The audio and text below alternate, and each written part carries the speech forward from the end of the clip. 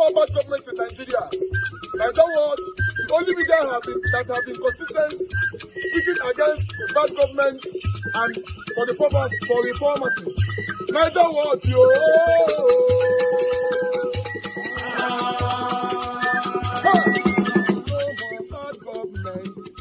No more bad government. Nigeria Watch. No more bad government. Nigeria Watch. No more bad government. The only media that have been speaking. No more bad government. The voice of the voiceless. No more bad government. No more bad government.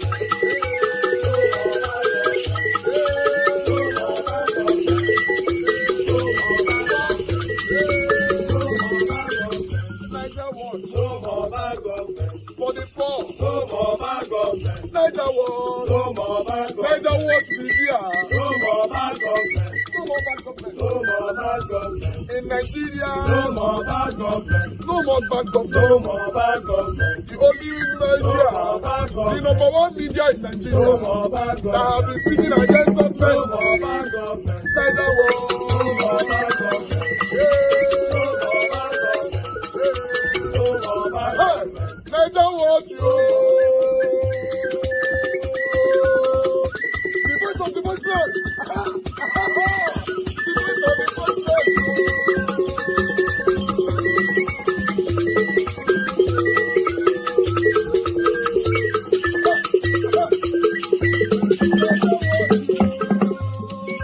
voiceless, voice for the voiceless. Voice for the voiceless.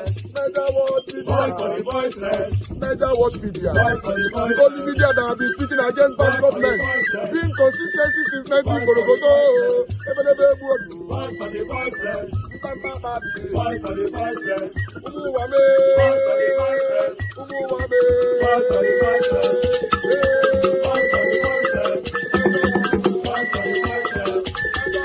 Voice for the voiceless. Voice for the voiceless. Voice for the voiceless. Nigeria Watch, yo. We have been seeing all you guys have been doing, and we recommending to everyone in Nigeria, saying that you guys is to mark President Bola Ahmed Tinubu's 1 year in office. She expressed concern that without intervention, the current state of the society could lead to women losing their identity, insisting that nakedness is not beauty.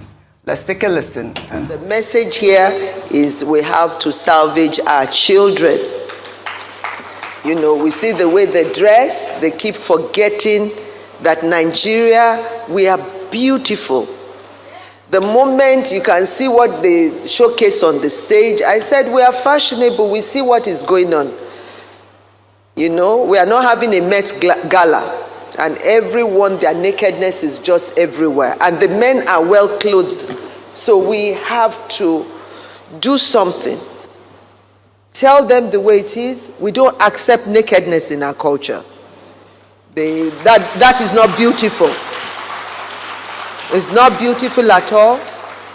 And they're all beautiful girls. But they should be confident to know they are. They don't want to be like, even they are mimicking and trying to emulate film stars from America. They don't know where they come from. Well, as a mother, I must align myself. However, food inflation, Anne, currently is at 41%. That is what I was waiting for. Food inflation as we speak right now is 41%. It's crazy. It's really, really crazy. And those of you supported Tinubu or APC, you don't talk about this. People are hungry. People are dying in starvation.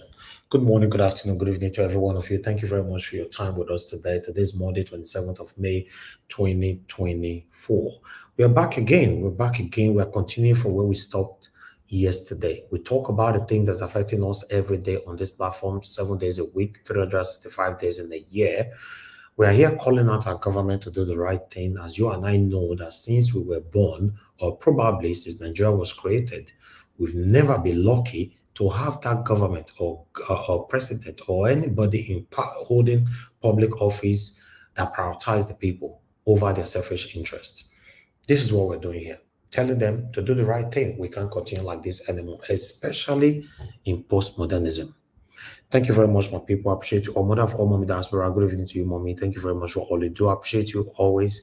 Thank you very much, Mr. Ben Osahon. I appreciate you. Thank you, Wisdom Lucky, Wabo Felix, Jude King. Thank you, Mr. Abo Azi. God bless you, sir. I appreciate everything that you do. Adelaja Ogobi, thank you very much, sir. And thanks very much for the first super chat earlier on. May God bless you. May your pocket never run dry, sir.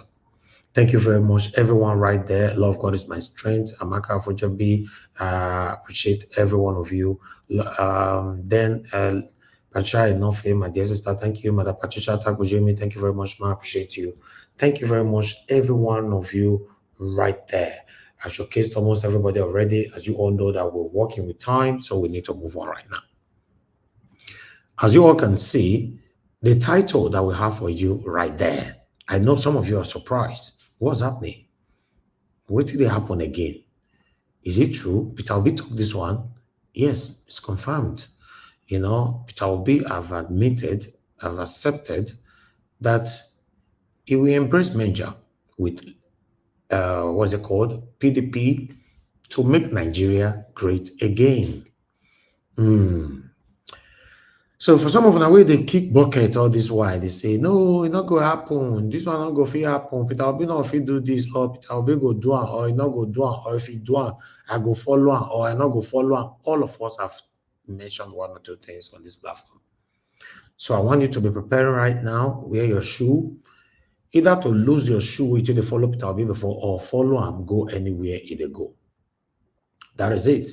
So for me, I'm going to be taking my own, telling you on my own side at the end of the broadcast, as I was told not to start from the beginning of the broadcast, because a lot of people line up on my own submission to give their own submission.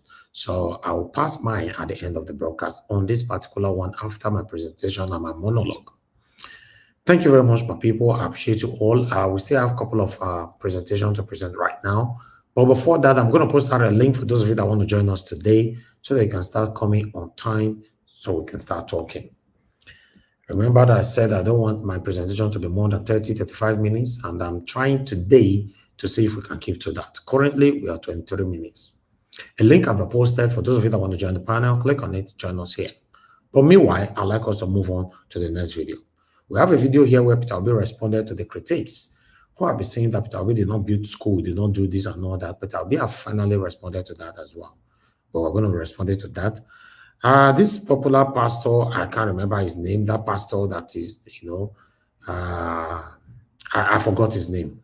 I can't remember his name, but that pastor, he indirectly came out to talk and speak, you know, the word I want to use might be disrespectful to the person we talk to. Okay, let me put it like this. He come out, come talk to Wole Soyinka indirectly. Let's listen to this quickly. In Nigeria, where there is no good road. Do you know what they call rented people? Educated people stay in a country where there is a lot of digital development. Everybody in this country is illiterate.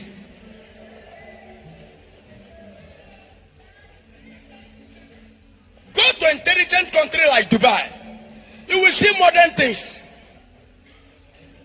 Any educated people or educated country, go there. You will see development every day, because educated person means you have something what others do not have, and you must bring it in a practical. Educated people in a white man country are the one that manufacture car, bringing modern cars. They want to kill fuel, now they are bringing electric car. Everybody borrowed a professor and doctorate, and also all these borrowed certificates, and coming out and saying, we are so Rene Koli, we are doctor. As far as this country is not moving forward, all of us are illiterate. All right, I think I agree. I agree, because if you listen, the people that is educated, as they've claimed, are the one ruling Nigeria since Nigeria was created. But look where we are today. You know, religionism is part of the problem we are facing today. You know, Nigeria worship religionism so much and all that. In fact, let me say Nigeria worship their pastors so much, but look where we are today. Whereas many other countries that are doing well, they don't do that. So these are part of the thing, but we'll leave that for another day. I'd like us to move on quickly. Let's listen to this.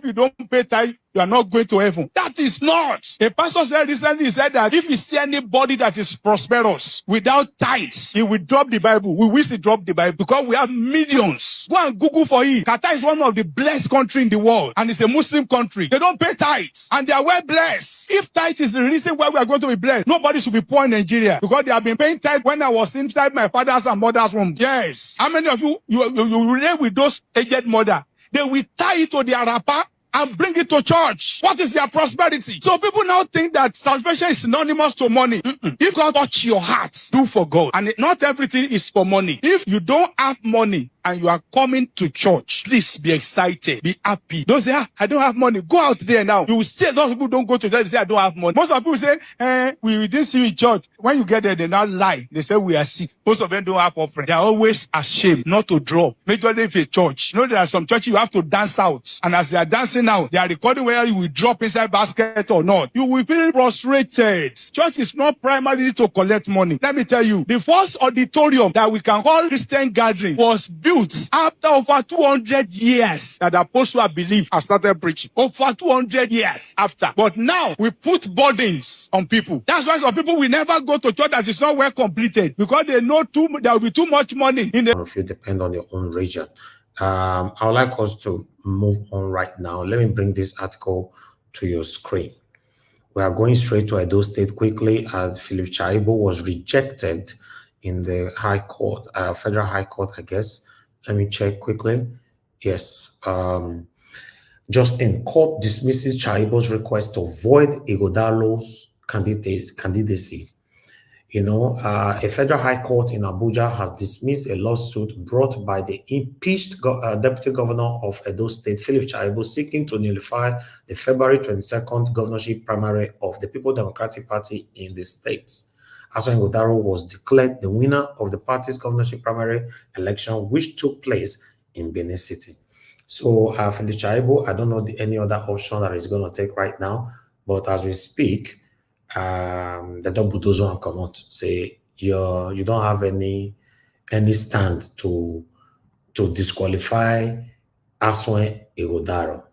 So we thought we should bring that one to you. Then we have this one: investors mocking Nigeria because of Tinubu's wrongly implemented policies.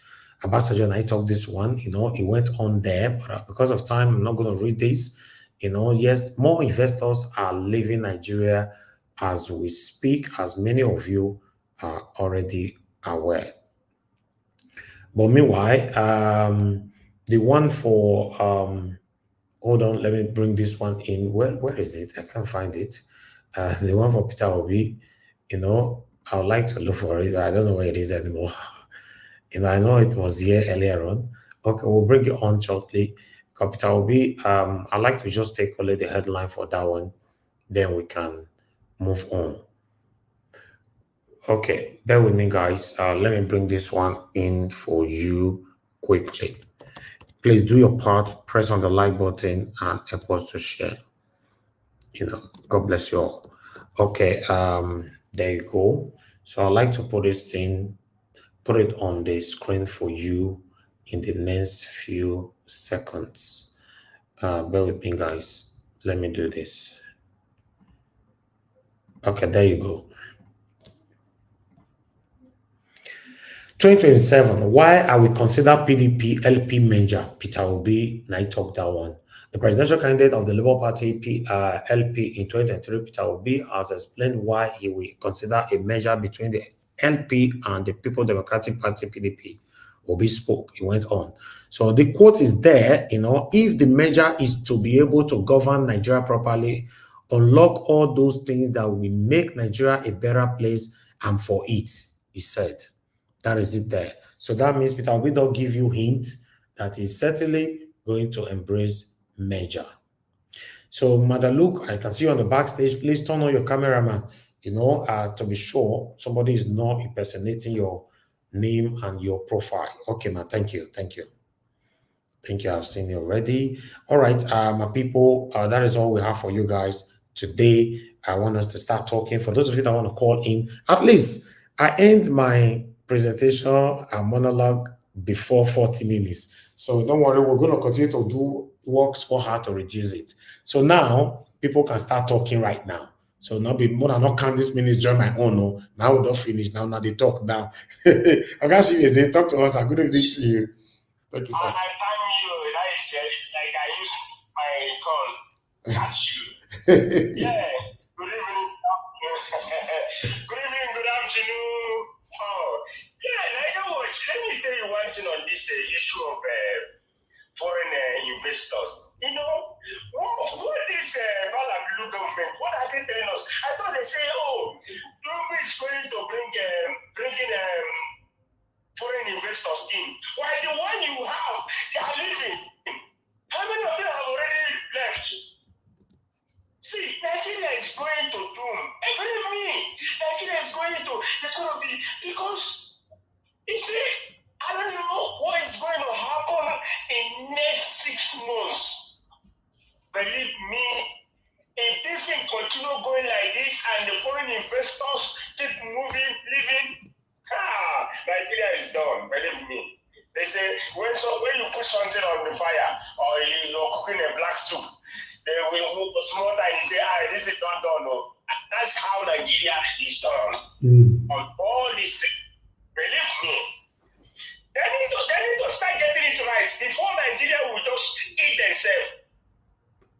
Because this thing is from comfort. That the so-called government are living in propaganda, keep telling you, oh, I'm bringing foreign investors, I'm doing this, I'm doing that. Well, that one for them. Nigeria in back, Nigeria in Nigeria. If you like, get up. If you like, sit. If you like, sleep. Thank you. You see, P2P have watched what happened, what conspired in 2023. You know, if you sleep very well and wake up, just tell yourself the truth. We would better tell ourselves the truth. Let us not. Let me tell you, I still maintain my word. PDP is still the angel in Nigeria. Believe me. So you support Peter Obi to move to PDP, right? My brother, yes. Because they can't do it alone. Even the Labour Party, after everything, oh, we are here, our eyes on judiciary, we are going this. What happened? All of this thing, what happened? Because there's a kind of timber and caliber. If we have them in your party, they will say, no, they will just jump and go away. But all these people, all these young youth, everybody's scared that they might kill me, they might kill, you know. So, but if it will be, let's tell ourselves true, if the matter will bring out everything to all right. Thank you. Thank you. Thank you. Thank you, Thank you, sir. God bless you. Thank you. Okay. I don't know. We don't have another caller right now. I think we need to just move on. Madam Martina Abasu TV, thank you very much, ma'am, for your time with us. Good evening to you.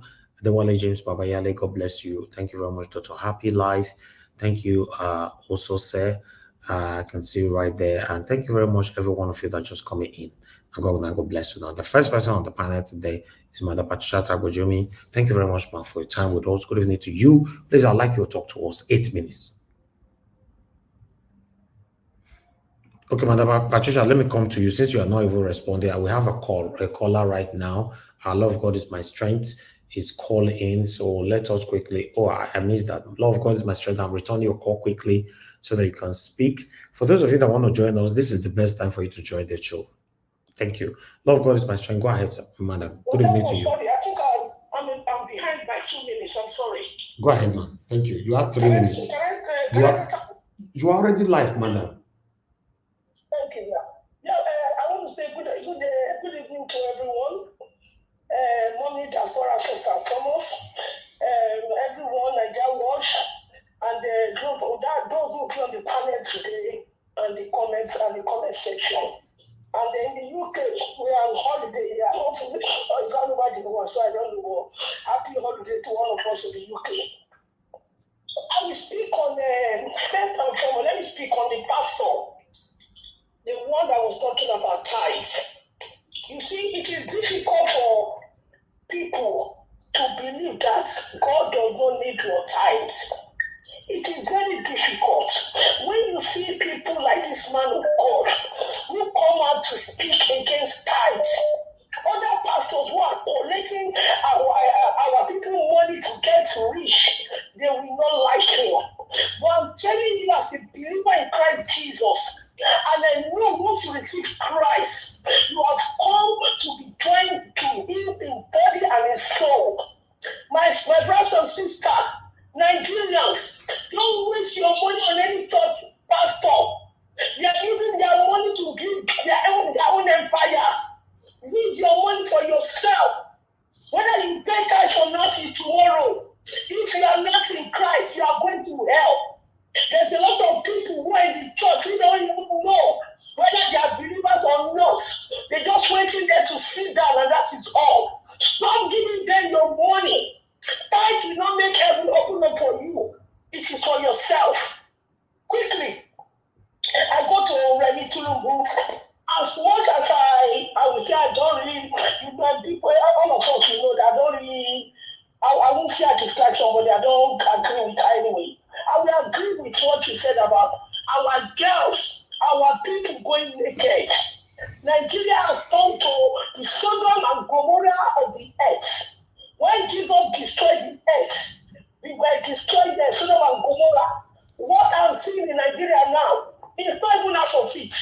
Nigeria is the Sodom and Gomorrah of the earth now. And I'm saying it, this world, if they can take it serious, our guests to start covering their body. It's not how you open your body up that men will love you. Thank you. Cover your body. Let the man think about it. So that they'll say, oh, let this girl have not seen anything in her body. How will she look? That is what you should do. Not open it up before they marry you. Quickly, Mr. Peter B, anything you do, we pray that it works out for you. Thank you. Thank you, ma. God bless you. Thanks. Thank you so much for keeping to your 3 minutes. God bless you. Yes, if I have to quickly comment on that statement from the First Lady, Remi Tinubu, for me, I agree with that 100%. Because I've talked about it before on this platform in the past, that most of our girls now in Nigeria, many of them, they don't have self-worth anymore, no moral, nothing at all. The way they walk on the streets, oh my God, you need to visit Nigeria and see what is happening. It's crazy. It's really crazy. We cannot continue like that. I don't know what they are trying to emulate. I'm also happy that the First Lady went on by saying that, if you are trying to compare yourself with the white people, Igbo people and all that, blah, blah, blah, their culture are different from our own culture. It looks like we don't even have culture anymore in terms of these people that don't they have parents? Because these are the things I normally write on comment section when BB blogs post these people. They don't have family members. They don't have father, mother, siblings that can talk to them before leaving the house, or even though they don't live together anymore, their family members don't see them online, that they are disgracing themselves. All of them are literally naked, walking on the streets. It's so disgraceful.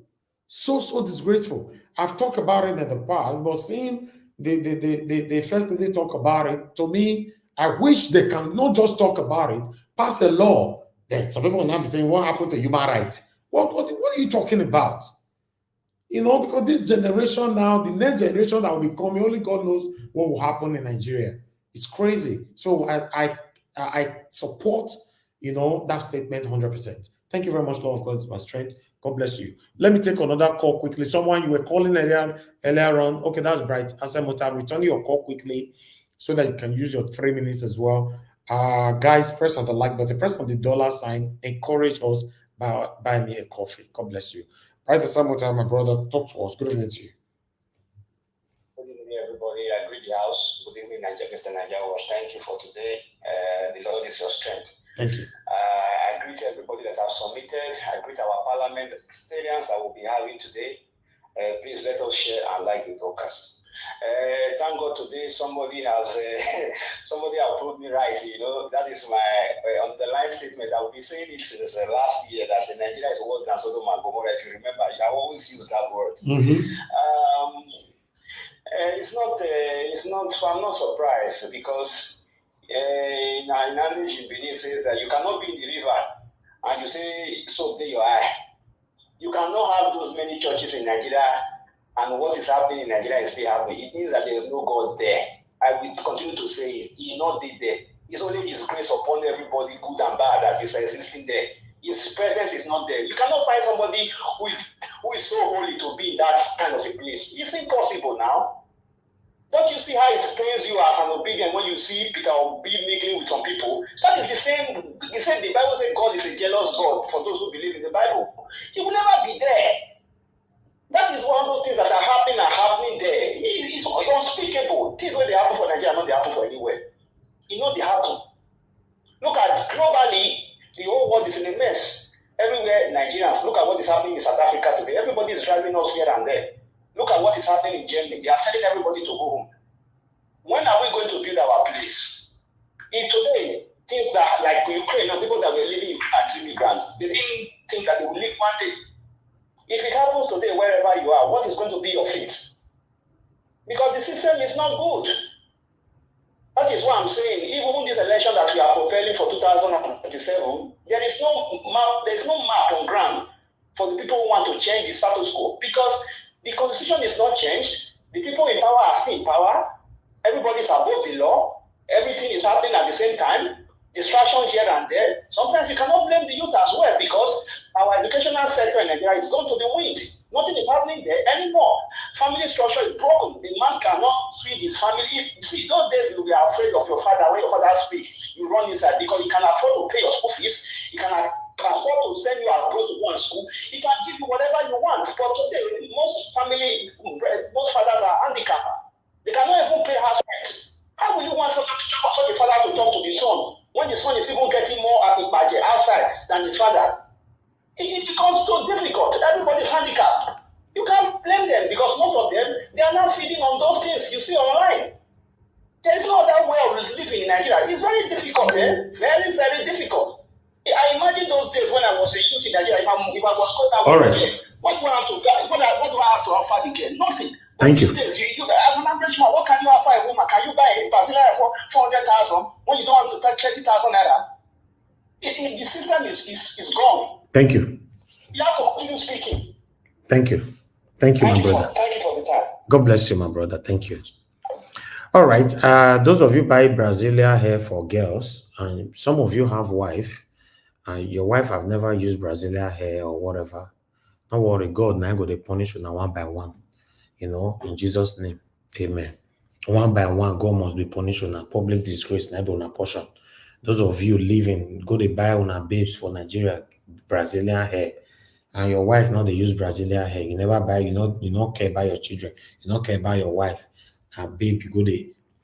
We'll find time to talk this matter. Don't worry, we'll talk because some men are very, very useless. I'm sorry to say, some men are they are useless. That's just the truth.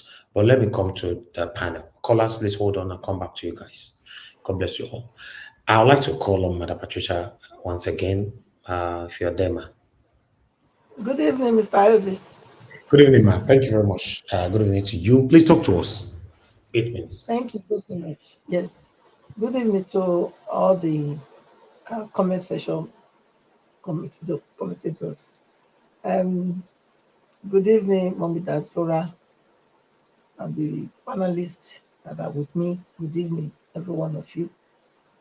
Please click on the like and share button, and of course the $sign as well. Thank you so much. God bless you. Yes, Mr. Elvis. The one with the me coming out, that's a good one. At least, I can say yes. This is the first time I will agree with whatever she's saying. That it's true that these girls, I don't know what went over their head, I would say. Somebody, I think it was Adelaija Ogunbi, was saying here that Nigerian girls are trying to survive. What is that? I don't know. this is the kind of comment that gives credit to what they are doing. You know, to me, what do you mean? Is that how to survive? By naked and going nude on the streets, say you are dressed. I mean, I don't get it. Is that how even before their time? Now then start a show. Maybe then start a show now. A show don't they exist for generations and generations. So, but it has never ever been like this. So if they are trying to survive, there is a way that you will still carry yourself. I mean, you don't need to go outside. That everything you wear, people can just see through and see everything that you are carrying. What's that? Is that not, you know, demeaning oneself? I mean, that's so demeaning, you know, to just expose yourself like that. No, I will agree with you. If they can put a law, it will be very good, Mr. Harris, because it's getting too much. If they can put a law, on cross dressing too, I don't see any reason why anybody will say they are using it to make cash fun or use it to make fun, use it to make money. And They are trying to that is say, my stand. There should be a law in place that can arrest these people for this. yes, both the cross dressing too, all of them. Now, which kind All of of human right? Which kind of human right? Human right, when you say, when you God create, and not be man and woman create, He don't create anybody in between. So how you can't change again? You can't tell me make I think na human right. Which be human right be that? Make them do like that. Our own this thing we know our culture not permit all those kind of nonsense. That will not be our culture, and nobody go force on us. So we must stand and do the right thing, because otherwise, what legacy are we leaving for our children? Eh? Everything a copycat now na go be. Now not get anything one they stand for. Because only people will not get identity, we don't know themselves. Now they go, they borrow, they carry, they twist tongue and everything. You know, I don't see any reason. As I speak, I've been in Europe for how many years? 40 years. But here I am. I know they speak like Oyibo they borrow my language. Why I go borrow Igbo language? Are they Chris? No, I'm not Chris. So if I dey talk to them, that are different thing, but this na me and you they talk. So I go speak within me, I know say now everybody go take understand me. I no dey for all those ones, you know. So people come Europe 1 year, 2 years before you know they are speaking frene. What's that? These are the same thing now. Now make that they go crazy, they naked too now. That's what they do now. So what are we talking about? I beg, all this copycat living fake life. Na fake life now. But which kind of nonsense be that? People don't know themselves. Now be that now. Or people don't change their tongue to speak like you. Ask yourself that question. Or people don't twist their tongue, try to talk like you. No, they are changing you. You don't know they are changing you. You tell me, so you just want to talk. Where they be that? Make them talk like me. If they can talk like me, I will talk like them. As long as no one talk like me, I no go change. And so you just wish. If I talk to them, yes, okay, I can do that with them. Say not them, because say okay, maybe for clarity. But na me and the talk. So make with the yam with the yam. So kudos to her on that regard. And if they can really put it as a law, I would be very, very happy, because it did too much, very disgusting and very shameful as a lady for me to see them. You know, when I go Nigeria, I see them. I shame self. You know, to be associated as a woman with them. I was ashamed, embarrassed. So they're not only embarrassing themselves, they're also embarrassing other women. What's that? What kind of nonsense is that? So I don't believe in that. Anyway, from the family I come from, no matter how much you get to, we go put you for your place. Some families, you know, because somebody else was saying that when some people get money, when we say the picking get money passive, if I'm not fit can see anything again, not for my family.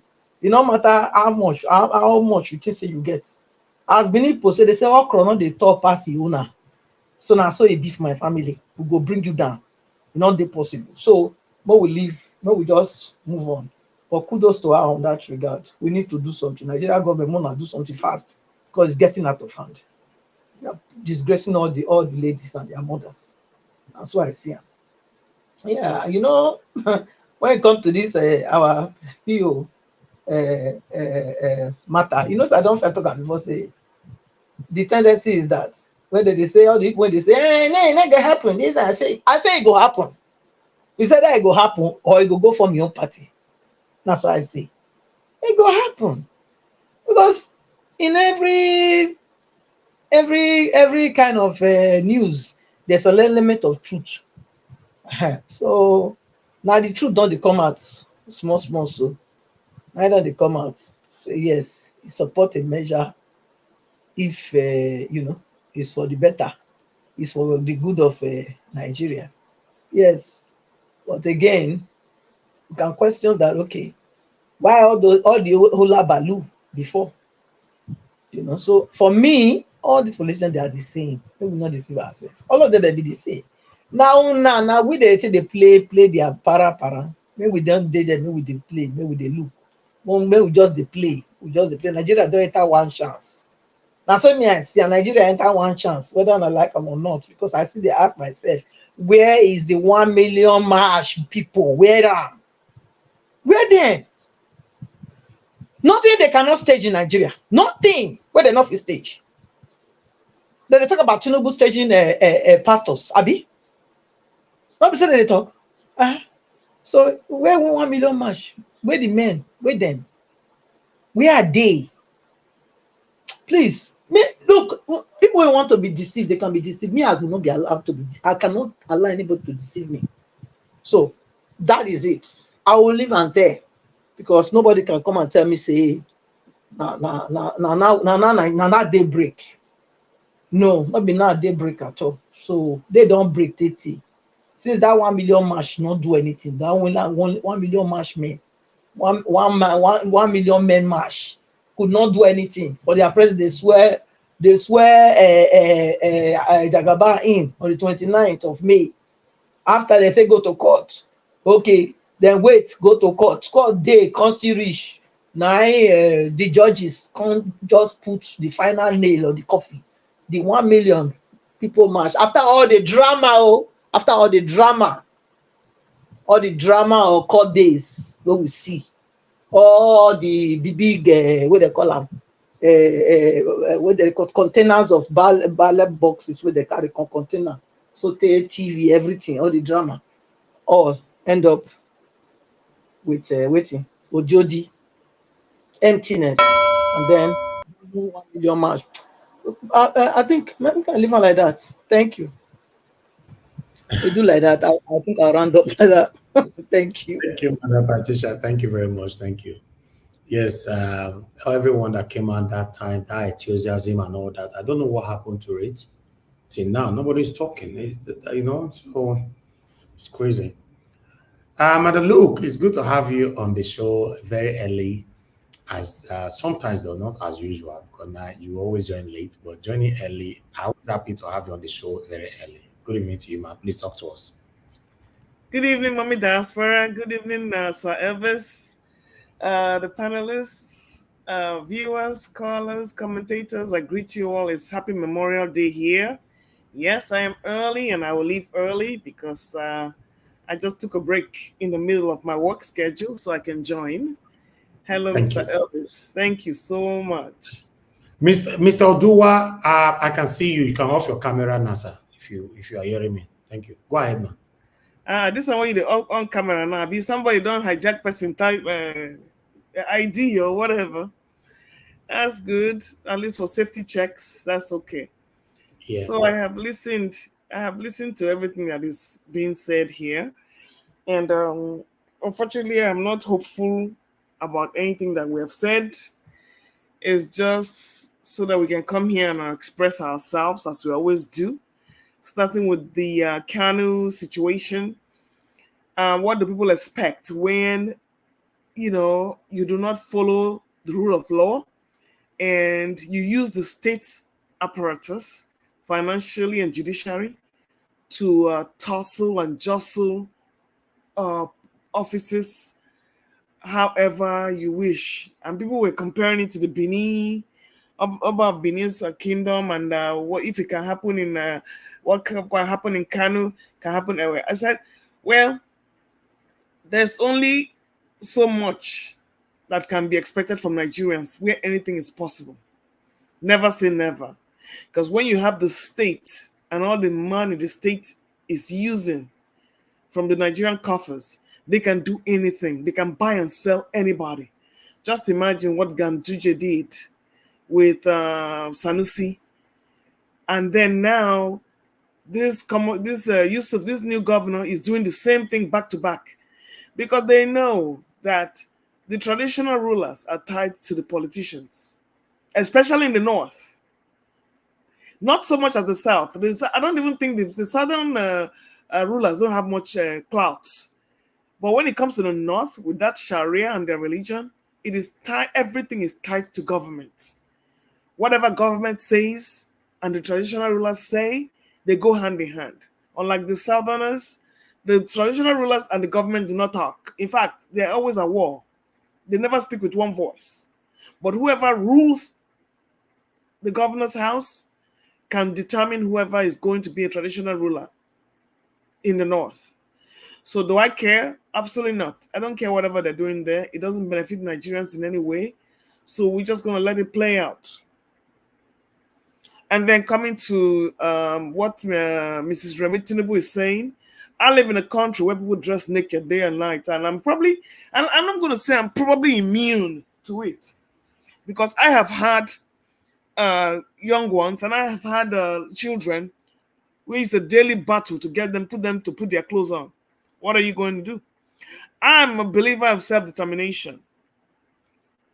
It's your life, it's your body. Whatever you want to do, that's your business. People say, oh, don't they have parents? Don't they have parents? You've not seen like I said, may God not give you children that are so headstrong that it becomes a thing of control in your house that consumes you, takes over your job, takes over your well-being, takes over your health. That's all I'll pray. It's easy to say that. Don't you have relatives? Don't they have people that leave the house? Have you not seen children that have separate clothes outside the house? When I go to my children's locker in school, the clothes they leave from the house is not what they have in the locker. There's a different wardrobe inside that school there. Are you going to be there to pursue them 24/7? You're wasting your time. You better face your life. Because where they are going now, this day and age, you cannot catch up and you cannot compete. You are only going to drive yourself to an early grave. And all I do now is just sit down and look. Because if push comes to shove, what is your gain? What is your aim? Trying to instill morality or trying to instill decency in a human being? That you can never do. When a child makes up a mind or his mind that that's what they want to do, there's not a damn thing you can do about it. You can cry, cuss till the cows come home. You cannot beat them here. So what are you going to do? You wake up in the morning, you're fussing. You wake up in the afternoon, you're fussing. You go into bed, you're fussing. I ain't got time for that. If they want to dress naked, that's their business. They can enter the street naked. That's their problem. I am not leaving my job, my health, my peace of mind to be chasing around some female kids who want to expose themselves. After you have talked and preached, they don't care. Now it's time to take care of myself, and I don't really care. That's not what they should be talking about. They should be facing the economy, and they should be facing the problems that are ailing Nigerians. The problems that are bringing Nigerians to poverty. You're talking about the 1 year in office and they're grading ministers. Who is giving all those? Who is giving that scorecard? Is that real? All of them should be greater than minus 50 across the board, because all of them have underperformed, and no surprise there. When you get there and you get there in a way that you shouldn't have gotten there, and through illegal means, your hands are tied. You cannot work. You can't do anything. You're bound to fail. And that is what we're seeing here. Talking about nakedness and children being naked and this one. How is that your business? Not your business at all. Face the. I can't imagine somebody like Michelle Obama or Malaya Trump coming to be talking about. Madam, look, sorry if Yeah. I may just, can I interject? You look, you're talking about America, you're talking about Europe. Yeah? Every people and every people have their own culture. Do you have a culture? Okay? Yes, me. that's what I'm saying. We have a No, culture. Nigeria does not have a culture. Nigeria have a culture, Madam Luke. Nigeria, you only Nigeria have have a culture. you only have an People say you opinion. don't have a culture. Maybe where you come from, you don't have a culture, but we have a culture. If you have a culture, it will be enforced. Nigeria does not We have a culture. have a culture, and that's why we are here to talk about it, because You it's don't like they are have losing one. the culture. We have one. We have a culture, Madam Luke. It would be very, very wrong to say, you cannot control your children. That is, if you are living in abroad, you are living in America, you can control. That's up to you. But we are talking of Nigeria here. Nigeria, we are talking about. I hear what you're saying, but you are not hearing what I'm saying. Go to the But we Middle have East. a culture. Listen to this. Go to the Middle East. You can't try it. If you don't have one, then it will be enforced. It will not be enforced. Nigeria does not have a culture. Because you have cross-dressers. Listen to me, please. You have cross-dressers. People do whatever they like. How can you have a culture and it's not enforced? That's because of what has happened. Madam, what they call Madam Luke. Can I say something? Yes, please. Go ahead. Because I will soon leave. Sorry to you see this thing is this. Before that tradition and the culture are maintained, but these politicians have really destroyed everything in Nigeria. We're saying the same thing. They are destroyed because you have a culture, you have tradition, but the politicians have destroyed everything. You are not even preaching your history. You're not even teaching history in your history schools. That's the thing. What kind of have destroyed everything? I know what I'm talking about. Yeah. So you can sit down here and be giving your opinion and your grievance. I know what I'm talking about. You lost your way a long time ago. You have no culture now because you're not even teaching your history in schools. So you're talking about politicians, and the politicians not see all we Nigerians. Have you gone to a politician's party? Have you been privy when a politician is having a party? Even this Tinubu and even the Tinubu himself. Have you seen the kind of girls that come to the party? They have orgies right in front of them here. Madam Luke. You're coming here to tell me you have a culture. Madam Luke, if I may, if you permit me. Go ahead. Yeah, Madam Luke. But you have a language. It's your language, not your culture. Have you lost your language? I lost my language a long time ago. Excuse me. Let's just start from that one alone. I lost my language from birth. I think this is a personal thing. It's for you. That's what you're saying is personal. That's why you're shouting. That's why you're here shouting. And the whole Nigeria is going astray because you think everybody's thinking like you. Who is shouting? No, what I mean, you are concerned. The thing is that I think for you is a personal thing. Excuse me, it's not personal. I grew up in Nigeria. I just asked you a fundamental. I said, have you lost your language? Have you lost your food? I never spoke my language, period. What about your food?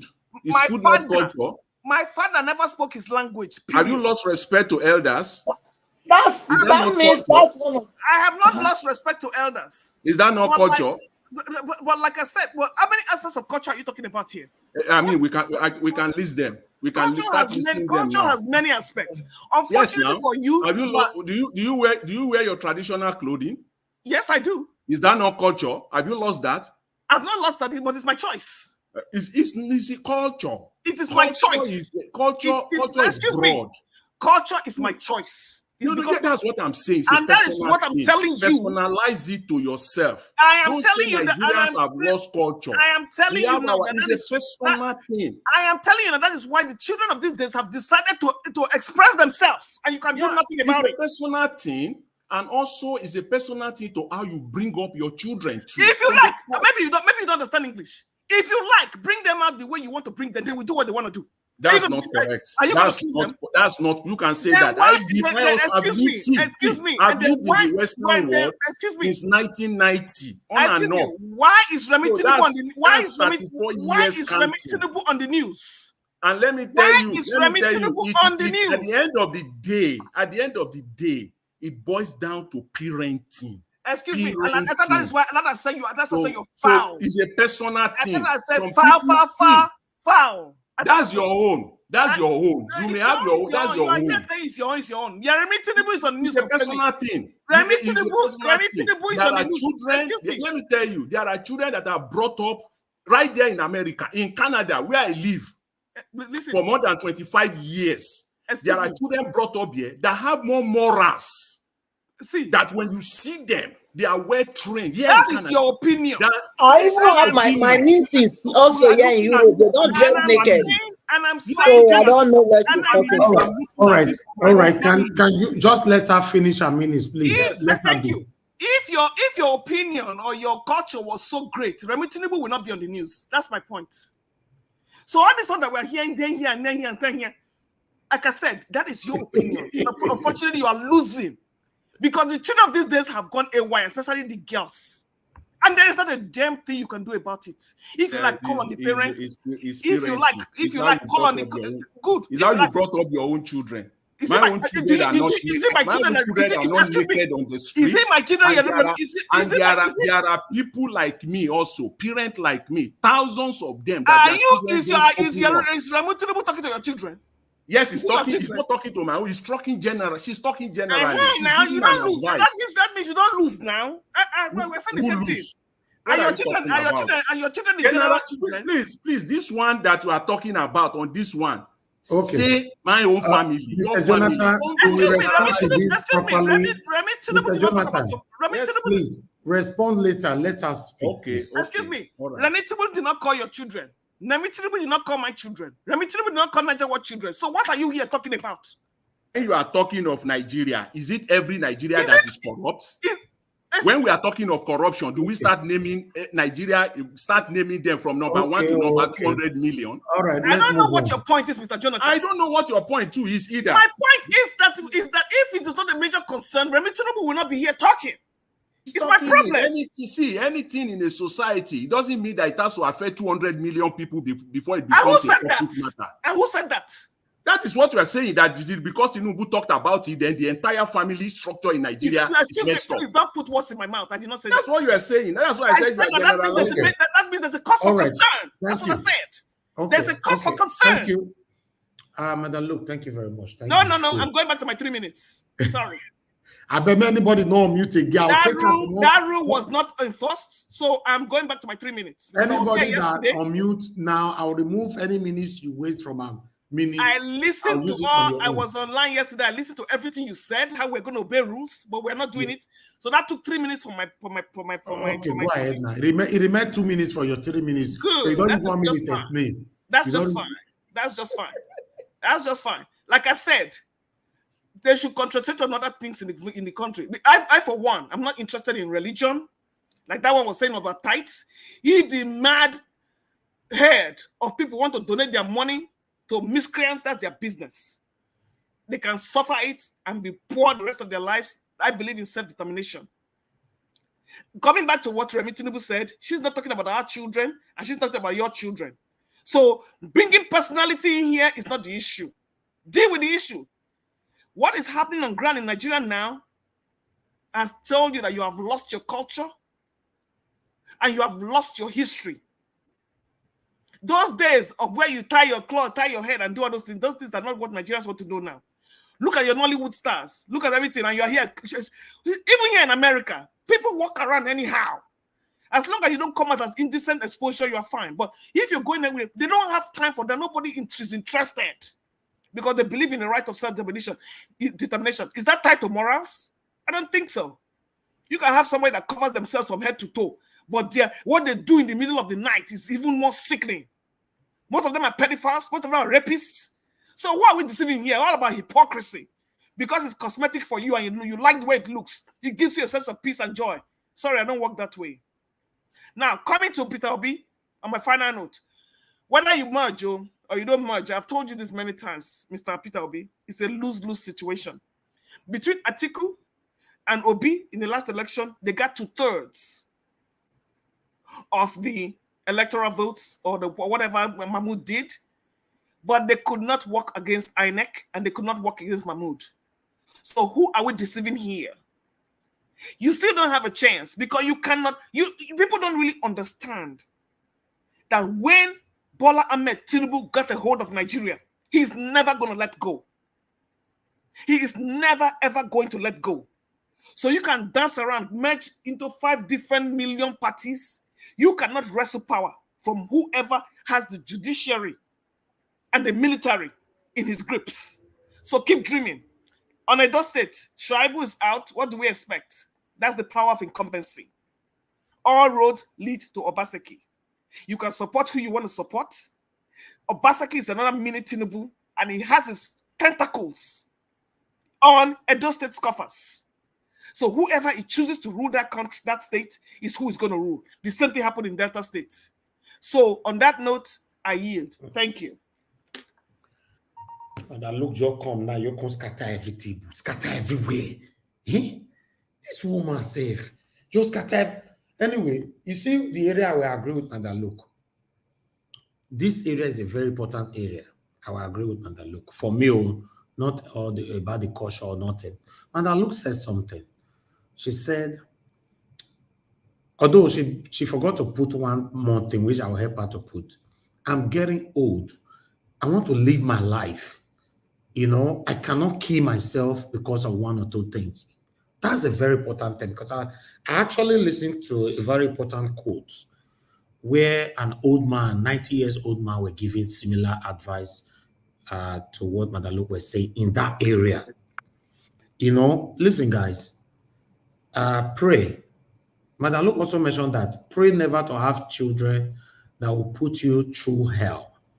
You will get old. You yourself, you will even forget to live your own life. Pray. If you are lucky today, you have a good children, be grateful to God forever. That's all I can say. But in terms of we have caution, of course we have caution. We have caution. What failed us in Nigeria is only our leaders. We have caution because normally, you know, although I also agree with Madam Luke again, saying that our history have been removed from school. That's another area, you know, because these postmodernism children, they don't even know anything about our culture because we don't talk about it, teach it anymore in school. And it's crazy. So how do you want them to know, apart from the parents telling them at home? Normally, if you are telling them at home, they should be hearing it as well in school from their teachers and all that. Our history removed, our culture removed, everything removed. Tell me who made that decision to remove all these things from school.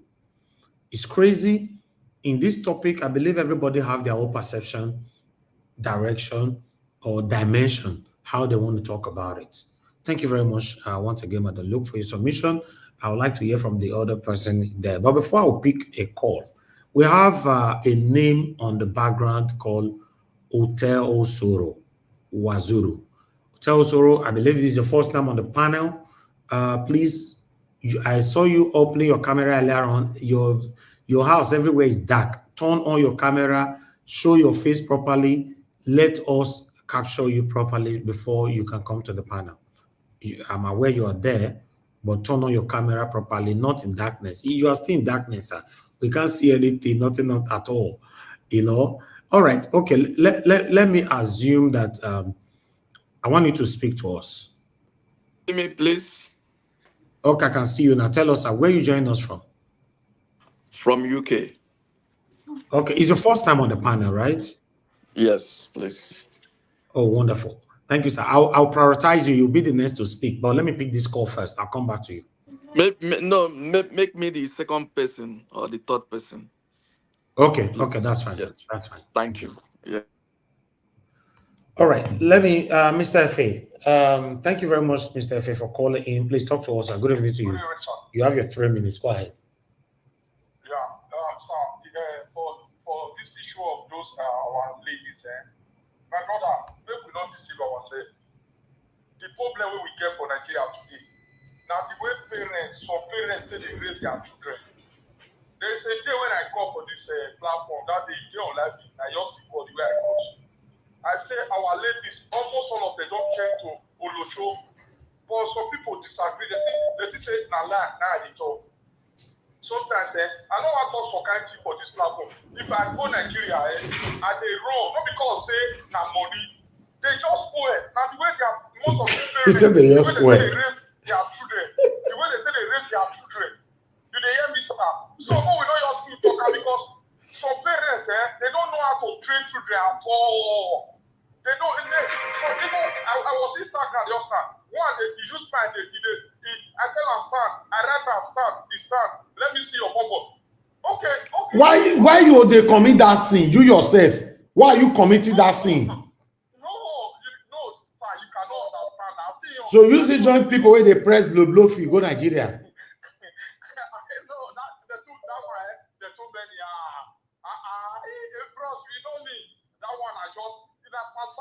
Okay, I beg. You spoil my channel now. I beg.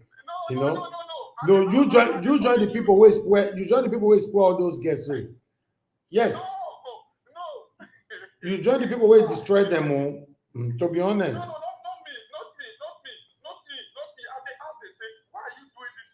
Okay.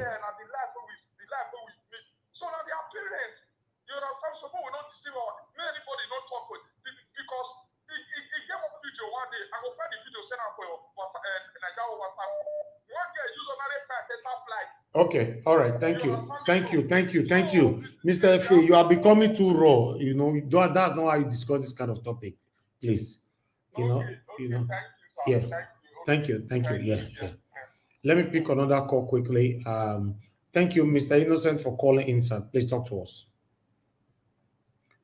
Are you there, sir? Good afternoon, Mr. Travis. Good evening, sir. Thank you very much for joining us. Please, you have 3 minutes. Go ahead. Thank you. Yes. Well, this is on this culture thing. I know when we talk about this culture, there are various aspects. Various individuals will interpret culture the way they think, it needs to be interpreted. Now, actually, there's culture in Nigeria. There are different types of culture. Different parts of Nigeria have different types of culture. But with what is going on now, culture has been, either adulterated or neglected. In the days, there are women, when they are old, they grow old, like older women. When they tie their wrapper, they tie their wrapper up below their breast, and then their breast will be showing, they will be moving around in the village. And nobody says anything. It's nothing. We have taken it as culture. But now the women have their own women, their children will never do that again. So you see, that part of culture is gone. You understand? So, and also there are different types of cultures that we have had, and then the Western world have made us change. Okay, let's say something like mutilation. Mutilation is female genital mutilation is also part of culture in Nigeria, but that has beginning to change, and people now see it as nothing. There are cultures that we have in Africa, in Nigeria, that modern institutions have made it to change. So culture, people will see culture different way. I see it in a different way, interpret it. Another person sees this in a different way. So this culture thing that this woman is talking about, like the last year says, we should leave the culture and look at what the situation of Nigeria right now to make Nigeria work. This is what they should be looking at. There's no way they can make a new culture for Nigeria to say, okay, this is a defined culture. Nobody can wear bra. Nobody should, wear bra below there, or nobody should wear, short gowns, short dresses, or like that may not work. You see, this is what I just want to know. I want to say, this culture thing will be back and forth. This person says this, that person says it. Well, I like this way, I don't like it that way. So anyway, it's just a debate, like what is going on. Let's debate it like that, and eventually it will go over. Thank you very much. Thank you, sir. God bless you. Thank you, sir. Okay, thank you very much. Let's go to Hotel Osoro. Yes, if you are free now, you can talk to us. I don't know if I'm pronouncing your name properly. Yeah, you tried. Thank you, sir. Thank you. Please, for where are you bringing joining me us from? in? From London. Okay. Yeah, you said that earlier on. Thank you, sir. Yeah. Go ahead, talk to us, Yeah. sir. I want to counter the lady that spoke last before two other gentlemen. Okay. In the sense of her saying that it's lose-lose if Obi should merge with Atiku. I want to let her know that it's not lose-lose. If Obi and Atiku have worked together in this past election, Tinubu would not have gotten to where the East today. It's clear to everybody. That's number one. Number two, on the side of Edo State election, now you can see that even the Oba is against the current governor. And you can see what is happening in Edo State now, that the governor didn't work according to the people, that he didn't do anything. So now, let me tell you, the way we are seeing our democracy is being so deteriorated is not really true. If the people can come together, just like what they did during the time of Jonathan when he was president, we can see how they removed President Jonathan. He had the whole power, but still, they removed him because the whole people, everybody doesn't want him to remain there. The people were deceived by the APC and Tinubu and co. You know, so I just want to let her know that no, this coming election will never be like that, and let us keep watching. Thank you very much. Thank you, sir. Thank you very much. Sir, please tell us, how do we pronounce your name in case of next time? Yeah, Otosrochi is normally Otosrochi, but right Okay. up is Otosro. So you can put Otosro, is okay. Otosoro. Okay. Yes, Okay. exactly. You got it right. Thank you. Thank you, sir. God Yeah. bless you. Thank you, sir. Yes, sir. Okay. Let me come to the next person on the panel before Mr. Jonathan is Oga Consign. Oga Consign, is good to have you on the show. Good evening to you. Please talk to us, sir. You have 8 minutes. Okay, you're not there. I'll just move on straight away. Let me come to Mr. Oduwa before Mr. Jonathan, I remembered. Mr. Fitz, I'm here. We'll be calling you for the past 78 Oh, years. You know, answer. sorry. Okay. Okay, talk to us, sir. Thank you. Thank you.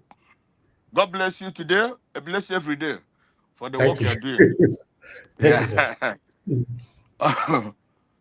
God bless the whole panelists and the commentators.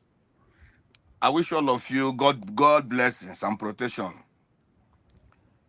Mr. Fitz, you see, the thing is that Nigeria, I want to borrow the edition of Black Panther. It's always saying it's Nigeria nation, it's Nigeria country. That is the problem we have in the problem we have in Nigeria is so complex. These politicians have destroyed every fabric of the society. That's you see, the culture, the tradition, everything. Because if we know how we grow up, we know how we grew up. We know all those that grew up in Nigeria, that were born in Nigeria, early 70s and 80s, we know how we grew up. It's not about the parents. It's about, at least that time, there was, at least people can be able to feed their families. People can be able to talk to their children. And again, there was no internet. So this lose of our culture and tradition that's where the problem comes in. Nigeria only learn bad, they don't learn the good side. This internet is good, but they're learning the bad side of internet.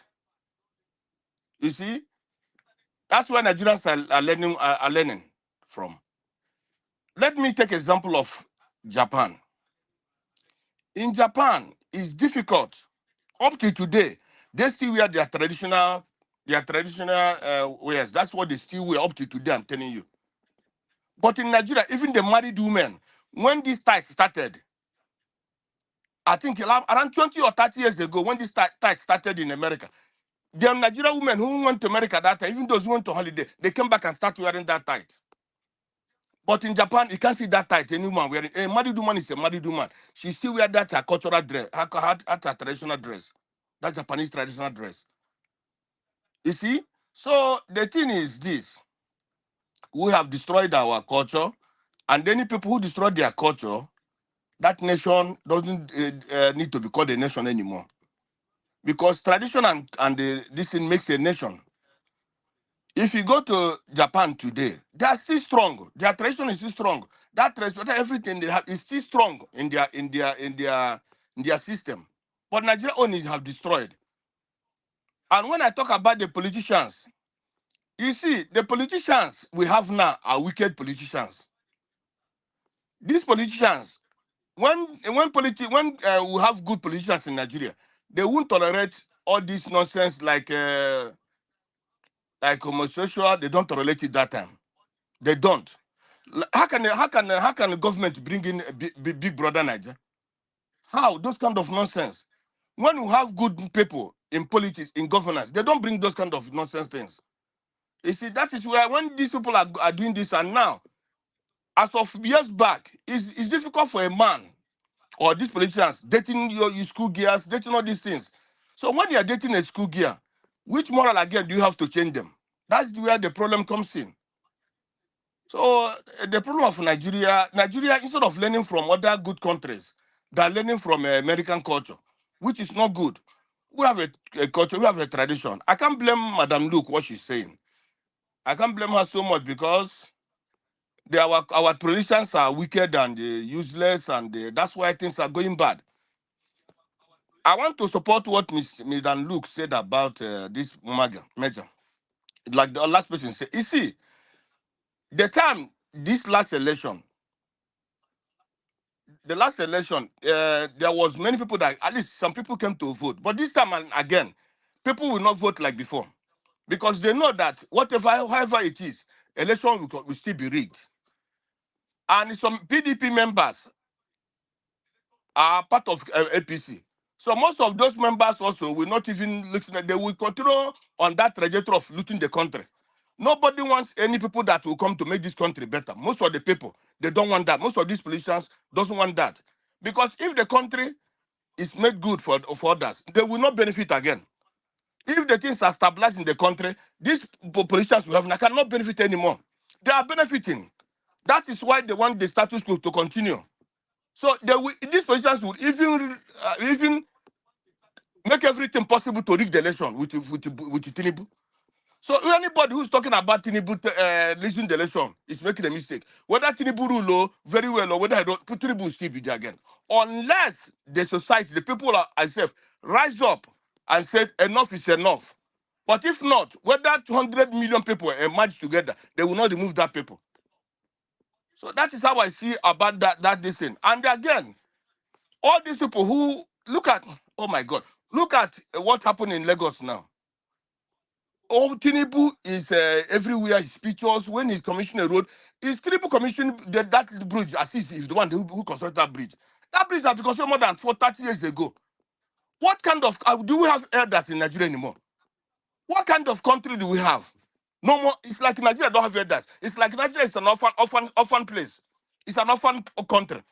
Because the elders keep quiet, the traditional leaders keep quiet, everybody keep quiet, and this evil is being done in Nigeria.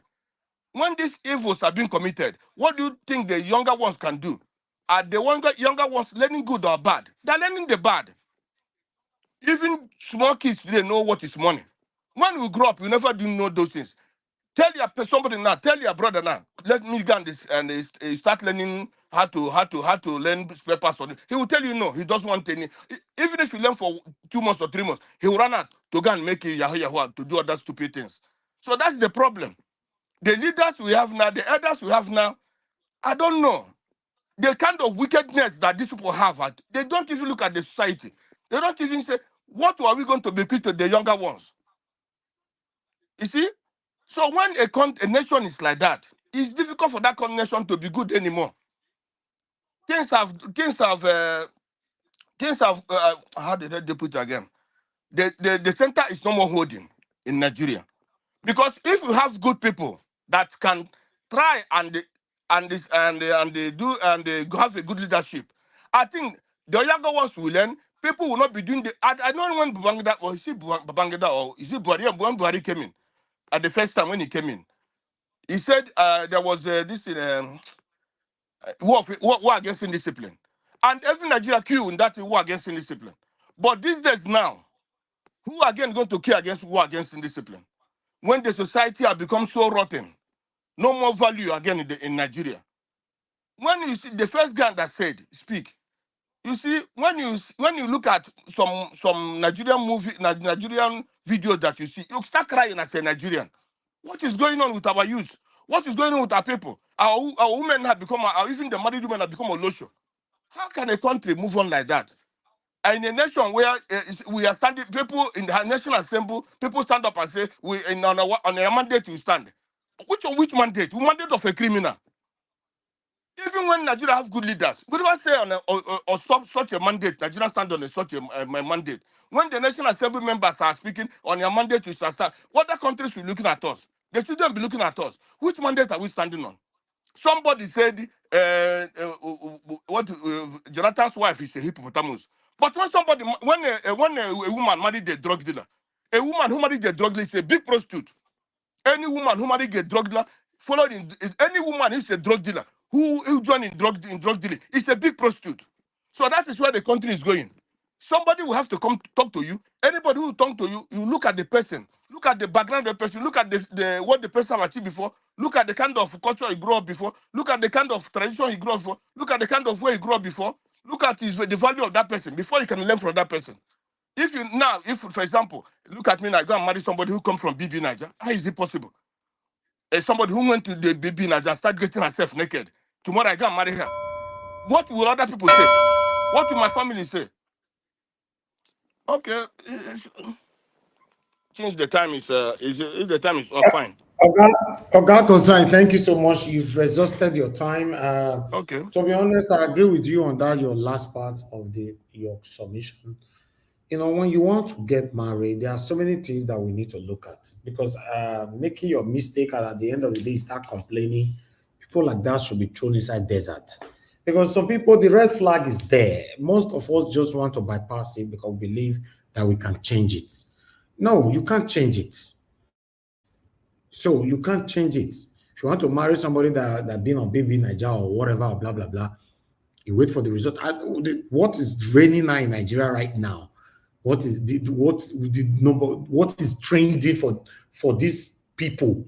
Most especially the celebrities, the BB Nigeria people that participated and all that right now is that all of them are divorcing their husbands. Now competition now. If you never divorce your husband, say, what are you still doing there? Come and join our club.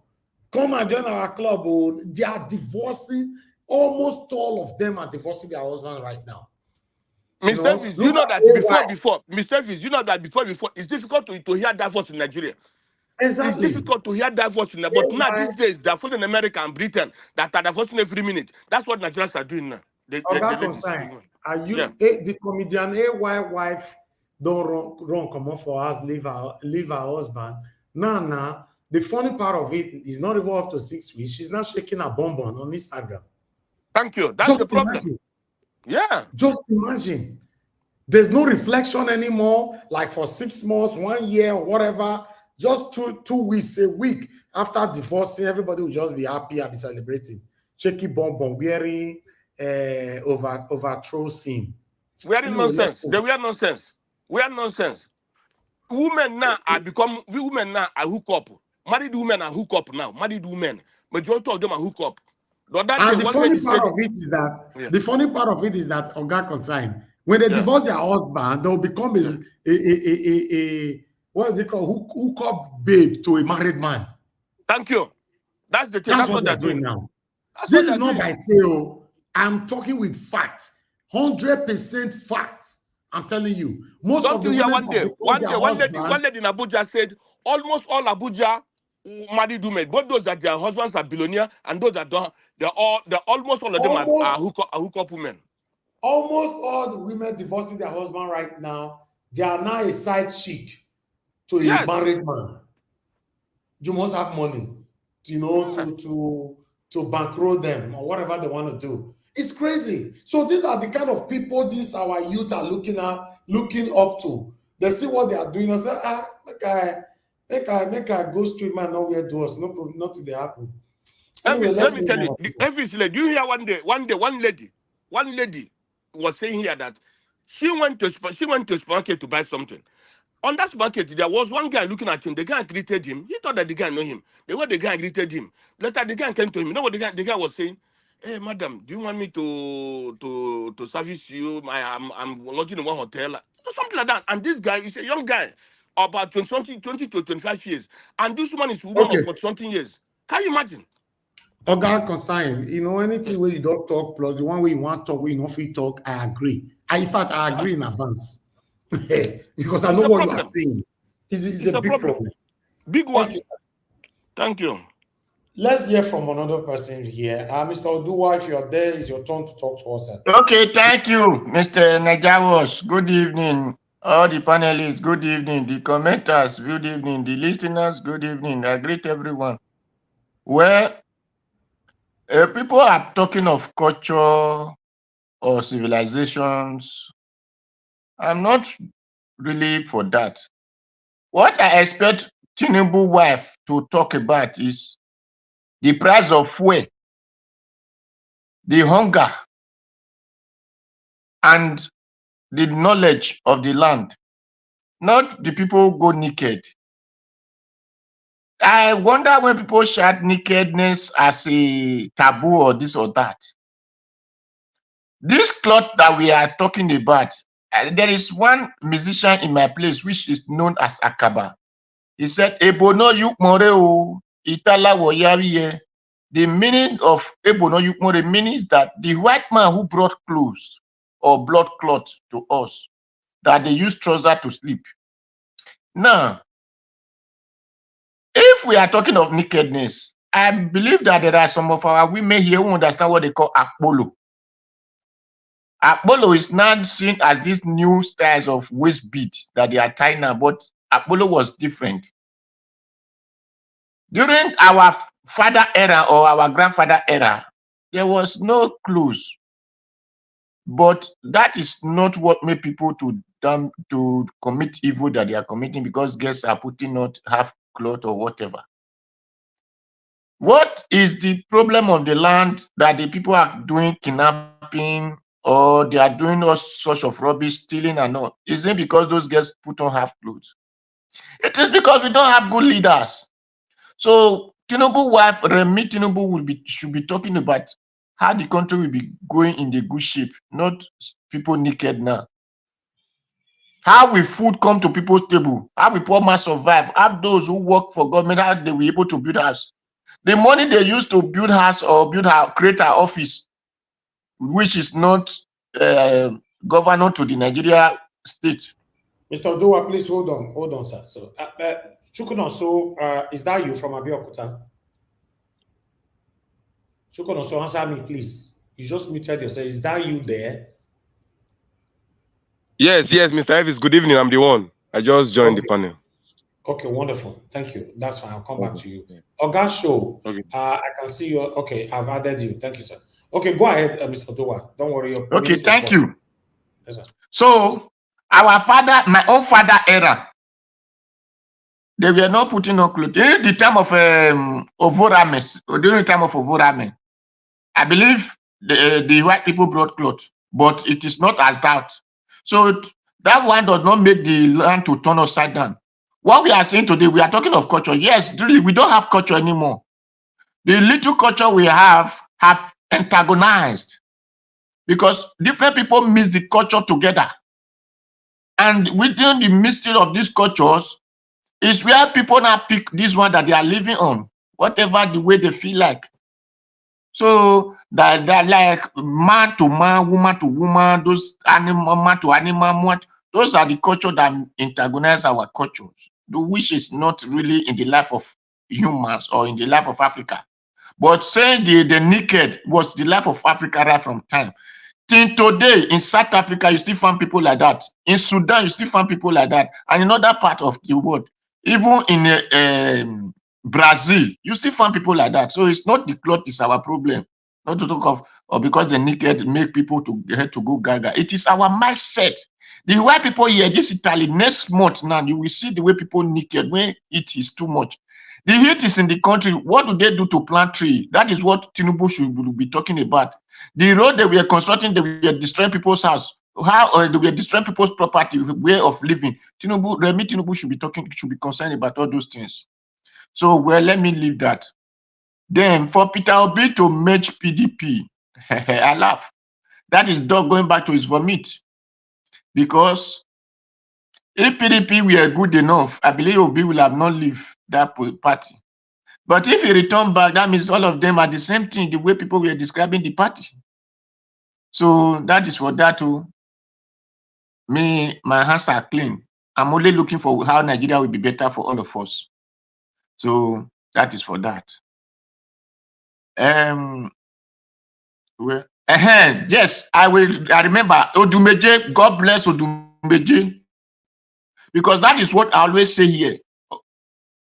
The so-called Nigeria graduates, to me, they did not even go to school, because a graduate cannot do practical. That is why we see professors that just carry paper and they will shout, "Is a professor, professor." Tell them to do practical so that we can do. It will not happen. You will see engineer. Engineer did not even know plug, don't even know how to connect wire to plug. And you see engineer who said he has engineer.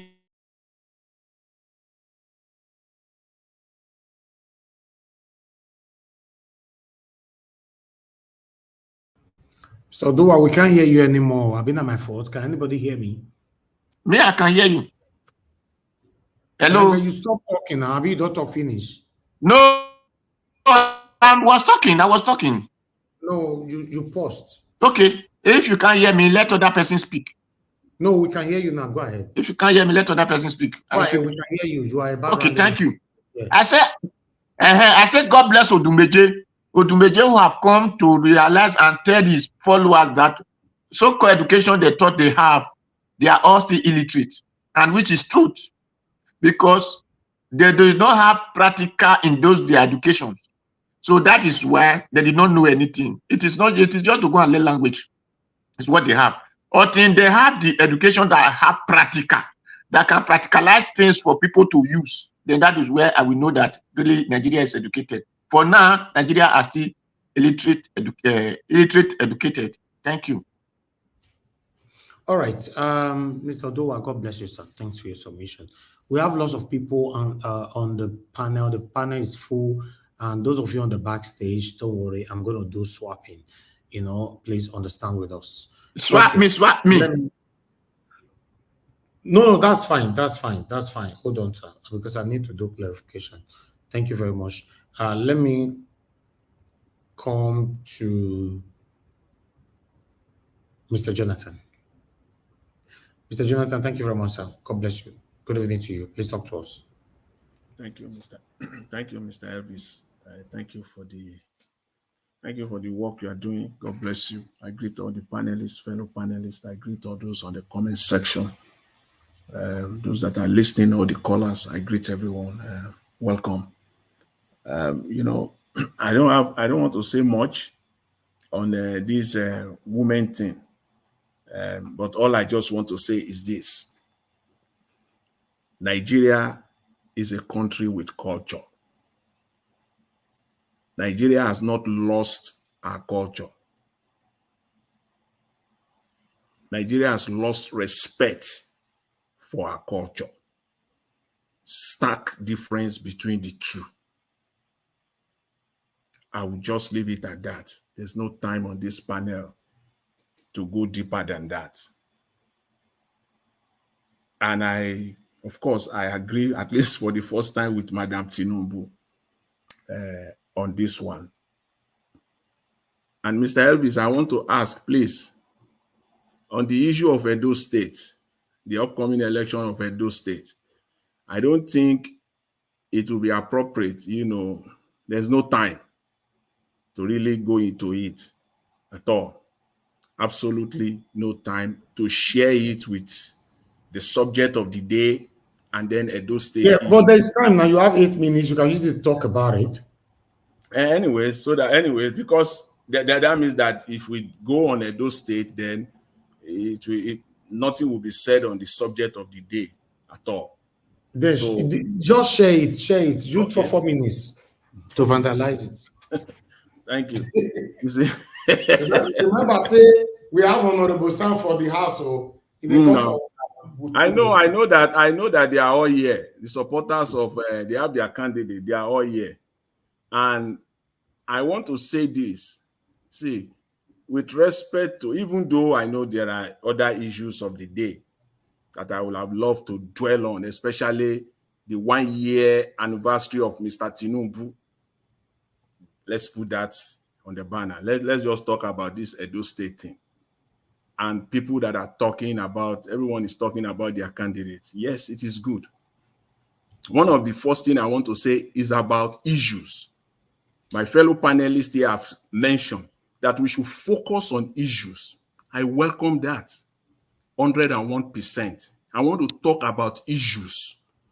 I want to talk about education. I want to talk about housing. I want to talk about health care. I want to talk about roads. I want to talk about investment and agriculture. Let's stay on that. If we stay on that, fine. But I've never seen my fellow panelists here that are supporting the likes of Olumide Akpata speaking for 5 minutes without mentioning Asue Igodalo. I've never seen it. And anyways, I can't blame them because that's politics. That's how you campaign. You got to campaign for your candidate.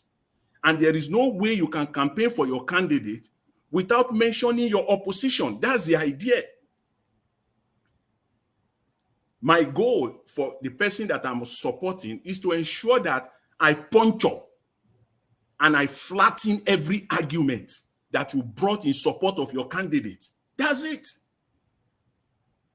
If you want us to stay on issues, then don't mention any other thing. You cannot come now and be mentioning and be touting the credentials of your candidate, that he was once the NBA chairman, and then you don't want me to puncture that.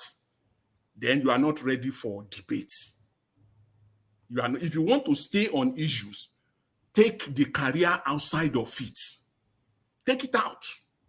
Because there is no way you will bring it on that I myself will not dwell on it, to puncture it, to flatten it, to demarket it. I will spend my breath and time to do that. But if you stay on education, let's talk about that. If you stay on investment for the people of Edo State, let's stay on that. And to talk of personality, my fellow panelists here cannot talk 5 minutes straight without mentioning or connecting Asue Igodalo with Obaseki. And you will say that's not personality.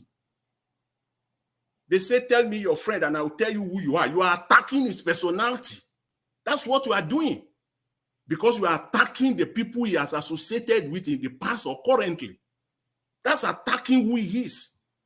And when someone now comes to your own candidate, will be talking of personality.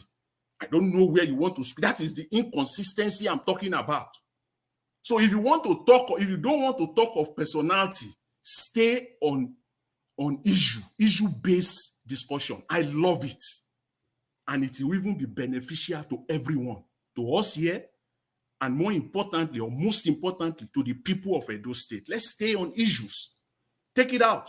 Don't tout that Olumide Akpata was the former chairman of NBA. Former chairman of what? We have ICANN in Nigeria, the Institute of Chartered Accountants of Nigeria. We have the Nigeria Medical Association that have produced outstanding, brilliant leaders. And to talk of lawyers, they are one of the bane of Nigeria today. They have contributed to where we are in Nigeria today. So that argument fall flat. Where do you want to start from in Nigeria? How many governors out of the 36 states in Nigeria that are either currently lawyers, trained lawyers, or former governors that were trained lawyers? If they are that good, those states today should be compared to Dubai. They are chop and clean out. That's what lawyer does. I work with them. I don't have issues with lawyers. I've said it on this platform. My own daughter will be called to the bar in the United Kingdom later this year. My daughter, my baby. So I don't have issues with lawyers. Put that aside. Let's talk about issues. Lawyers are one of our problem in Nigeria. Nuru Ribadu in 2016, in one of his most publicized statements, he said that the lawyers are one of the frustrating factors of the EFCC. They have effectively rendered the EFCC a toothless bulldog because they are chop and clean mouth. That's what they do. Where do you want to start from in Nigeria? Lagos State, Fashola. Fashola is a lawyer. I don't know whether Lagos State today can be compared with Dubai. Tambua of Sokoto State, two-term governor, is a lawyer. I don't know whether Sokoto State can be compared now to even is it to South Africa? Yeson Wike is a lawyer. Ben Ayade is a lawyer. Simon Lalonde, the current incumbent governor of Plateau State, we know what is happening in Plateau State today. He's a lawyer. We can go on and on and on and on. They are not good political administrators, pure and simple. They will chop and they will claim out. How many of these governors that I've mentioned that are currently being investigated? It's very tough to get them investigated, and they will run the state dry. So don't come here and tout any NBA that someone is a former NBA leader. That doesn't hold water. And I will say that the candidate, what we need is candidates that have policy or policies that will take Edo State to the next level. Talk is cheap, as they say in some instances. Yes, talk is cheap. You can say all you want to say. I will build roads. I will build school. I will do this, I will do that. Where is the money? The only candidate that has come out talk about where the money will come from is the YPP candidate, Paul Okugbowa. How he will get the money, not just talk. I ask them when they come on this platform, Aswell Igodalo and Apata, where will the money come from? They are giving political responses. And I want their supporters here to tell us where the money will come from. The only candidate that came to this platform and tell the people of Edo State how we will raise money with practical policies, from entrepreneurship, from setting up the Diaspora Commission to setting up what he calls the Women's Sanitary Strategy. That I know for sure. He call it blood money, but I would prefer to call it the Women's Sanitary Strategy. That thing, I can tell you for free, will bring $20 million annually to the state. So let's talk on issues. Let's stay on issues. If you want us to talk on issues, let's stay on it. If you don't want to talk of personality, don't talk about personality. Stay on issues, and then we'll go from there. I'm ready to discuss, to present the candidate that I'm supporting based on their policies, with respect to the issues that are confronting the people of Edo State today. Let's focus on that, and then we'll move on. Thank you very much, Mr. Elvis. I really appreciate the time. Thank you. Thank you very much, Oga Jonathan. I understand that people like you, Oga CM, and a few others, time not the reason until they talk for this platform. I really do understand. I wish I can give you guys select few people and give them 20 minutes, but people will call me out. Hey, Naija Wash is biased. Thank you very much, Madam Deborah, for calling in. Good evening to you, ma'am. Please talk to us. Hello, Mr. Elvis. Good evening, sir. Thank you, ma'am. It's been a while. Good evening to everyone. You don't forget us for street now. No, it's just I've been a bit busy. That's why. But I used to listen sometimes. Thank you, ma'am. I do. Just a quick word on this topic. First, I want to comment on the issue of Labour Party merging with PDP.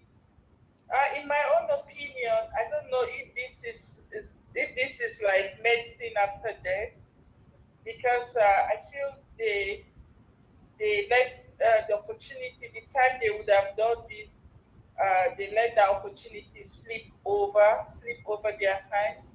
And I think that was something that they should have considered before the election, but they messed up and allowed the opportunity to slip over. And now that Tinubu is in charge of the military, is in charge of the judiciary, just like Madam Luke said, it's going to be extremely difficult and almost impossible to take power from him, although it's a miracle happens. But I think the time they would have considered that is after the 8 years of Buhari, That was an awesome opportunity. They would have done everything not to allow APC come back. But because of their greed, PDP, Wike, and all of them, they allowed that opportunity to slip over. And that is where we are today. And, in life, there are some mistakes that we make in life. Repairing the consequences of those mistakes can be very, very difficult to repair. This is one thing. Missing that opportunity in 2023, I was telling someone, I said that 2023 election was an awesome opportunity for Nigerians to have put an end to APC, but they let go. And now it's going to be absolutely difficult and almost impossible to take power from Tinubu. It's only going to be a miracle. So they are merging together. I don't have much hope in that because Okay. Tinubu will do everything. Everything. He's already putting people in place, bribing all the northern governors, doing all sorts of things just to make sure that he is able to creep, at least win the next election. And even if the entire Nigeria vote him out, Tinubu, he will still win. He will still win because at the moment, I don't see anything that will be able to take power from him. That is something they should have done before that election. All right, thank you. But they missed that Thank you. opportunity. Yeah. Then let me just quickly say something about the aspect of culture and all the Please be things quick. that We work with 3 minutes now. everyone is talking about. In my own opinion, it's just what the world has turned into now. You just like you rightly said, you just pray to God to have children who have sense and children who understand what is right and wrong. But in terms of anybody thinking the world is going to turn to, people just do all sorts of things. People do what they like.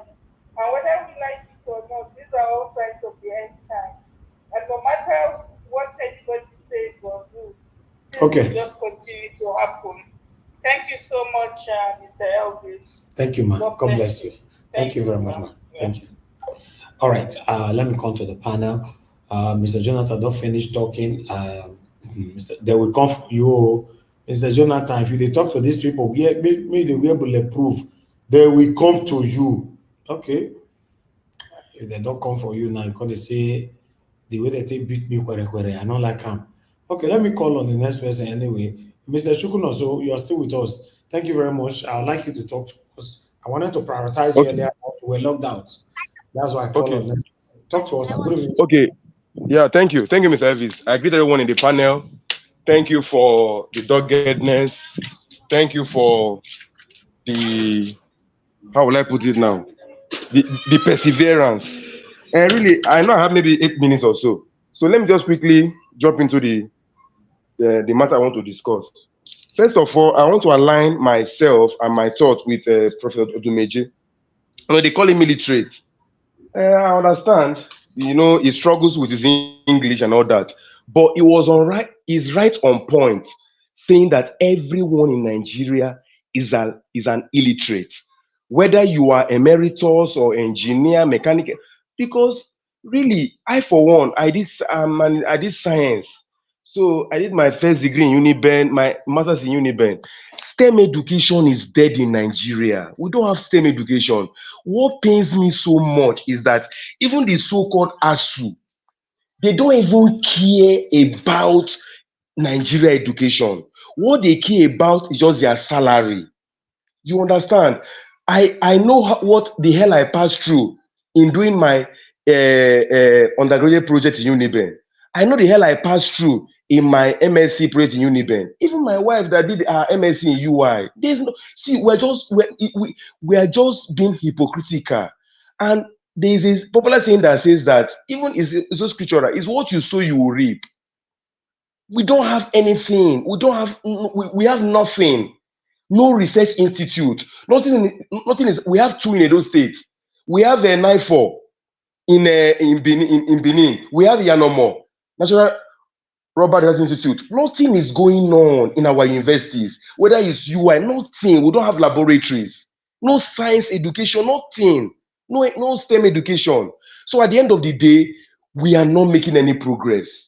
Rather, even the ASU, that is not their concern. The government, they don't care. So really, Odumete is very right, because we can't even, we have Federal Ministry of Works that cannot build, that cannot even repair federal road. States have State Ministry of Works, they can't even service state roads, local government roads. So no, we can't do anything for ourselves. So is it the area of power? So really, the man of God is actually on point. So really, I want to really go into this major issue. You see, last time I was on the panel, I was talking about that P2B should be very careful about this merging. Now, the reason I want to give is that, first of all, there are a lot of agreements, there are a lot of baggages that comes with merging. Even if P2B ends up being the what is it called, being the principal or being the presidential candidate, whatever, honestly, there are a lot of baggages. There are a lot, you have to make many compromises. So I really wonder if P2B is ready to make such, and some of these agreements, they are satanic. Some of these compromises, they are evil. Some of these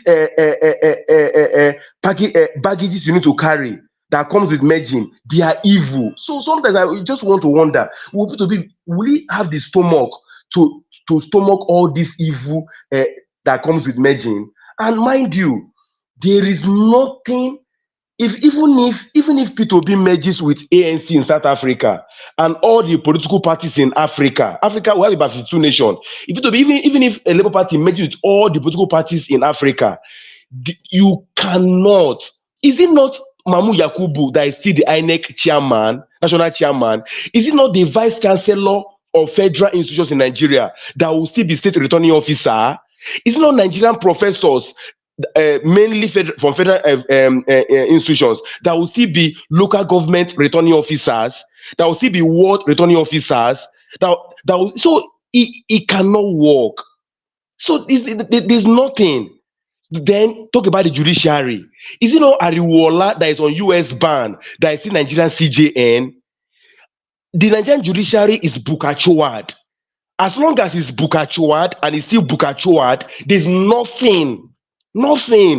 They are just appointing their girlfriends, their mistresses, their daughters, cronies, family members into promoting them from Federal Court to Court of Appeal and what have you. So there is nothing. I keep saying it. This evil APC.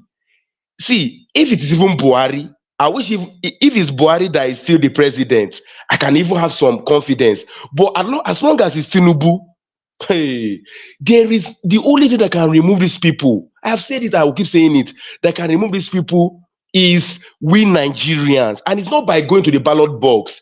It's by when the hunger, when the frustration, when the pain, when the calamity, when the insecurity, social insecurity, food insecurity, when the anger becomes so much, you don't need to beg people to come to the street to protest.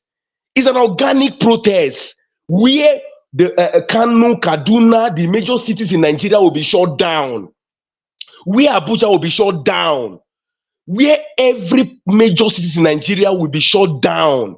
That is only when you can talk about revolution. So it's not by some people are still under ethnic bondage, religious bondage. You understand? Though they are suffering, so the suffering is not yet there. So really, I don't know. I wish I can see people to be one-on-one. I will advise people to forget about this merging. The issue is not merging. P2B won the election of 2023. We won the election. PDP reported from their situation room in Lagos that P2B scored about 1 million votes, despite the massive disenfranchisement, the massive killing, maiming, injuries. Yet P2B got almost 1 million votes. And those that care to hear Mr. Elvis, I can tell you for free that the reason why the Igbos are being persecuted in Lagos today is because of the massive disgrace that P2B inflicted on this evil man called Tinubu, on this drug baron. So that's it. So then why now the merging? So it's not about merging. Atiku knows that P2B won the election. Tinubu knows that P2B won the election. APC, they have the real results. Forget what the INEC is announcing. Till today, Mamu Yakubu has not been able to come up with the total result from the 178,000 polling units in Nigeria to now tally up with what he announced. Till today, nothing is on the IREV. I don't know if anyone has seen the total result, polling unit by polling unit. The person should bring it out. And Mamu Yakubu is still talking about election in Edo State. And whereas, as important as our presidential election, till today, we don't have the results. Really, I'm not a citizen of Nigeria. I'm a victim of Nigeria. Because I don't know, because I can't call myself a Nigerian citizen. I don't have any rights. I don't have any rights. So I'm just a victim of Nigeria. I'm a victim. We're all victims. No matter how you want to sugarcoat it, we are all victims. We are not citizens of this country. We are victims. So that's it. So for me, I don't see how this merging will even work. This merging will end up, P2B will end up soiling its legacy forever. Just the way this old man that is about 90 years, Professor Wonoshenka, that I used to respect, look at the way he has destroyed his legacy just because of Ewedu and Amala. You understand? So P2B should just give it a second thought. P2B going to this merger will destroy his enviable legacy. This merger will destroy P2B forever and ever. So because I don't understand. Merging with PDP, will they remove Mamu Yakubu? Mind you, almost all the current state INEC residents chairmen, most of them, I can tell you for free, most of them are APC card carrying member. We all know this, but nobody's protesting. So what will the merging with PDP do? That is, we are running away from the real issue. The real issue is that 2027 has already come and gone. That's the real issue. The real issue is that there will be no free and fair election in 2027. The real issue is that 2023 will be a child's play compared to 2027. Today, this criminal, MC Oluomo, is still working free. DSS has not invited him. People were killed in Lagos, both presidential and both Guba. Till today, MC Oluomo and his criminal gang Baru Lagos, they are still working free. These are the real issues. So that's it. So I know my time is already up. So please, I'm very emotional about this. I wish I have I'm not on Twitter. I wish I can send this. It's a desperate P2B. He should be very careful with this merging. P2B is standing. He wants to destroy his enviable legacy. So thank you. Let me rest my case here. Thank you, Mr. Elvis. All right, Gashkuno, so thank you very much for coming in. I wish I have enough time to give to you to elaborate more on that area, because you joining us from Nigeria, the way from Abeokuta, a lot of people really want to hear from the people that is living over there, to know the real situation that is affecting them. So thank you very much. Thank you, sir. Thank you. I appreciate you, sir. Thank you very much. I appreciate you, sir. Thank you, sir. All right. Before I come to the next person, let me pick a call. We have Madam Origin on the phone. Madam Origin, thank you very much, ma, for joining us. Good evening to you. Please talk to us. You have 3 minutes. Hello.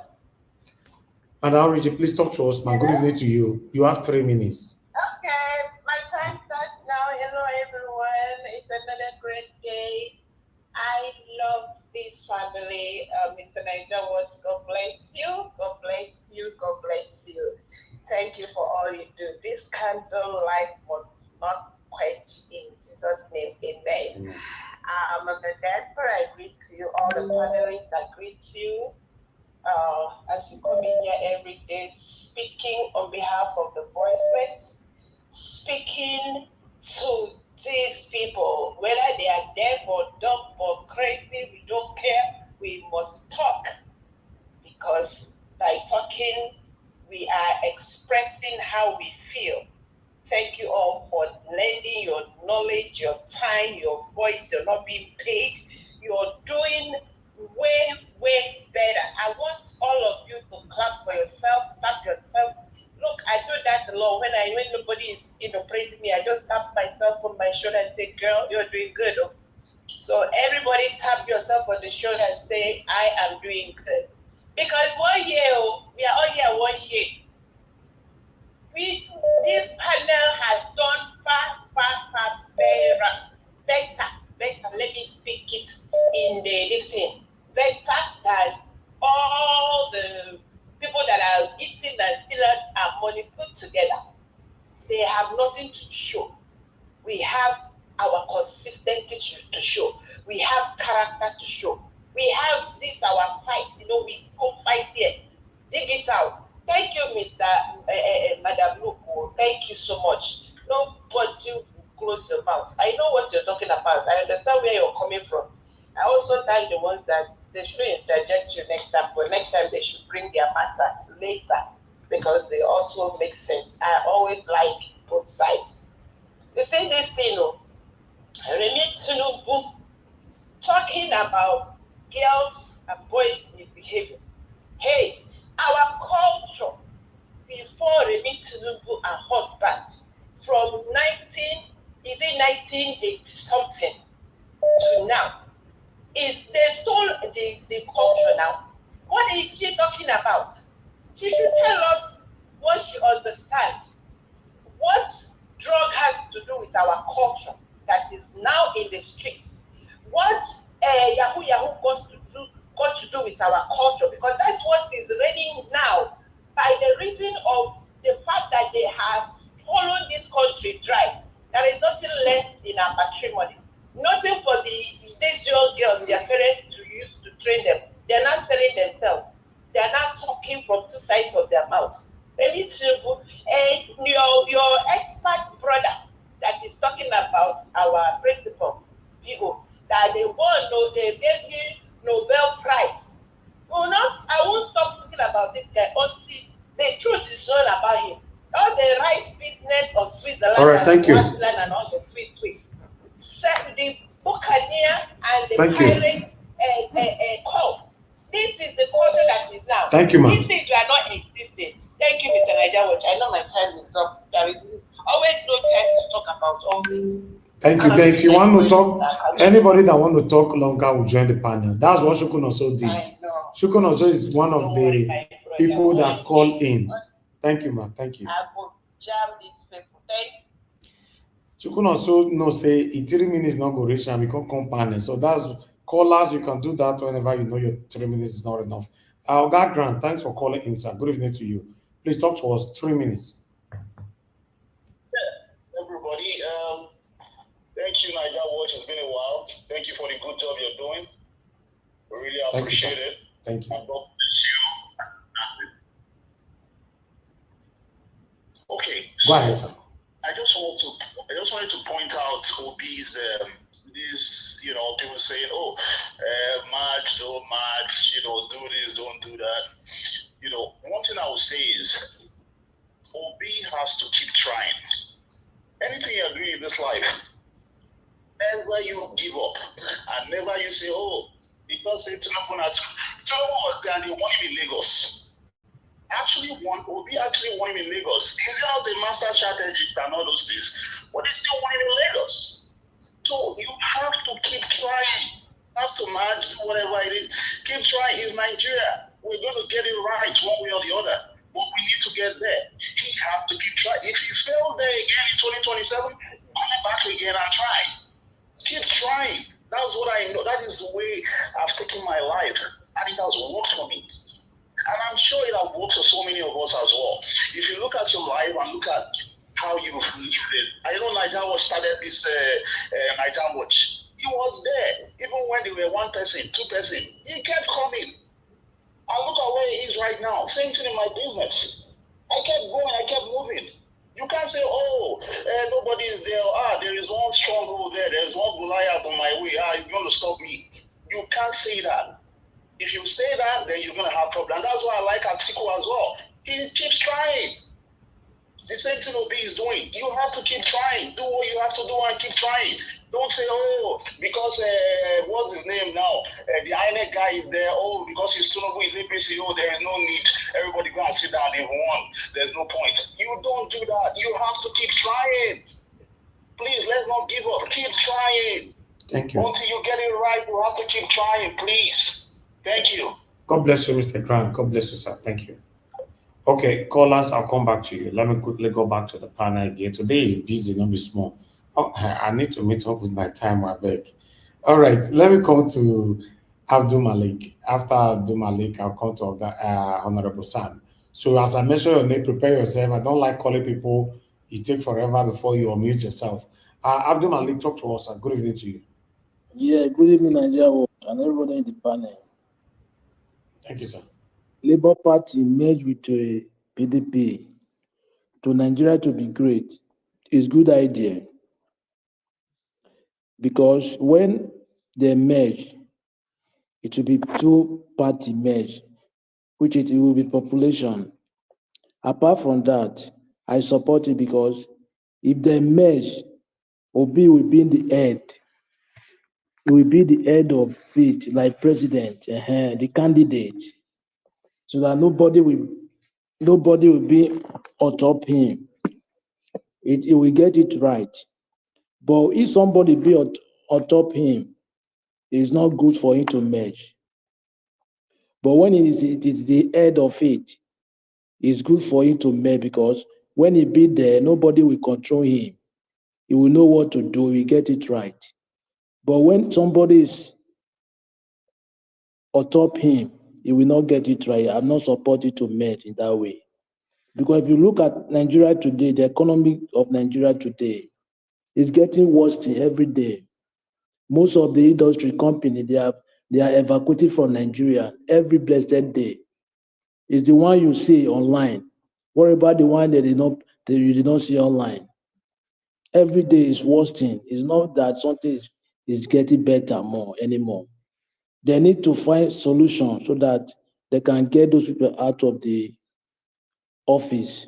They can remove them from that seat. Without that, there is no way. It's good for them to merge so that they can get it right. Because Nigeria now today is the fourth economic country in Africa, and Nigeria was the first. Now South Africa is the first. Nigeria, imagine, if it's the fourth, now the fourth. Why South Africa now is the first? There is big problem in Nigeria, but we don't know. Every day is getting worse. There's nothing better. They need to merge so that they can get it right. If it will be the head of the head, not the second, the head, the first. Because when he be the first, nobody will control. He will know what to do. Yes, I support that, to merge with PDP so that we have more population everywhere in all the region in the Nigeria. Because most of the north, if you talk about the north, recently, Obi don't really have population in north, especially northwest. Yeah, you need to hold that place. You need to secure that place very well so that you can get it right. Yes, I support it to merge. I come to this Remi Tinubu, what he say about culture. Well, we African, we have culture. We have culture, but most of us recently, we don't practice our culture just because of we are imitating Western world. That is the problem we had now in Nigeria or in Africa. We are imitating Western world. Our culture, we don't practice it anymore. But the first thing you do, you pray to God. May God give you kids that heard what their parents tell them. Because there is some kids, they don't really listen to their parents. No matter what you say, they will not listen to you. And you will not even, if you tell your kid something, you cannot beat him or you cannot kill him. It's just to advise, you advise him. That's why you pray. May God give you the kids that they will hear what you said. Yeah, that is it. But the other problem is that there is no provision they are providing for those our youth.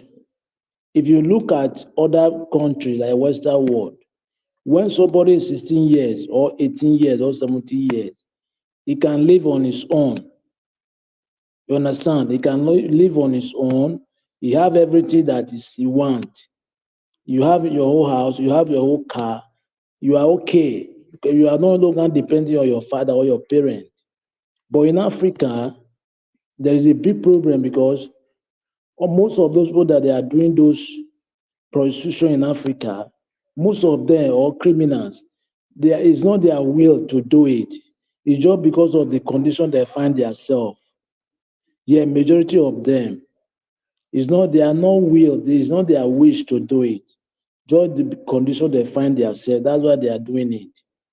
But in Western world, recently they don't have culture, because what I say is that you will see somebody, parent and child, they are smoking, they are drinking. Parent and child, they are smoking and drinking. In Africa, hardly before you see such in Africa, or especially in Nigeria, it can never. Even me, like me, when I was in Nigeria, it's not that I can't drink, I can't smoke in my father's presence, because he will tell me, why are you doing this? He must question you, even though how many years are you then? Yes, but in Europe, you see somebody with his father, they are smoking, they are drinking. They even went to club. They don't have culture, but most our people now, we are imitating them, which is not right. Yes, our government, they need to get that right. But the thing is that before they will get it right, they need to provide provision how our youth will be getting employment, so that they will live those kind of life.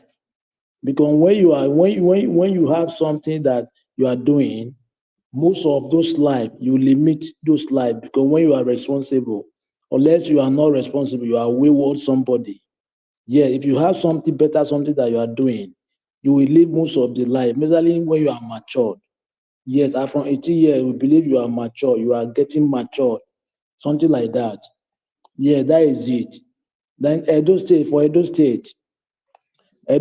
please, you people should go and vote for Akpata. Akpata is the next option for me, because it's the one that will turn that state round. Just like as Alex Otis do in Abia State. I believe he can do it. Yes, I believe that he can do it. Let's get it right. Let's vote for him and support him to vote, make sure he been there. Thank you, Evie. All right. Thank you very much, Abdul Malik. God bless you, sir. Thank you for your submission. Guys, press on the like button. You know, what's happening? Nobody pressed on the dollar sign today. So I'm going to request, let's see if anybody will press on it, because everybody's enjoying the show, but forgotten that somebody's putting effort here. You need to encourage us. We are going on a break. Press on the dollar sign, encourage what we're doing. You know, we cannot have over 400 or something people watching us, 492 people watching us across. And everybody's commenting. Nobody's commenting with the dollar. What is happening? Encourage us to do more for you guys. Thank you very much. I'll go on this quick break. When I come back, we continue. God bless you.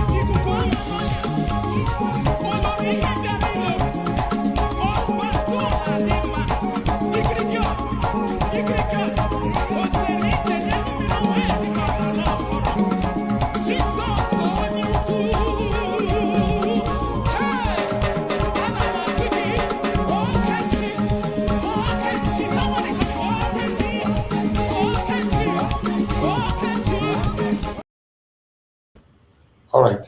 Thank you very much, my people. I appreciate you all. I would like us to move on. Call on Honorable Sam. Honorable Sam, if you're there, please help us to uh, unmute yourself and speak to us. Thank you.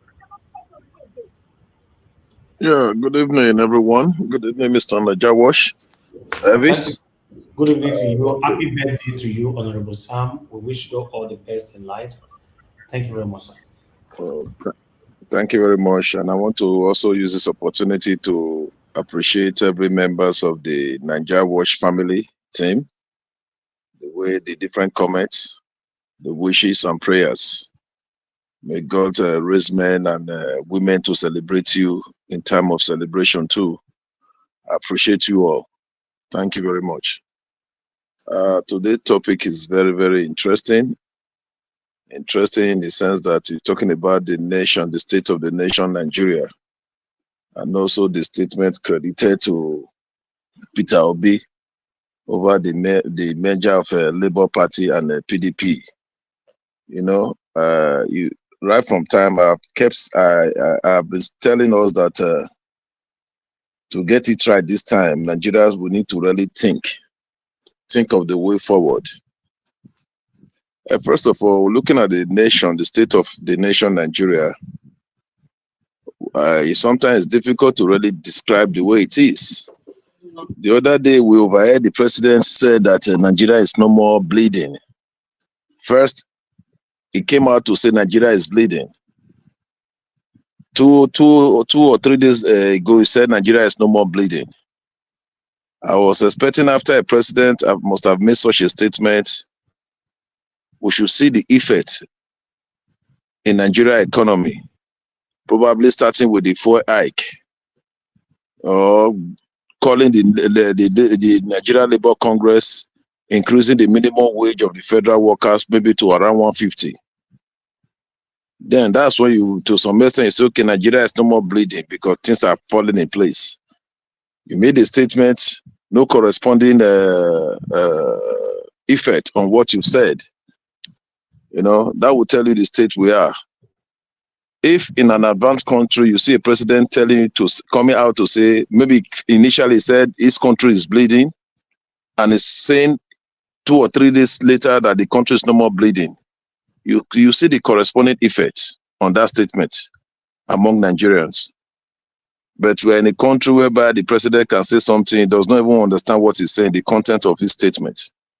You know, that's the country we are in. You know, if you look at the structure of Nigeria, I keep saying the judiciary has a lot to play in the state of in a Nigerian state if we have to move forward. I'm in politics. We see politicians saying, let us grab it, use different means to win. When you win, well, anyhow, just win. Let them go to court. So each time I hear that statement, I'm not always pleased. I'm not pleased in the sense that they know definitely if you go to court, INEC or the judiciary can be torn in the way it becomes the highest bidder. It's not a good thing for a nation like Nigeria, not until that one is taken care of. We'll just be rolling in one circle. I've witnessed election, both at the local government and at the state level. I've been involved, I've contested, and I know the way it is. The judiciary remains the hope of the common man in the streets. The judiciary. Yes, the legislators ought to be being a form of checking the executive. But are they really doing that? They are not really doing that. And the judiciary is supposed to be the check between the executive and the legislators. But are they doing that? The hope of the common man. It's no more the hope of the common man. I read through the comment sections when people were saying, as long as Mahmoud is still the is still the INEC chairman, nothing will happen. Some people are already losing hope that we should forget about 2027. To me, I don't quite subscribe to that.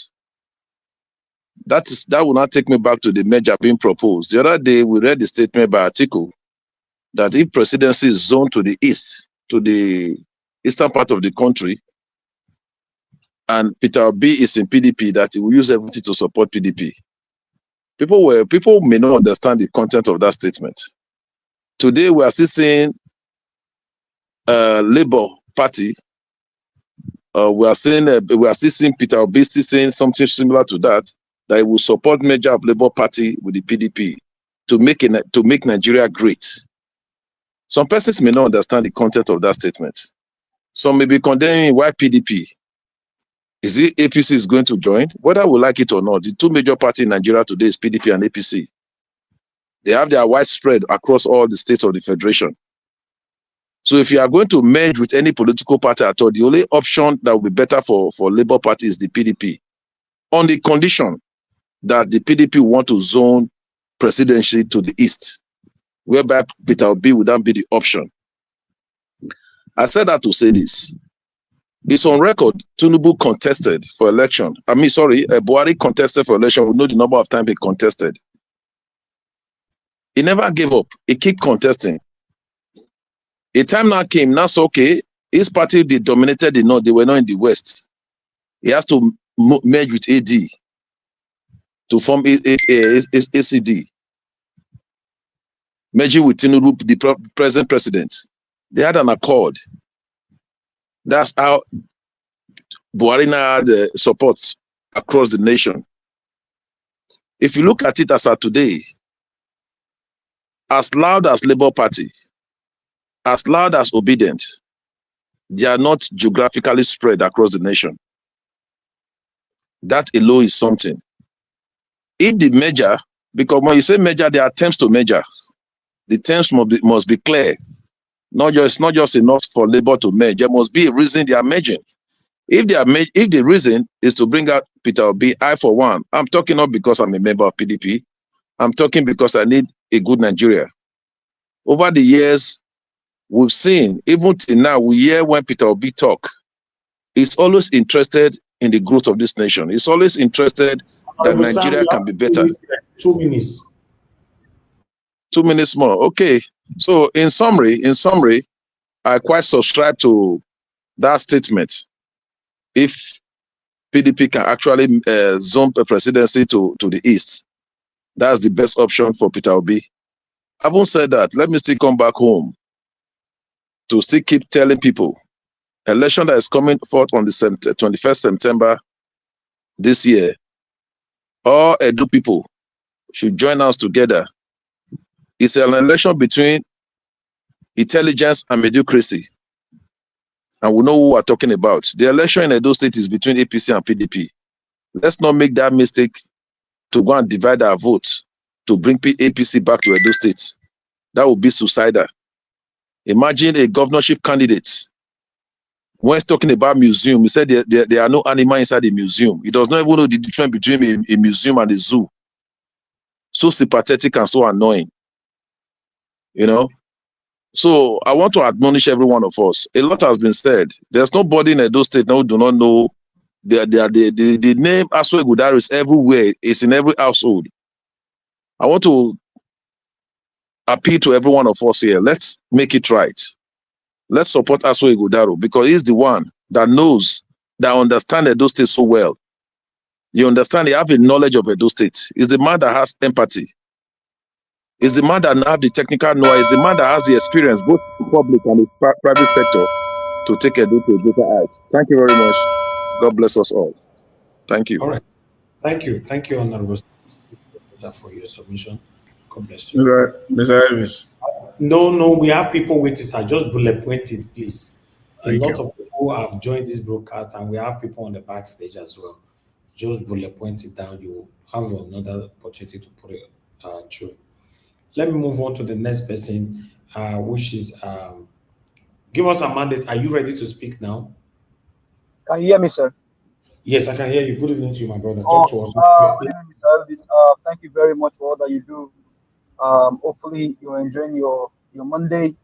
For those in America, happy Memorial Day. Greetings to everyone. Hopefully, you're doing well, Mr. Elvis. Panelists, hopefully, everyone is doing well. Panelists, commenters, Nigerians all over the world, we greet you. Thank you for your sacrifice. Thank you for all that you do. We do appreciate you. Honestly, when some people speak, I wonder why Nigerians still give them audience. when some people speak, I wonder why you give them audience, panelists included. Because for me, I don't know what the character like Remi Tinubu will say that we hold ground. When we talk about culture in Nigeria, the last time I checked, in Yoruba culture, and tó ń fagbó, tó ń fa gbùrù, kò lè jáde pé òun fẹ́ gbé àpótí ìgbò. What I just basically said is that a drug baron and a criminal in Yoruba land will not tell you that they want to vie for office. Who are those that destroy the culture? Remi Tinubu and Bola Ahmed Tinubu, the criminal drug lord. When you talk about fake bishop, in Yoruba land, nobody knows about fake bishop. Who initiated it? Bola Ahmed Tinubu and Remi Tinubu initiated fake bishop. When you talk about snatch it, grab it, and run with it, who initiated it? Bola Ahmed Tinubu and Remi Tinubu. In Yoruba land, such thing does not happen. When you talk about giving professors rice and beans to buy their conscience, who initiated it? Bola Ahmed Tinubu and Remi Tinubu. And so when such characters now come and say culture, and Nigerians are paying attention to her, I wonder, it just bothered me, like, do we honestly know, or do we really pay attention to what we are doing?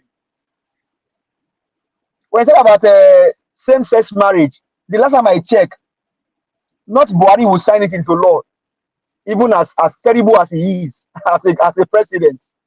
Not even Goodluck Jonathan would do it. Who did it? Bola Ahmed Tinubu and Remi Tinubu. When you talk about forging certificates in Yoruba land, it's a taboo. Who initiated this? Bola Ahmed Tinubu and Remi Tinubu. And so that kind of woman will now say culture, and Nigerians they went to social media and including YouTube channel, and they now begin to talk about her and mention, man, hey, I just laugh. Nigerians, I think Mr. Elvis said it and I said it also. Nigerians are the most easily distracted race on the face of the earth. The issue are still there. All of a sudden, they brought the issue of culture, and you forget about May 29. That May 29 is coming. What has this fraud government, what have they achieved in office? And they are talking about culture, just to distract you. May 29 is around the corner. They are still kidnapping the girl child and the boy child. They don't see anything good about governance, and we're talking about culture. May 29, and they stole the election, they ran with it, and they are still running. It's around the corner. What has this government done for Nigeria when it comes to health, when it comes to education? Other countries are building AI. Mr. Tukunonso, God bless you. Mr. Elvis, if you can cut Mr. Tukunonso part and send to Mr. Peter Gregory Obi, I will appreciate it. You spoke eloquently with my brother. And then I said that you mentioned something I've been doing on.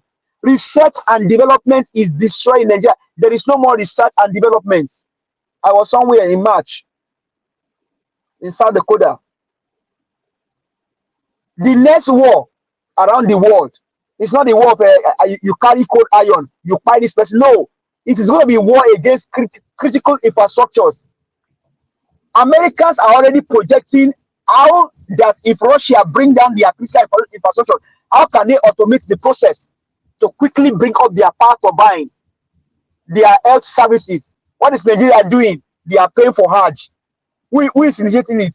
Bola Ahmed Tinubu, and the wife is talking about culture. Àwọn olè, àwọn wọ̀bìà, àwọn ojúbolè. The criminals are talking about culture. What do you know about culture? Culture. In whose mouth? Who is talking about it? Who is talking about culture? Tell me the person. What is her name? What does she stand for? Does she have fundamental principle? Miss Ellis can talk about culture and then I will listen. The man that somebody was telling that, Oga, I will sit on your channel. I will not allow any panelists to talk. And once we are done, you get your stuff. I go my way. The man said, "Oga, you are only one person in the scheme of things. I have people I report to. He said, God will bless you. You will not die young. You will not suffer. Your family will not suffer. It will be better for you in Jesus' name.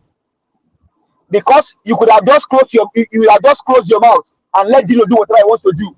Hey, Oga, nobody will see you now. And even if they see you, now we get the channel for you. Now you get your thing now. But you know culture. You know culture. Mama, that's why I go talk to you and you say, Mama, Oga, you know possible. Oh. And the guy find his way. So who's talking about culture? The ones that stole election and they are still running with it. Who's talking about culture? The one that told the Igbos and said Yoruba they will eat the inheritance of the Igbos in the issue of Yoruba land. I have not had such. By God's grace, with all due respect and sense of humility, my family will Igbo people live in my family in our house. Igbo, they live in our house. We all eat in the same pot. The same pot, whether it's Ewedu, whether it's Ogbono, we all eat together. And somebody said they will eat the inheritance of the Igbos. And people you are not debating what she said. In whose mouth? In whose mouth? In whose mouth? In whose mouth? Only for the want of time. But in running up, I mean, everybody have their kind in those states. All we are telling you is the person that can stand tall against the evil people is no other person than Olumide Osaibabo Akpata. He has done it before. He will do it again. Right. So vote for him. It's your governor. Thank you very much, sir.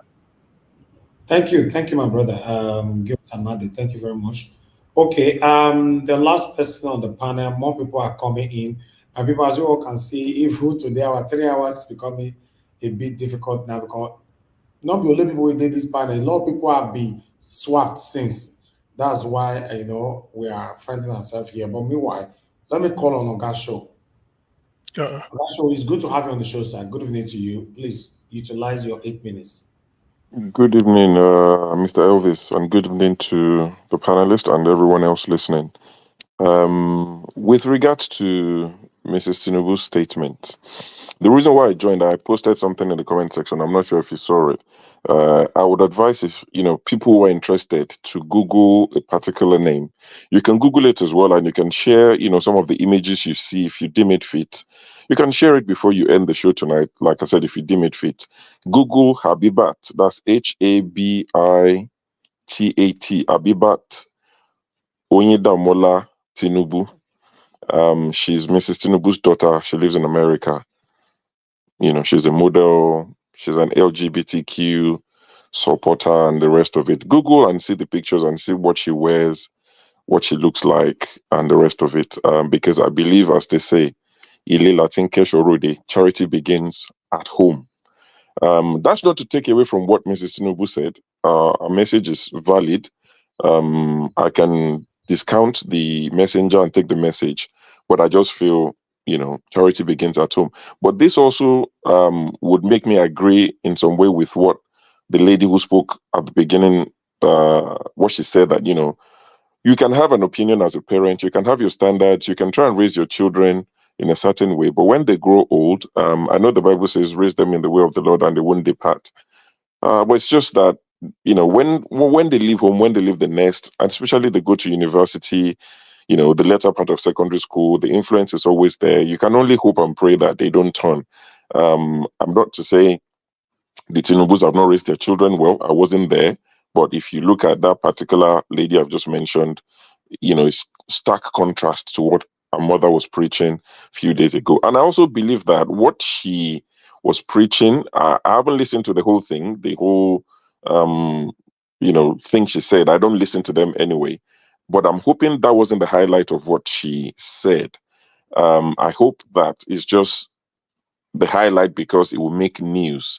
But if this is the highlight of everything she said on the day she spoke, then it tells you how badly they've performed because one would expect that, if you're addressing, even on Children's Day, you should be able to say these are the things we've done in the last 1 year, that in the future you might not see the result now, but in the next couple of years, these are the foundations we've laid that will make the lives of Nigerian children better, because today is Children's Day. So I'm guessing maybe that was targeted towards celebrating Children's Day as quote and unquote the mother of the nation. She's speaking to the children, which is fair enough, but you should be able to enumerate the things your government, your husband's government, have done. You can tell us, oh, the results won't be there yet. You can even tie it to, pregnancy. You won't see it, but when it germinates, and all of that. But if she hasn't said anything apart from this cultural thing, then it really tells you they've not done much, which hasn't surprised me, because I wasn't expecting anything from their government. So I'm not disappointed in any way. I also believe that it could be a distraction, that they've just thrown this out there because they know that we will discuss this for the next couple of days, and it will be some sort of distraction. Even if it's only temporary, it will give them some sort of respite. So people would talk about it and chew on it and the rest of it. So that's that for Mrs. Tinubu. With regards to the Peter Obi PDP merger, I feel the way we should approach it, like I said, is I always suggest, not trying to tell people how to think or what to do. I feel the people who are for the merger, the obedient who are for the merger, should educate us on why it's a good idea. Tell us why you think it will be a good idea. Paint a picture for us, the benefits of it. And those who are against it should tell us the dangers. Like someone rightly said, I think the gentleman who called from Abeokuta, who said, B might end up not winning because of Mahmoud, and that would tend to be, would make him come across as desperate for power, despite the fact that he said many times he's not desperate to lead and all of that. So people should tell us the pros and the cons of this merger, and it would educate some of us, and it might help us make decisions when the time comes, if we want to support Obi, or we'll decide to say, what, at this point, to your tent, Israel. So I think people should not just say, oh, don't do it or do it. Take some time, even if it's 1 minute, 1 point, 2 pointers, tell us why you think it's a dangerous thing.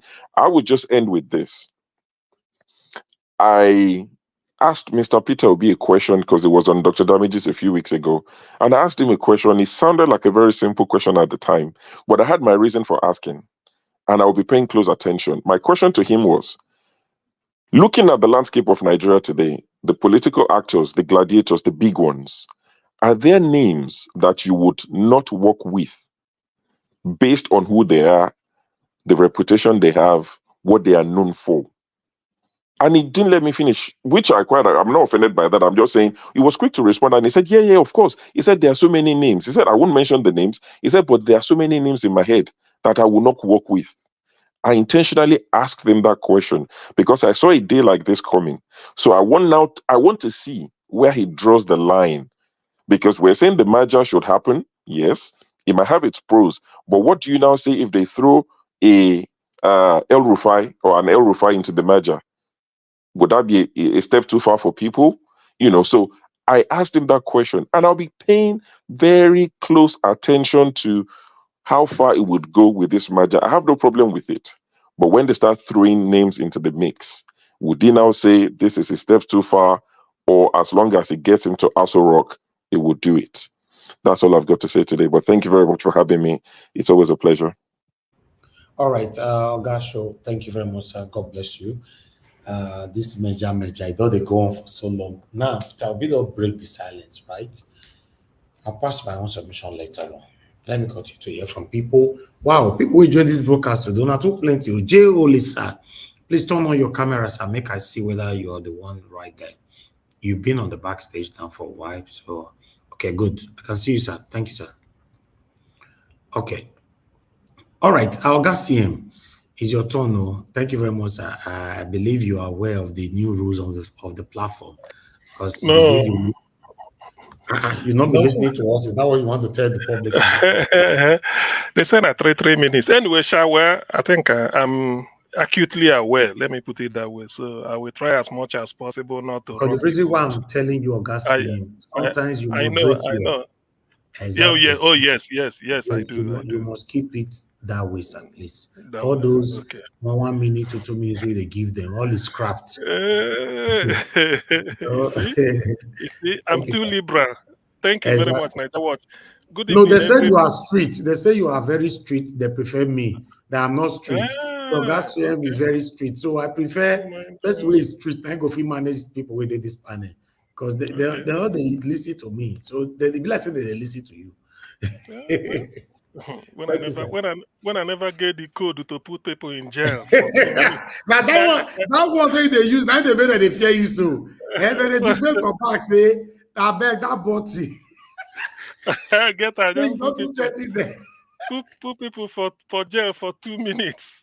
May it cool down before I come back again. The person don't talk finish. Anyway, thank you, Thank you, sir. 8 thank you minutes. very much. Thank you very much, Niger Watch. Good evening, everybody. Please, all protocols duly observed. I thank everybody. I welcome everybody. Actually, Peter Obi's merger with, Peter Obi saying he welcomes the merger, Labour Party PDP merger. You see, the thing is that in Nigeria, nothing really bad with anybody can merge. Any two entities can come together. They say if they agree. But in Nigerian politics, I have my doubts that I may be wrong in the end. But my advice, because there's no time, is if Peter Obi cannot sort out Labour Party because of a Abure issue and everything, I welcome him to form a new party. Name the Citizens. Simple. As long as we can form a party, the crowd is waiting. Because why I say this is that the moment they form a new party, the executives, it cannot just be from one geographical zone, we agree. But it will now be the real people. So that if you go to that kind of northeast, there are people that believe in obedient movement. You sell one of the executives should be spread within across the 6 geopolitical zones. Because the executive determines so that everybody will be, sort of will be working towards one goal.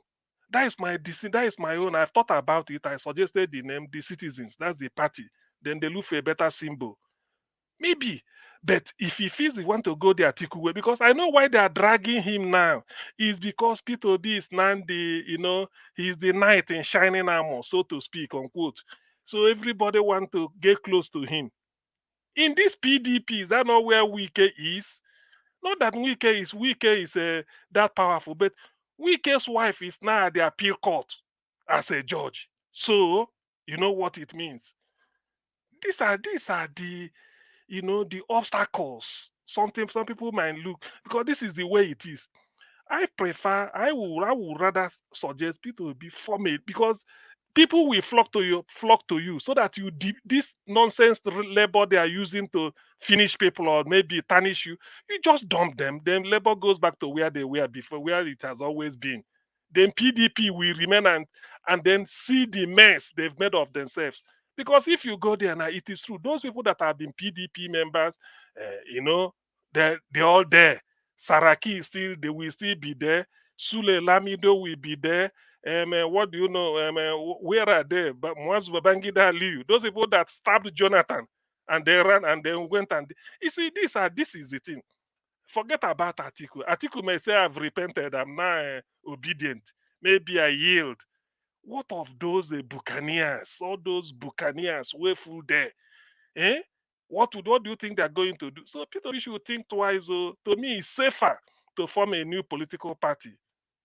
That people will now know that yes, a new political party, the slogan, new party for new Nigeria. Simple.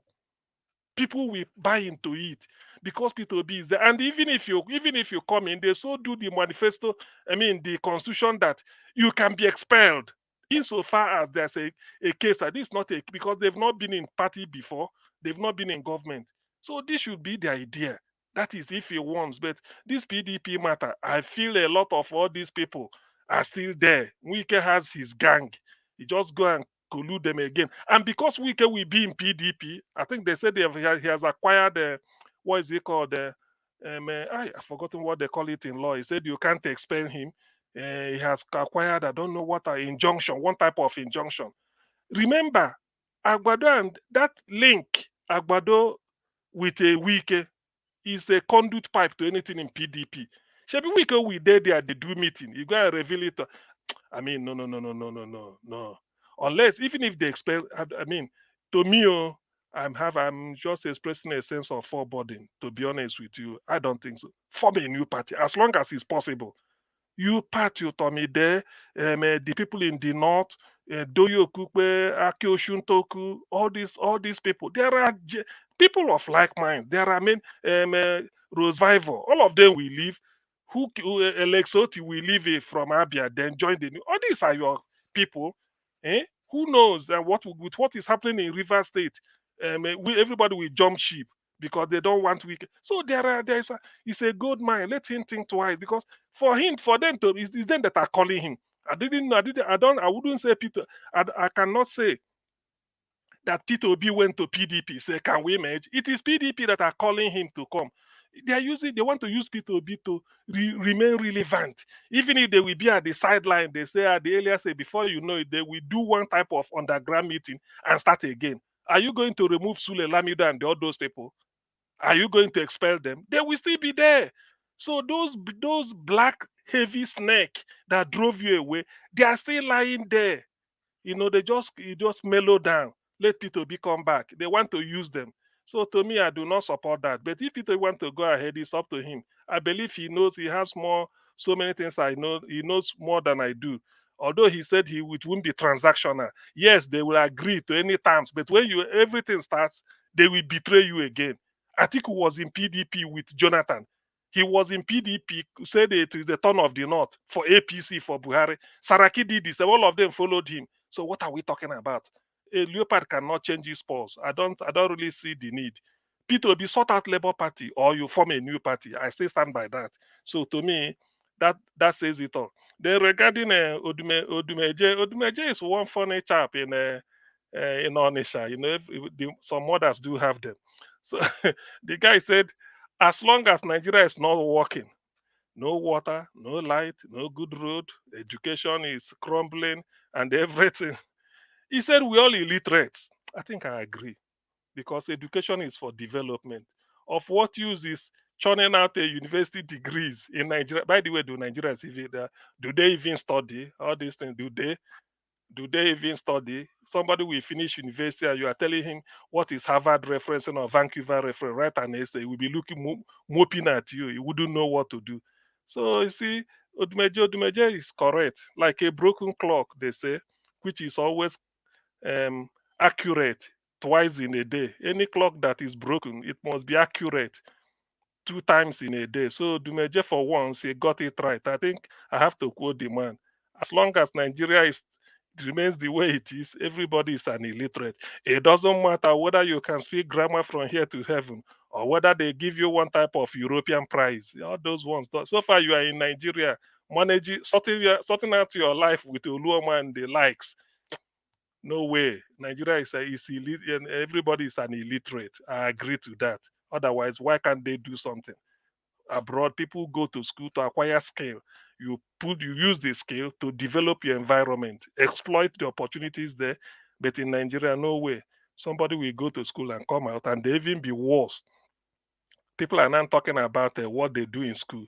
I think somebody phone saying that he did science. Now the boy get leave out, finish first degree in a science-based discipline for Uniben with all the software. He went back to go collect masters. Oh boy, now you because to me, we know there's no laboratory.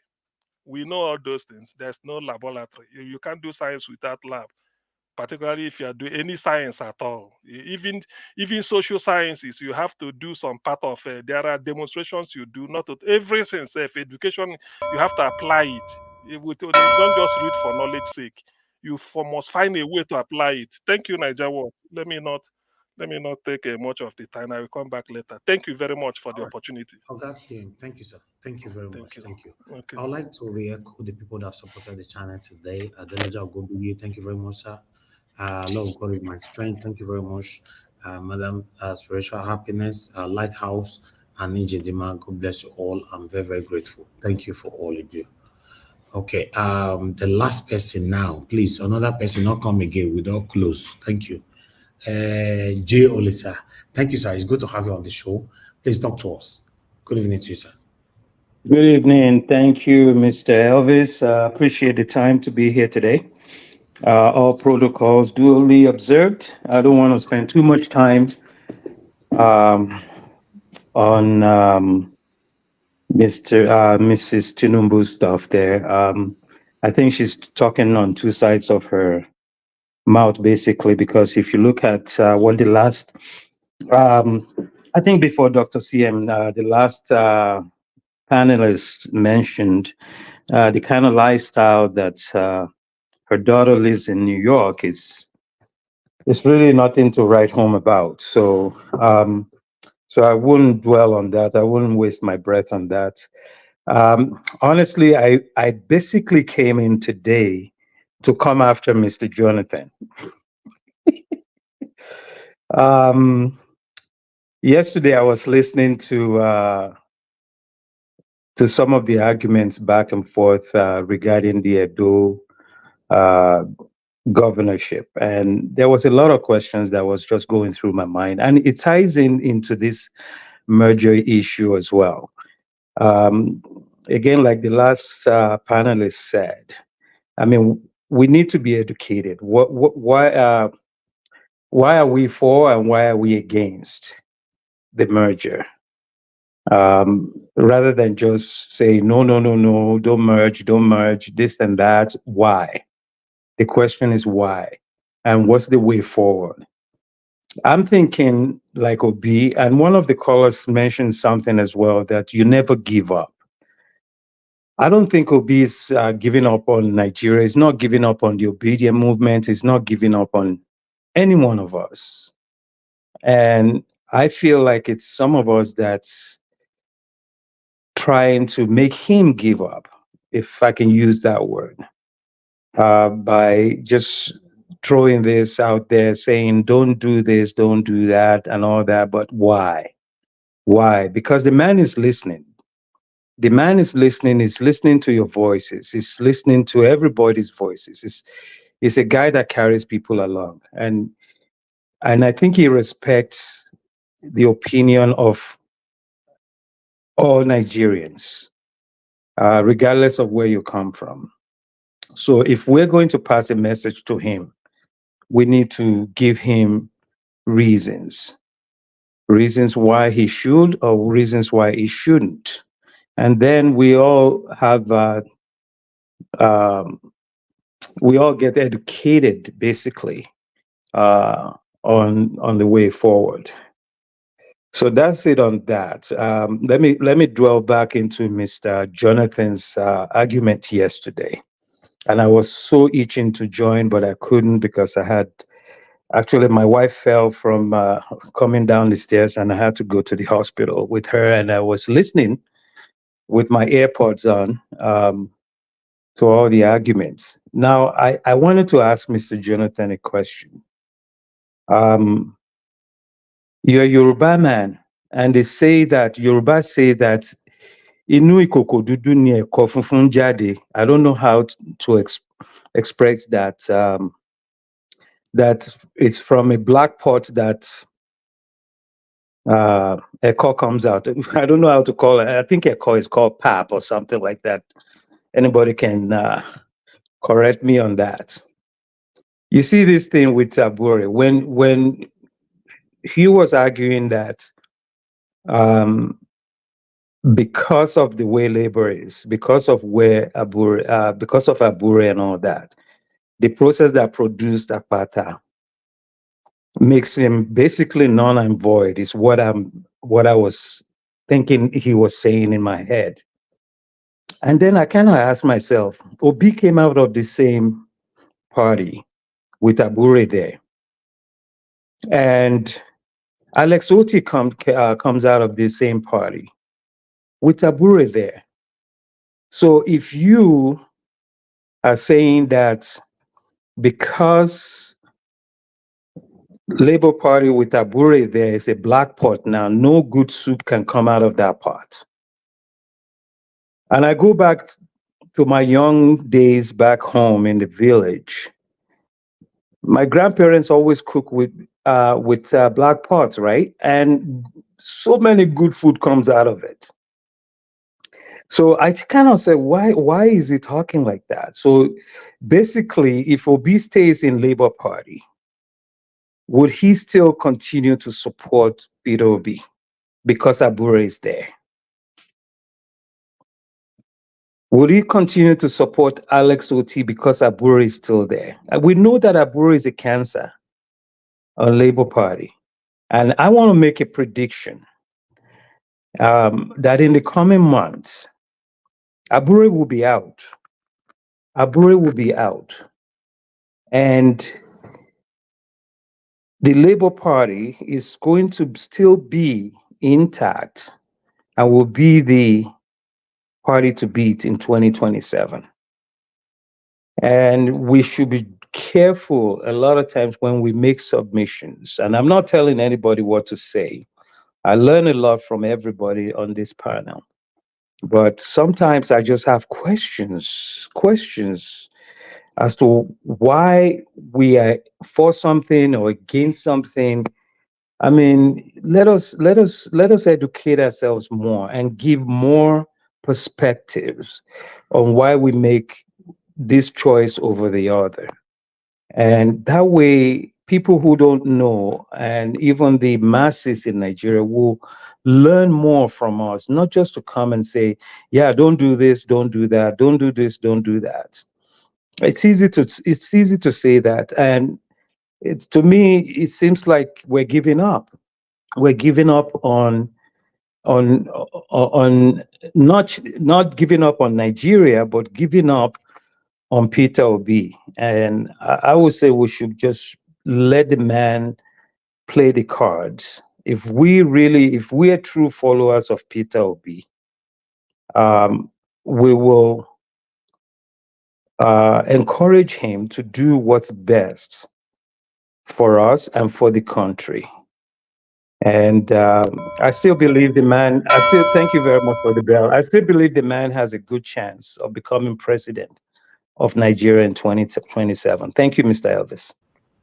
All right, thank you, sir. Mr. J. Olisa, thank you, sir. Thanks for your time with us. Mr. Elvis, will you allow me to respond to Mr. Olisa? Yeah, we are going to have final submission, and you will. You'll use your minutes to respond to all of them. Just hold on, sir. That will not be fair, Mr. Elvis. Okay, go ahead. You have 30 seconds. Thank you. I just say this. Assumption, they say, can be very costly. I always assume that on this platform, people that have political knowledge, we are here together. So you leave some things out, and this is the result. It can be costly. People you don't understand. It simply means that you don't really understand Nigerian politics. If you do, what was the position of Labour Party prior to Obi joining Labour Party in 2022 and Alex Oti joining Labour Party in 2022? If you know that, we can talk, because you have to lay your foundation. If you lay that foundation, then I can join you in this discussion. So what you have said was completely disjointed. Okay. It doesn't add up. You. I'll leave it at that. Thank you. Thank you, sir. Thank you very much. Mr. Do, I can see you on the backstage. Thank you. Appreciate every one of you, my people. Thank you very much. We've come to the end of the first broadcast. We're going to have first session. I did hear. Oga Chris, you come late now. You'll be added. No. I come before Lisa. I come before. Yeah, it was after Dr. CM that I entered. Yeah. Normally people will come late. They only participate on the final submission. No. I did before Lisa. Okay. All right. Go ahead and talk to us, sir. You have your 8 minutes. Thank you, sir. Okay. And good evening. The first thing are to make request to. I beg. I don't want to spend my time for politics. I just want to use and talk about today, Children's Day. Is it okay? Of course. Okay, good. Good evening, Mr. Nanjawaj, and thank you for the opportunity again to contribute. I salute your effort and your doggedness, and may God continue to bless you. Everybody on this comment on the panel with me, and thank you all for sharing this space with us. And then, a lot of people have come and gone. I greet all of you. I can't mention everybody's name. And the people in the comment section, good evening to you all. Thank you for all you do, especially Mommy Diaspora. I greet you especially for everything you do to keep this panel going and this channel going. And good evening, Nigerians. Good evening, Edolites. As for me, I think the issue with Remi Tinubu has been flogged and even overflogged. Um, the message she passed was crucial. They were very, very important messages. But personally, I don't think I'll be taking that message from somebody like that because it's only a mockery of the Nigerian populace. If they so know what is good, if they so know everything about culture, and yet they are not doing the proper thing, so it means they are mocking all of us. If you know that indecent dressing is against our culture, it's against what we are known for, she ought to also know that election buying, stealing of ballot papers, drug conviction, stolen identity, fraud, certificate forgery and everything, they are also all against the culture of our country, of Africa. We don't celebrate thieves. We don't celebrate people that cause every form of mayhem in the society. We don't celebrate fighting. We don't celebrate people stopping people from airing their view and their opinion. Is it the same person that stood and told the whole world that Igbos cannot be trusted? Is that our culture? The answer is no. I think the problem is that our Nigerians will easily get carried away by hypocrisy. This is just an attempt to garner support and acceptance. And I think we are falling to that. If we want to talk about culture, it's not even somebody like that. And moreover, is it not this same when Tinubu and his gang they went to the United Nations? There was a paper that leaked where they spent 400 and something $1,000 on these same ladies that dress indecently, the people she's talking about. They are being patronized by her party and members of her party and even the president of the country. We saw that leaked memo. And now let's just take one simple example so that I move on. Is she not in this country when the Minister of Women Affairs was being threatened when she spoke up against the arranged marriage in Niger State? What did she do? And the religious propagandists, they came for that woman, they told her to retract her statement, the Minister of the Federal Republic of Nigeria, and she was forced to do that. And she actually did that. And nobody talked about culture then. There are so many things that they can talk about. What about underage marriage?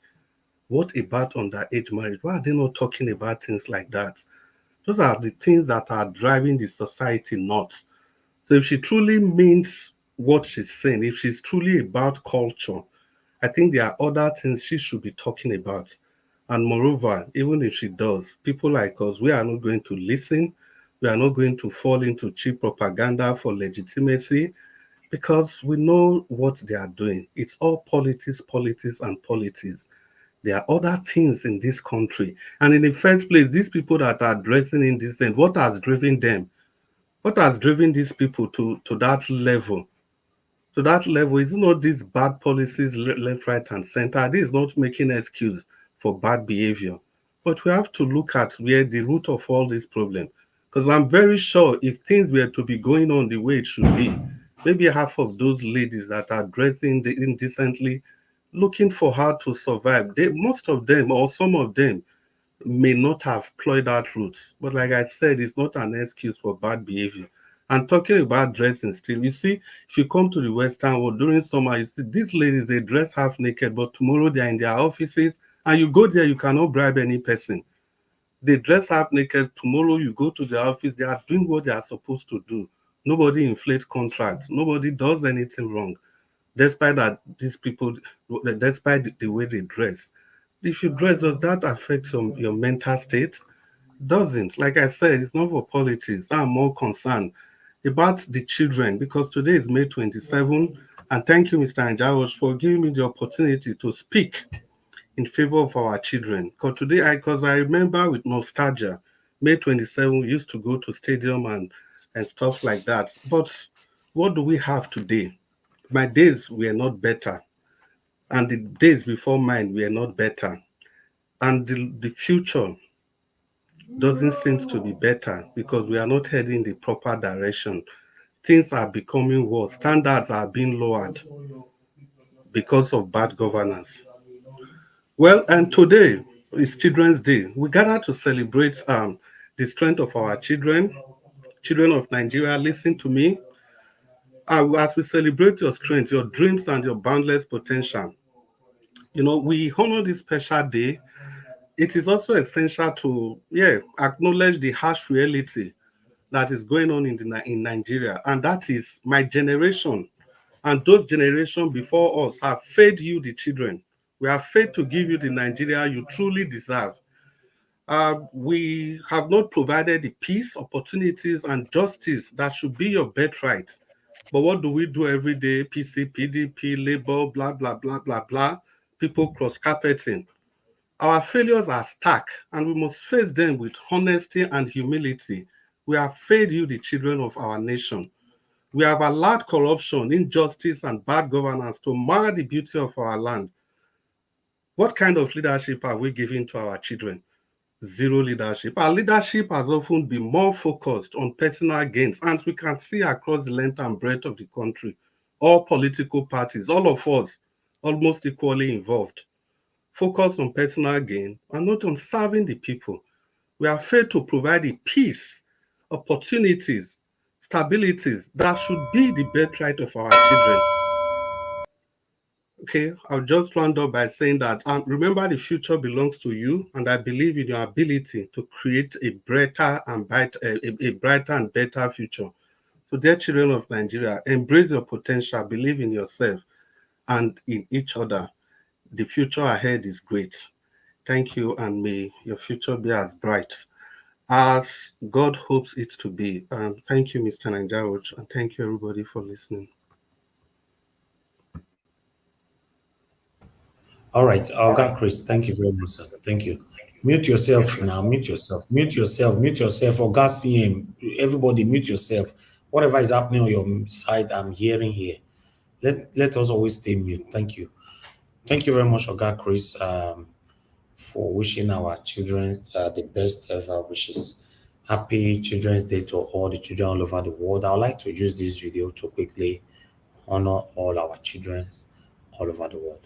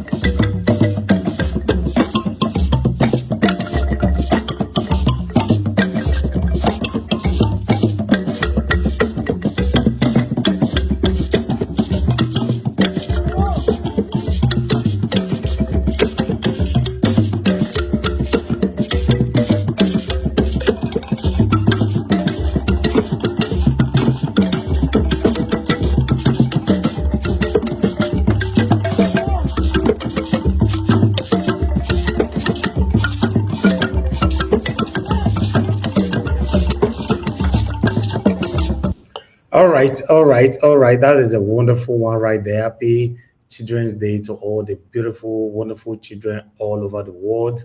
Many of us speaking here every day, listening to us every day. We all have children. May we never labor in vain. May our children amount to the best thing in life in the mighty name of Lord Jesus Christ. Amen.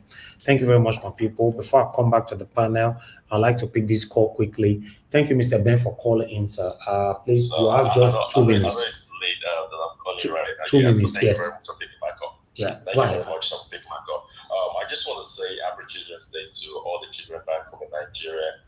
You see, I was watching that video you just posted right now, and it just reminded me when I was younger. When I was younger at that point, I had, dreams of a better Nigeria. I was always, believing that Nigeria was going to get better. But, all through that time, Nigeria never got better. And now this is 2024. The children back home in Nigeria, what future are they looking forward to? Those children back home, what kind of dreams are they trying to achieve? When you look at their leaders, the people in government, what do they think?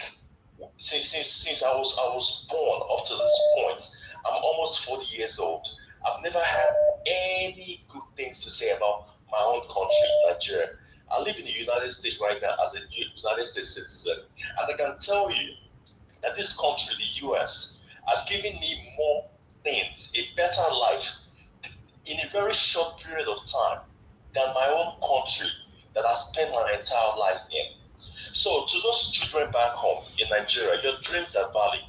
If you have to leave that country to any part of the world to achieve your dreams and to create a better future for your own generation, then do it. I'm speaking to those children back home in Nigeria, those children playing those instruments. They only have their dreams to fall on. But the government of the day and those leaders and those politicians, those old men, don't want their future to be better. See, I pray for those children back home. Your future will be better. If you have to leave the country to make that possible, then do it. Thank you very much, Mr. Elvis. Thank you. And I want to say Happy Memorial Day to the United States of America. Thank you, sir. Thank you, sir. Thank you very much. Thank you, sir. All right.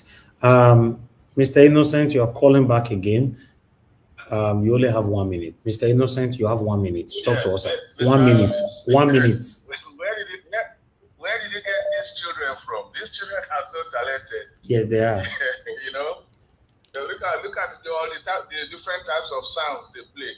They play the waifu, they play the Osadibe music, and they play these kids are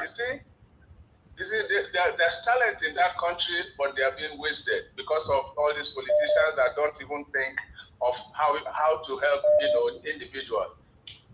I'm so grateful that you bring this on this Children's Day. Thank you very much. Your good research. You're doing a good job because you go in and pull out old things that people will not even remember. Thank you, sir. Thank you, sir. Thank you very much for your good job. God bless you, sir. Yes, sir. Yes, sir. Okay. I think someone else were calling in. Ogashimize, you have only 1 minute as well. I'm returning your call. Go straight to the point like others. Ogashimize, you are not picking.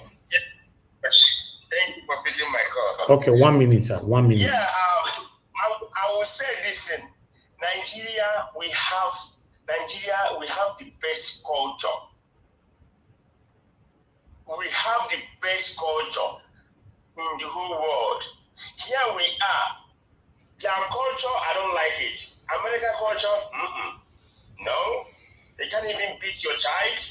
They can't even do anything. If your child go wrongly, if you maltreat the child, it's gonna be something else. Okay, thank you. We have to take our culture serious. Thank you, Niger Watch. Thank you, sir. Yes, sir. Okay, callers, we're done for today. Okay, let's have our final. Okay, before final, okay, Mr. Ike will be joining the final submission because he came late.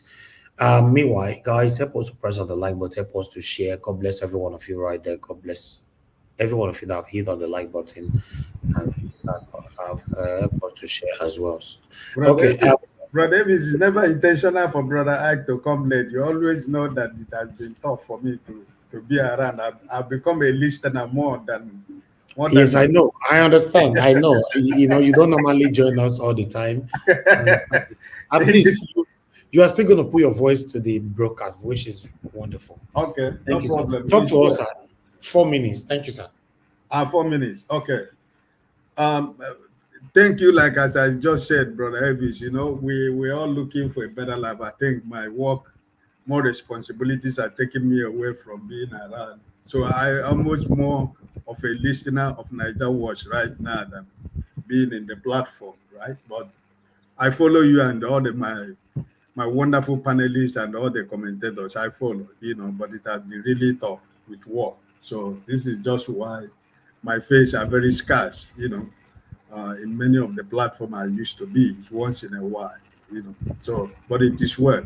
Thank God for what you do, and I bless you, and I continue to pray for strength, you know, for all the sacrifices and your resilience for a better Nigeria, and all the people who has become part of this family, you know, sacrificing their time, their energy, and everything to be part of it. Because without the people that are here every day with you, I don't think you have the energy to continue. So, my kudos to my brothers and sisters who are always here with you to talk about Nigeria for the way forward. God bless you. Um, I just only want to talk about the issue of the merger. I think that most of us are taking this in a way out of proportion. You know, if you listen carefully to the interview, Mr. Peter Obi said about two things. If it is transactional, I'm not going to be part of it.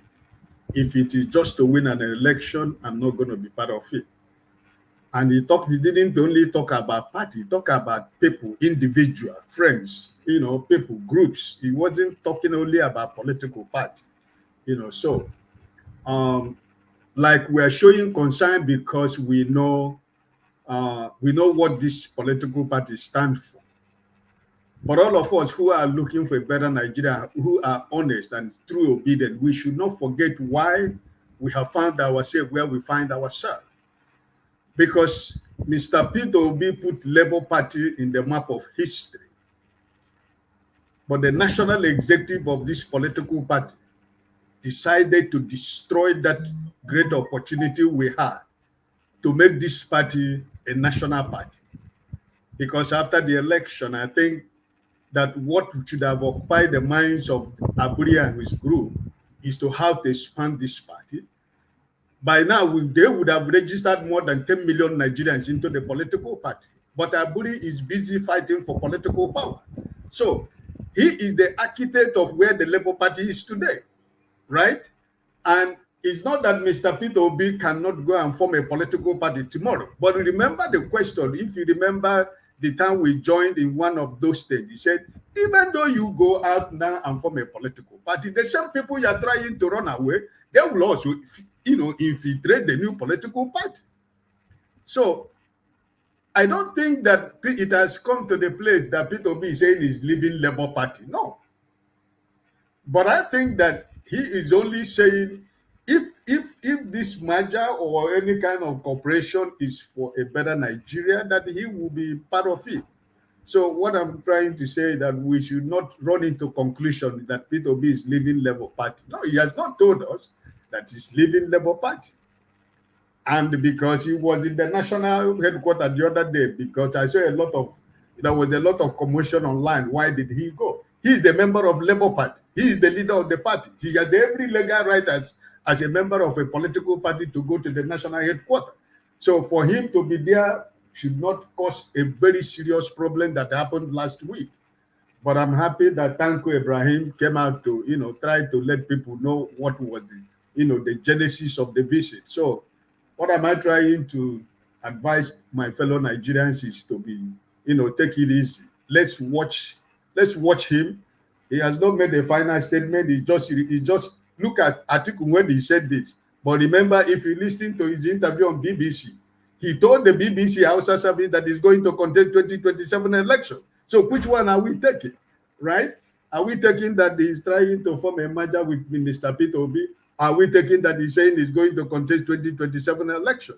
So I think that we are dealing with, the people you call the satanic people in Nigeria. So I think we should not run into conclusion yet that he's trying to leave Labour Party. No, it's not. That merger is not something of today and tomorrow.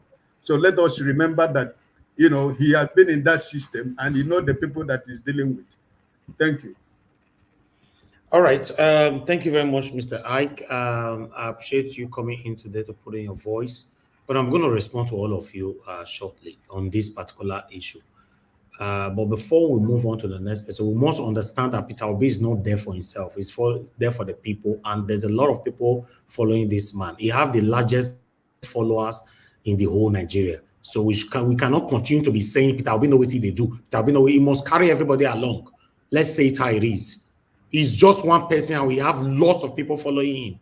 All these say, you know what they do. He gets sense. He do this. He do this. Now he came out now telling us that, yes, he opened for the merger to better Nigeria. Oga CM's response earlier on, I will also respond to all of you when it gets to my own turn. God bless you all. Let me come to the next person. Madam, look, you say you don't reach work. I guess you will not be able to speak now. So let me just rather move on to the next person. I saw a comment earlier on in the comment section. Okay, the way it did for table, that's why I want to call people now. Let me come to Abdul Malik. Because the table does change. So nobody should tell me now you fair con, you fair con. The table does change. Some of you left, you came back. So some of the people that came late have taken the position where you were before. So Abdul Malik, give us your final submissions for 4 minutes. Yeah, good evening, Nigeria once again. You see that video you just played about all those kids that was banding. You see, we have many of them like that in the country, but we have many talented children like that in that country, but our government, they are the problem. You see, I don't know how Nigeria will be a better country. Look at children like this. They are very talented. We have many parts of them in the country, many aspects of them. But look at now, there is no sponsor about those children. Nobody sponsored them to become what they want to become. And we have government. We say we have government. Where are the government? What are they doing? They are stealing our money to go and keep in Europe, bank in Europe, bank in Western world. Our citizens, they are suffering there. I don't know how this narrative will change. I'm telling you, every day I think about it. But we need to do something. It's not that we'll be saying something every day, nothing change. Because if we will not do anything, we continue like this, our generation will meet this mess. Yes, if there is nothing we change, if we continue talking, there is nothing like wonderful something that will happen in that country. They will feel like they are just talk, they are going to sleep, they are going to rest. There is nothing, no action. Yes, we need to do something about it. Look at those children now. Look at what they are doing. Very talented people. And we have many of the thousands in that country, but nobody to sponsor. No government. Where are they living there? You have many things to do in the country, but you don't even talk about it. You talk unnecessary things. What is not necessary to do? What is coastal Lagos Calabar Coastal Road? You go and budget how many millions there, which is we don't have light, we don't have water, we don't have road. People are no longer going to farm to eat, to feed themselves. Imagine. Now, look at now. Nigeria now is going down, declining, economy is declining every day. Nothing changed. There is nothing is happening in the country. Judiciary, same thing. Legislature, same thing. Thank you. All right. Thank you very much, sir. Abdul Malik. Thank you. Okay, let me come to Mr. Oduwa. Mr. Oduwa, if you're there, your final submission, 4 minutes. Thank you. Yes, my dope people. I not go talk with that. I not tell the politics. Where my chairman yesterday said hello. Mr. Odua, go ahead now. Okay. My yesterday, chairman say I be ethnic politicians. So for me, as a father, I want all my children to eat this food. So that is why, as a Edo man, Edo have been a governor. Afema have been a governor. Now I said Esa should also be a governor. So I did not put it as a ethnic group. I want all Edo people to eat from it. So, but if others said no, let it not do it that way. Okay. If you come to Edo South, you don't want every of the Edo children to eat the same food. So, but for Edo South, the person I see that can make Edo State now during like the time of Ogbemudia or a time of Abrusali is only Okungbawa Owuhan Paul, who is coming out in the YPP. So if you vote for that boy, Edo people, you will enjoy what is government. But if you go and vote because they call person lawyer, they call person judge, they call person business, they call person this and that they just give them paper, they cannot do anything practical for you. I'm sorry, you people will come and cry. That not just the way you are crying for during the time of Obaseki. So, but if you want to enjoy good governance, vote Owukan Paul Okungbawa for YPP. Thank you. God bless everyone. Okay. Oga Odua, God bless you, sir. I appreciate you. Thank you. Okay, let me quickly come to Oga Consign. Go ahead, sir. Your 4 minutes. Oh, thank you again, once more again, Mr. Dr. Elvis. Let me first start in Edo.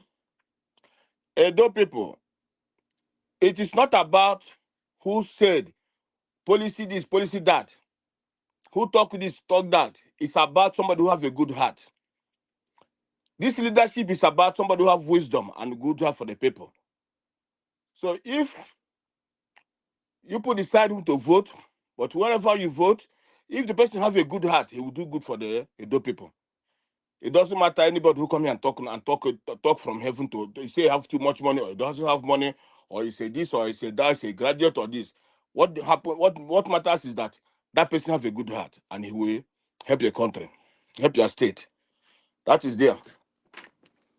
On this what this man for nature, what the man said about illiteracy, that Nigerians are not literate like that. You see, all along, I don't respect people who say they went to school. That school, when people went to school to study English, English is just somebody's language. It is not about the language. It's Russians, they speak their own language. Japanese, they speak their own language. Other people, they speak their own language, but their country develop. All these things, when I see people getting this award, useless award, somebody could go and give you a stick, he says, give you an award. But that award is no single brain, no single, no wisdom. That doesn't help anything. If Nigeria people are educated, we can be in this mess today, where those who say they're educated, but the professors and this are those ringing election. Today in Nigeria, you see governors going to a a small road, 1 kilometer road. They're going to commission it. What will Tinubu coming to Lagos to do? Commission a renovated road, and he say people educated. Is it not educated people? Professors following him. Why can't they advise him? So I join those who said Nigerians are not educated, because if we're educated, there are things we're supposed to be doing. Nobody should worship somebody who's a senator. Nobody should worship somebody who's a representative. Nobody should worship somebody who's a minister. Nobody should worship somebody who's a governor. That's what we do in Nigeria. That shows we are not educated. Because if we are, we can't be doing those things. Today in Nigeria, 200 people are kidnapped in Niger State. That is where Nigeria is going. Every day, people are being kidnapped, people are being fired. What is... this 4 minutes, okay. Thank you once more again. God bless everybody. May all of you have a blessed night. Thank you. Yeah. Even though they give you 1 hour, I know they reach you, they talk. No, even if you give me 1 hour, my brother, I go pass them, because many things to be taught. Many things to be said in Nigeria. There are many things. Even this kidnapping, even this woman coming to talk about this thing. Yeah, it's not somebody who's right or somebody who has a good moral can talk about immorality. It's only that person. Somebody who's immoral cannot talk about immorality. All right. Okay, no Thank you, sir. problem. God bless you, sir. I appreciate your Bless time. you too. Thank you. Okay. Let me come to give us a mandate. If you're there, give us your final submission, 4 minutes. Can you hear me? Yes, go ahead, sir. 4 minutes. Okay. Thank you very much.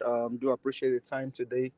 On the issue of merging PDP and LP, I deliberately don't want to talk about it because I don't know where that will land us. If we, in one hand, during the election, with all that we said about PDP, I now wonder why we're talking about margin. And if someone like you, I mean, I just probably will not want to dabble into that because I think we need to know what we are doing and know I want to do it. If Mr. Peter Obi has said he's not desperate to be Nigerian president, so I wonder where this is coming from, and that's why Madam Rita, I think I've told the line of Madam Rita, is there anything you are not telling us, Mr. Peter Gregory Obi? But I mean, you can answer that question or probably speak to us if you want to speak to us. But imagine with who, with which party, with which kind of people? The one that after election went to Dubai and such a man cares about his country? Dino had the election in Kogi State. All of a sudden, they were looking for him. He ran from he left the country. He went to Dubai and could be praising Dubai. If those in Dubai did not be their country, I wonder where Dino will be. If those in Dubai did not be Dubai, I wonder where Atiku will be. And such men will leave. Man, I don't know. Man, it's just something I just wonder. Do we truly want to save this country? Do we truly want to save this country? When you have the element like we in PDP, you have the like of Shea Makinde, the like of Otom and Mr. Peter. Please talk to us. Let's know what is going on. Let's know, because the problem in Labour Party is enough. Have we solved the problem in Labour Party? Have we addressed issue? And you want to join corruption? I mean, honestly, I just wonder. And that's why the issue of Tinubu, it should be a surprise. When Nigerians have that, I just wonder who is speaking, and then you are giving audience to that kind of voice. Well, that is down his own. Let's come to Edo State. Edo State will keep telling you there are antecedents for Barrister Olumide Akwata, and he came to this platform, spoke to us on the issues, on what he was going to do to get Edo back on his feet. And sometimes you hear some panelists talk about he said he was going to bring Bill Gates. I was here on that panel that day. I didn't hear when that man said that. Maybe he said that I didn't hear.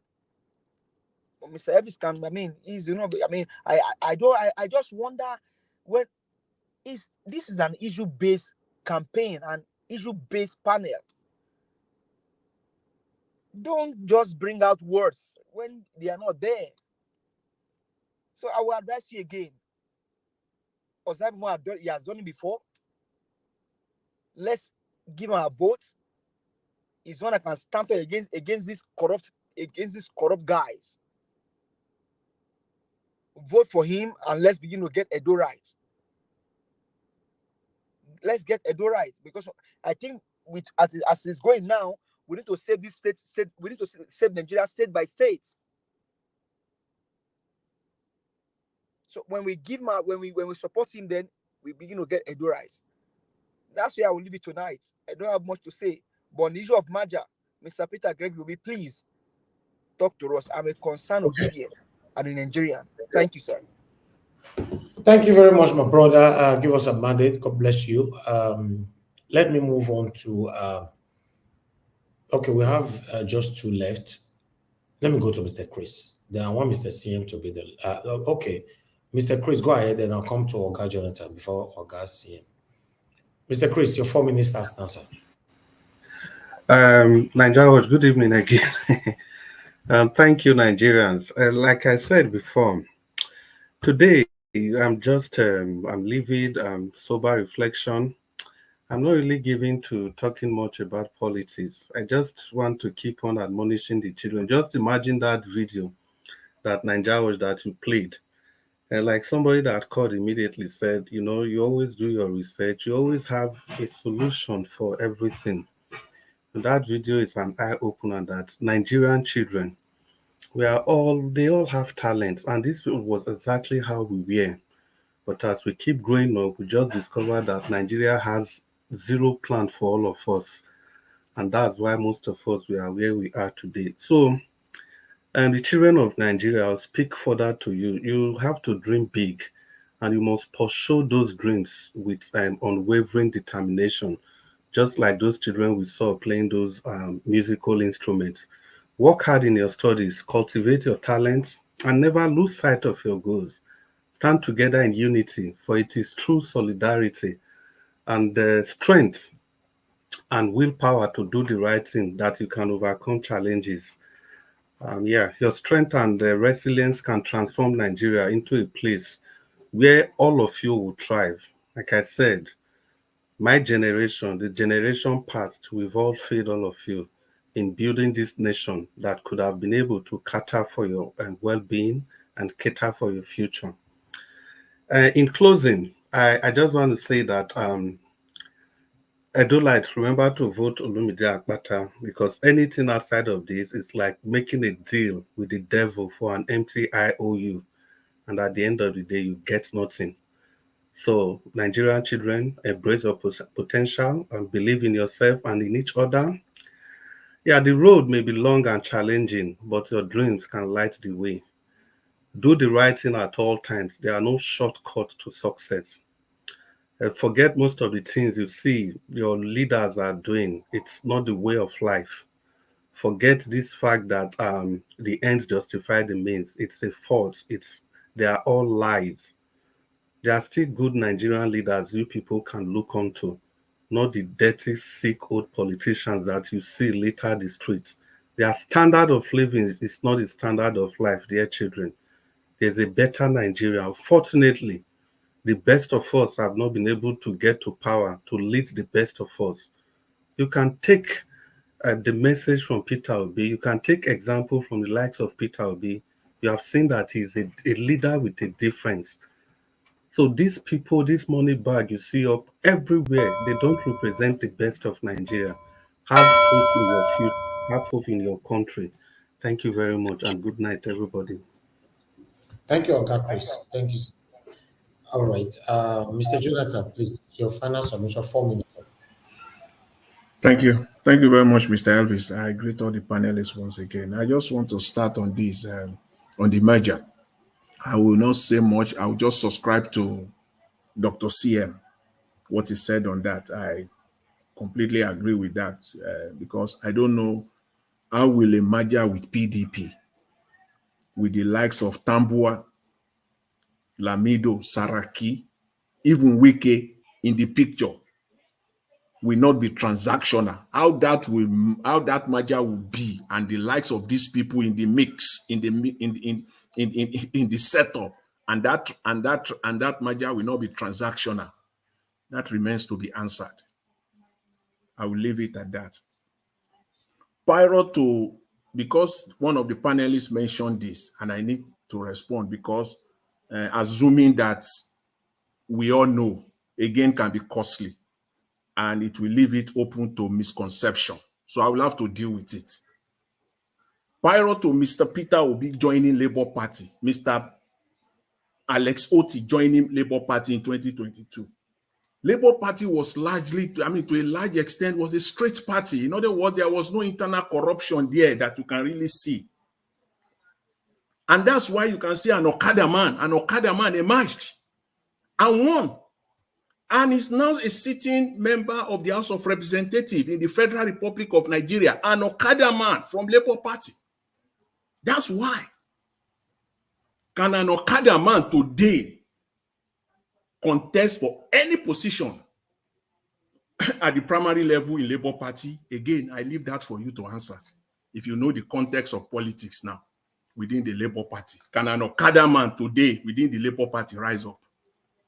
So, Labour Party today, as we all know, has 7 senators, about 35 House of Representative members. Most of them, initially, they emerged on a clean slate, on a very clean slate. But when the momentum within the Labour Party started, that was when Abure's corrupt inclination kicked in. Swapping names, replacing names,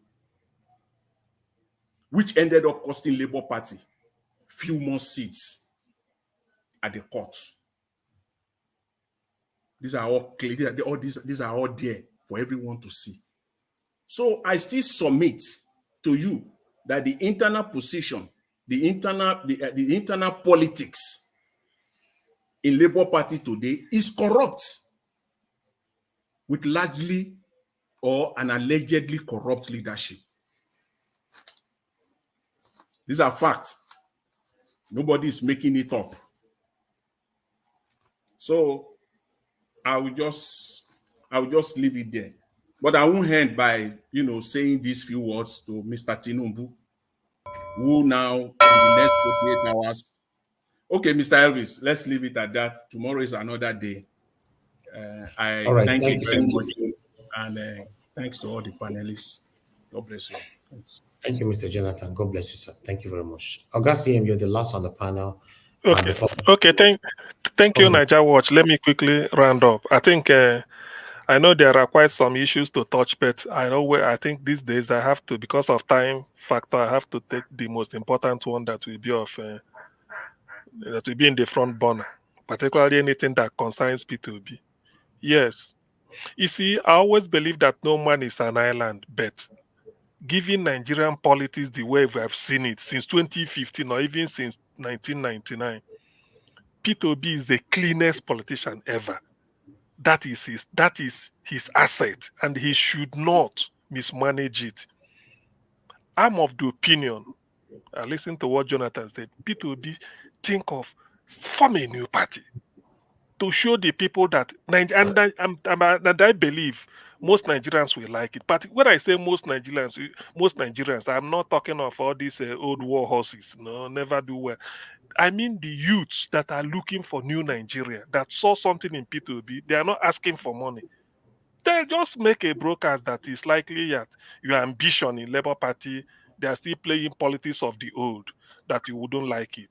Because as long as you want Nigeria to be clean, you want to start on a clean slate, that plans are underway to register a new party that will be mainly for the youths, the new obedience, new party for new Nigeria. I'm telling you, the sky will be the limit.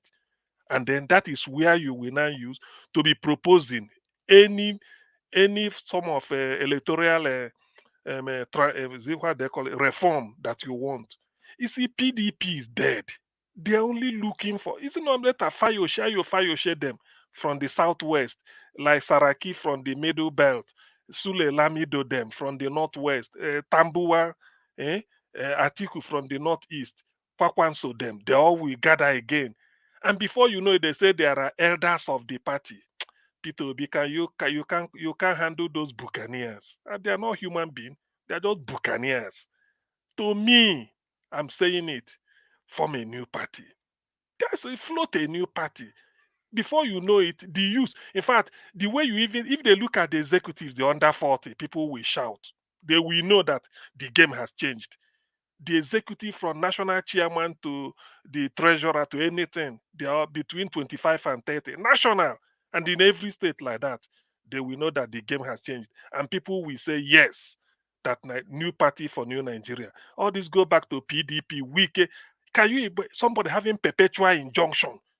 And in the party, you put it that nobody has a perpetual injunction. So perpetual injunction means that nobody can expel Wike from PDP.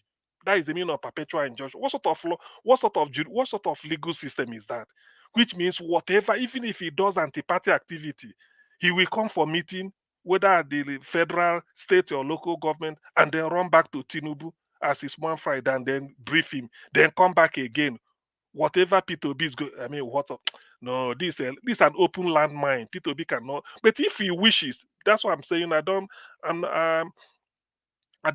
know it all. Maybe in the days and weeks ahead, something may make me change. But as of today, I do not see a life in it. P2B should think of a brand new party. I've given a suggested a name, the Citizens. Simple. The Citizens, what is it called? And new party for new Nigeria. That's all, and people will buy into it.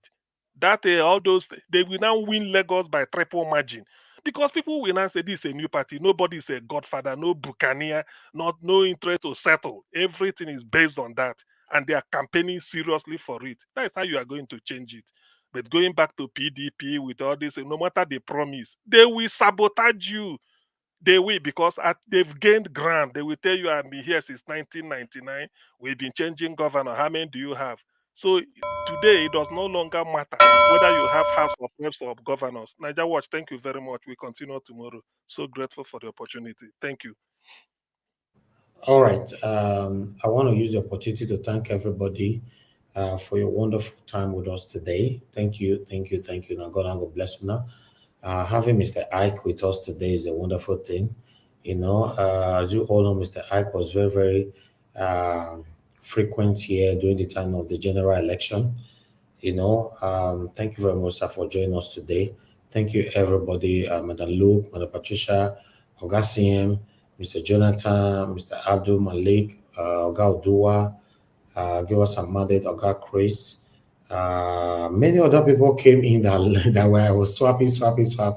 But I want to say I appreciate every one of you. And God bless you. Now, for those of you that supported the channel today, Delaja Ogumbi, Love God is my strength, spiritual happiness, Lighthouse, Ijedema, and Ben Osahon. And God bless you now. And our people right there on the comment section. Mother of all, Mommy Diaspora, thank you very much, Mommy. Good evening to you. I appreciate you. God bless you for me. And I love you so much. Thank you very much, Ogbata Shinjedu. Thank you very much for joining us. You know, God bless every one of you right there, Mother Teresa, Dr. Red, Peel, Black Panther on the comment section as well. God Chris came to the comment section as well. Esther, Undo, thank you. Gabo Azi, appreciate you, sir. Thank you very much for all you do. Patience, Demudia. Ogatun, you are there on the comment section as well. Thank you very much, sir. I appreciate you. Rosia, Yosh, Oga, and many others. Okay, my people, Peggy Modi, thank you very much, ma. I appreciate you. All right, you all have given your submission. Let me give my own submission.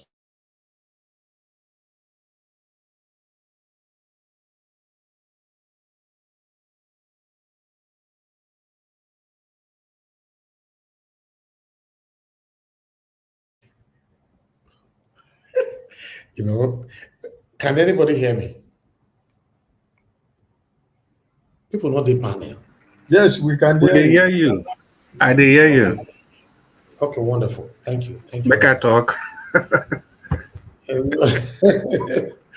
All right, my people, I appreciate every one of you. Thank you very much for your time with us. And God bless you now. I would like to quickly say this. When I saw the video, or rather the article today that Peter Obi have agreed to have a merger with PDP, I was shocked. I was shocked because, as you all know, I can, even though you are satanic, you are listening to me right now, you still know that I did a lot. I put in my effort, my time, my life, everything about me, standing with Peter Obi, even though I know that my dad is a chieftain.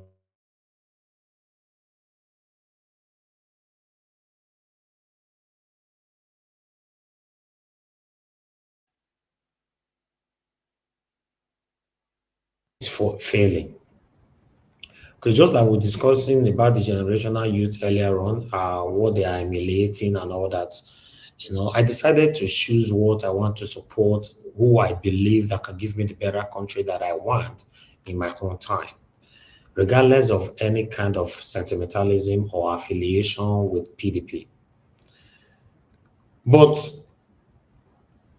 to come to the reality, Peter Obi have built a name for himself. I personally did a research by myself for Mr. Peter Obi.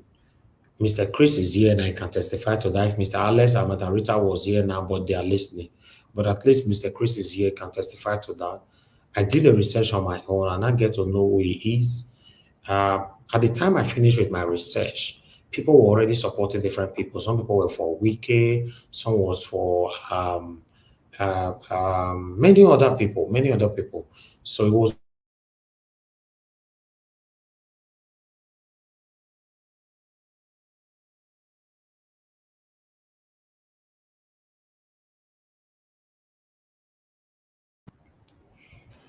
I don't know what is happening to the network. It's failing. Yes. Do you guys? It's failing, right?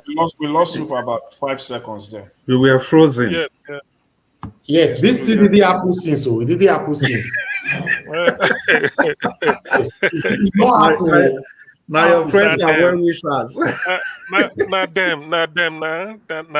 They know They are listening to you. you. It's a good thing that they listen to you. Okay, continue now. I think it's frozen again. Dr. Suya has been entertaining us before. Anyway, Niger Watch, we've already, we can, okay, he's back. Okay, can you guys hear me? Yes, we can hear you now. Can hear you. But you froze again. I want somebody to unmute himself and tell me, even though in 1 second you not hear me, just speak, please. Don't wait for me to ask, can you hear me? All right. Yeah, they are satanic. You know, these guys have been fighting me for a reason I don't know. I just want a better Nigeria. That's my crime. Nothing else. I don't take money from anybody on this platform. I don't take money from politicians. I've never communicated with any politician to negotiate any kind of money with any politician. I don't do things like that. It doesn't mean I'm richer than you. It's only my wonderful and well wishers that super chat me here, and I'm good with that. I mean, I have a spirit of appreciation. That was how I was brought up. So you are frozen. We can't hear you again. They're frozen. It's okay. They're frozen again. They're really sort of torturing him a bit. But all these things of what use now? Why? I don't know what they want to gain. To be honest, what really do you do? Do people enjoy seeing Nigerians suffer? You they don't can't, have they money. Can't, they can't stop this man. They can't stop him. No food, no light, no water, no good road. Upon that, there are kidnapping, stealing, everything. Why do people? Okay, can you guys hear me now? Yes, we they hear you now. So other people gave their submission without no hindrances. They reach my tone and so I don't agree. Messi know they tackle. Everybody want to tackle Messi, so that is the thing. You don't hear Messi, they get red card. You don't see Messi get red card. You mean Cristiano Ronaldo? No, Messi, which will be Ronaldo. Messi, Lionel Messi. Okay. Messi know they get red card, but now you wear tackle and go get red card. You know?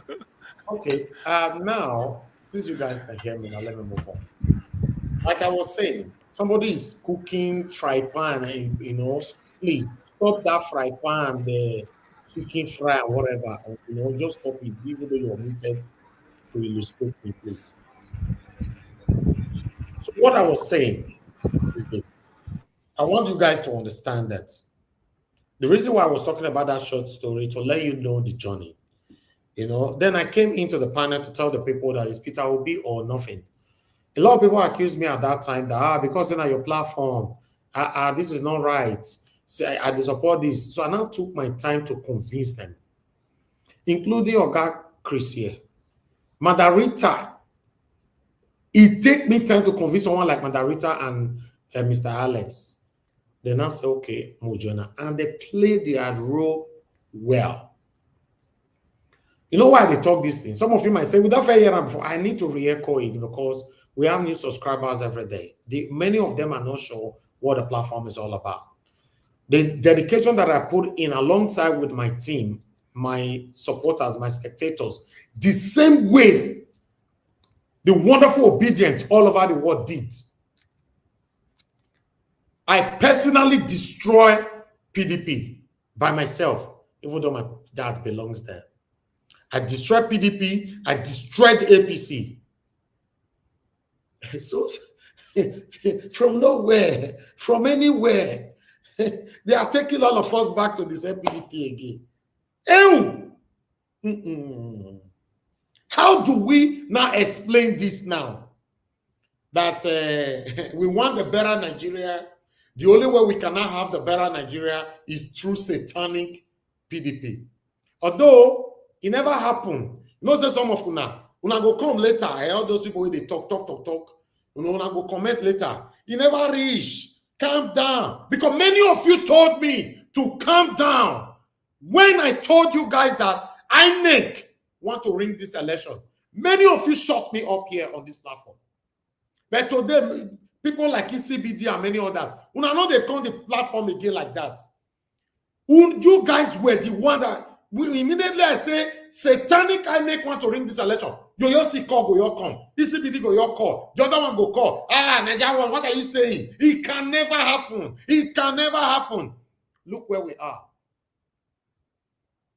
Right?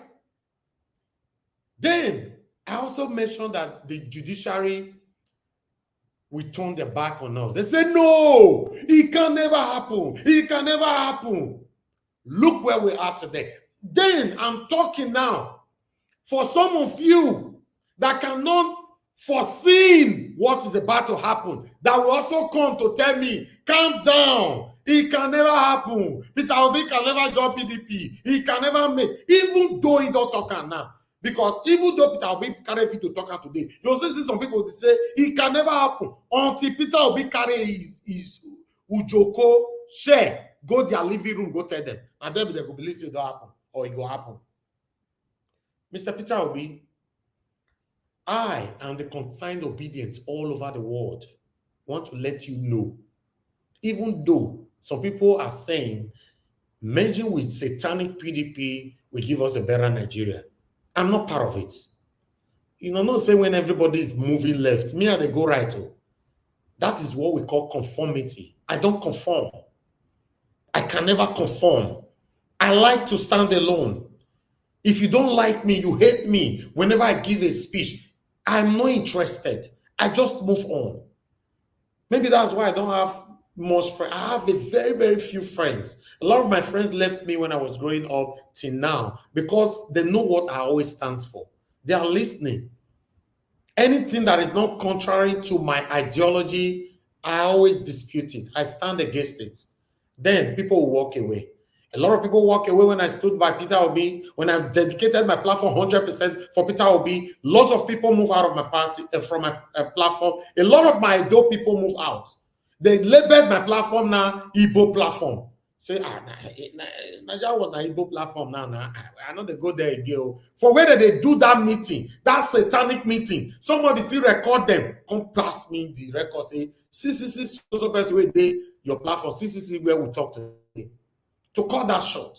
That is me. So if you are one of the people listening to me now, you're already hating me now, just continue because you go hear loss of backbones.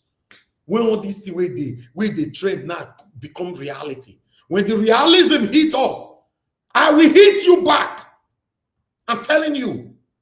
I cannot talk about Tinubu. You say I shouldn't talk about my principal. Now only your principal. If it will be become the president of the Federal Republic of Nigeria today, he's not going to be just your president. He's also going to be my president, our president, your president. That is it. The same rights, constitutional right that you have to question him, to pray for him, or to do anything. That's the same right that I have.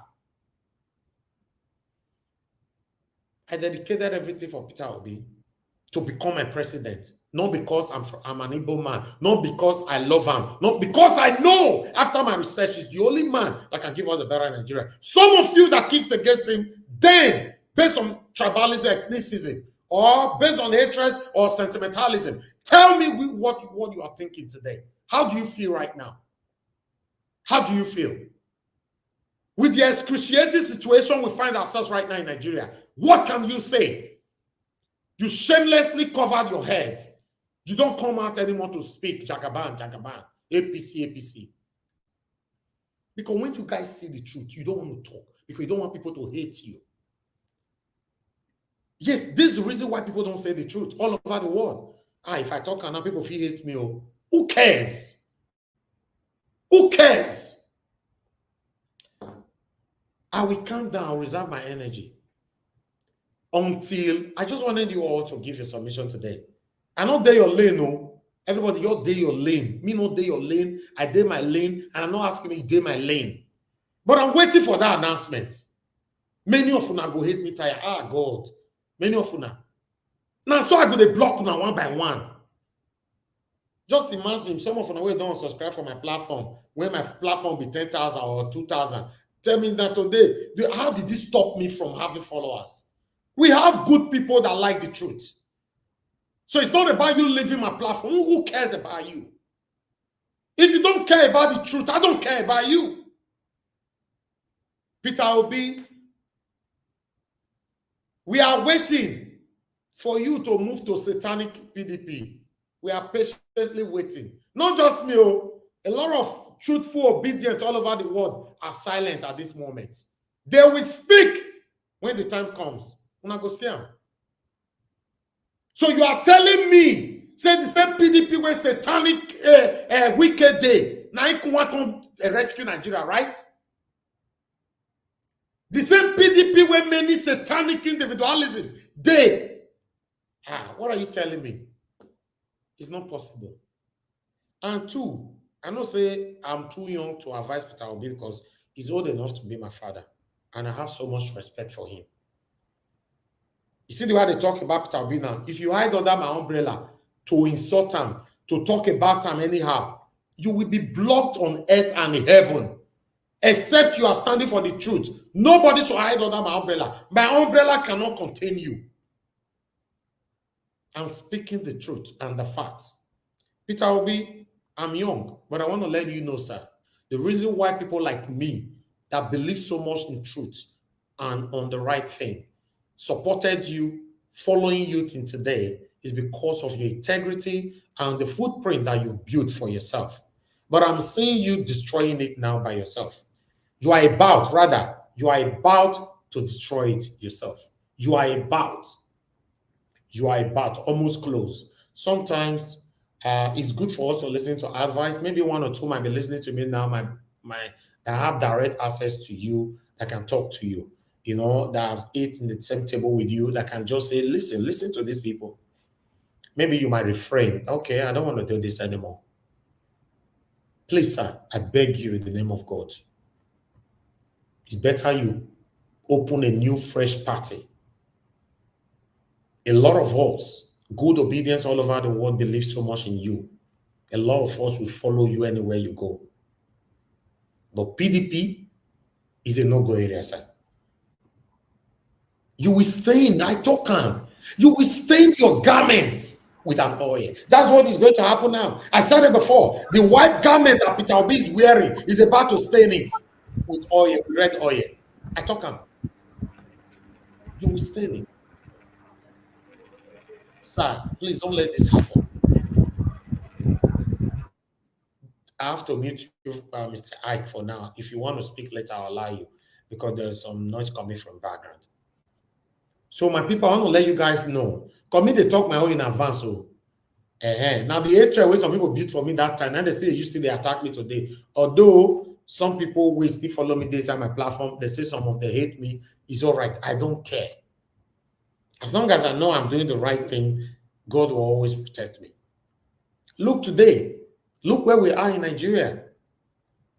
You and I criticize Tinubu that he can never become our president. If you want to talk about Peter Obi, you'll be crying. You want to jump from skyscraper and die. You want to die. That's how selfish you are. That is all I want to say. Let's leave that as say Peter Obi eat too much pounded yam when he talk that statement. Maybe he will take it back. Let's assume, yes, the pounded yam and the better a way do where they take come or better is a don't know where it take come. But our talking works. For some of you thinking that our talking doesn't work, it works. Speak now before it happens. Speak. There's nothing, I repeat, there's nothing good that can ever come out of PDP and APC. In case you are not aware, I'm telling you. I will still remind you now, and I'm not saying some of you are very good in doubting. No, wait first now, be patient. Be patient. Now, the patience when we patient, now make us do where we did so.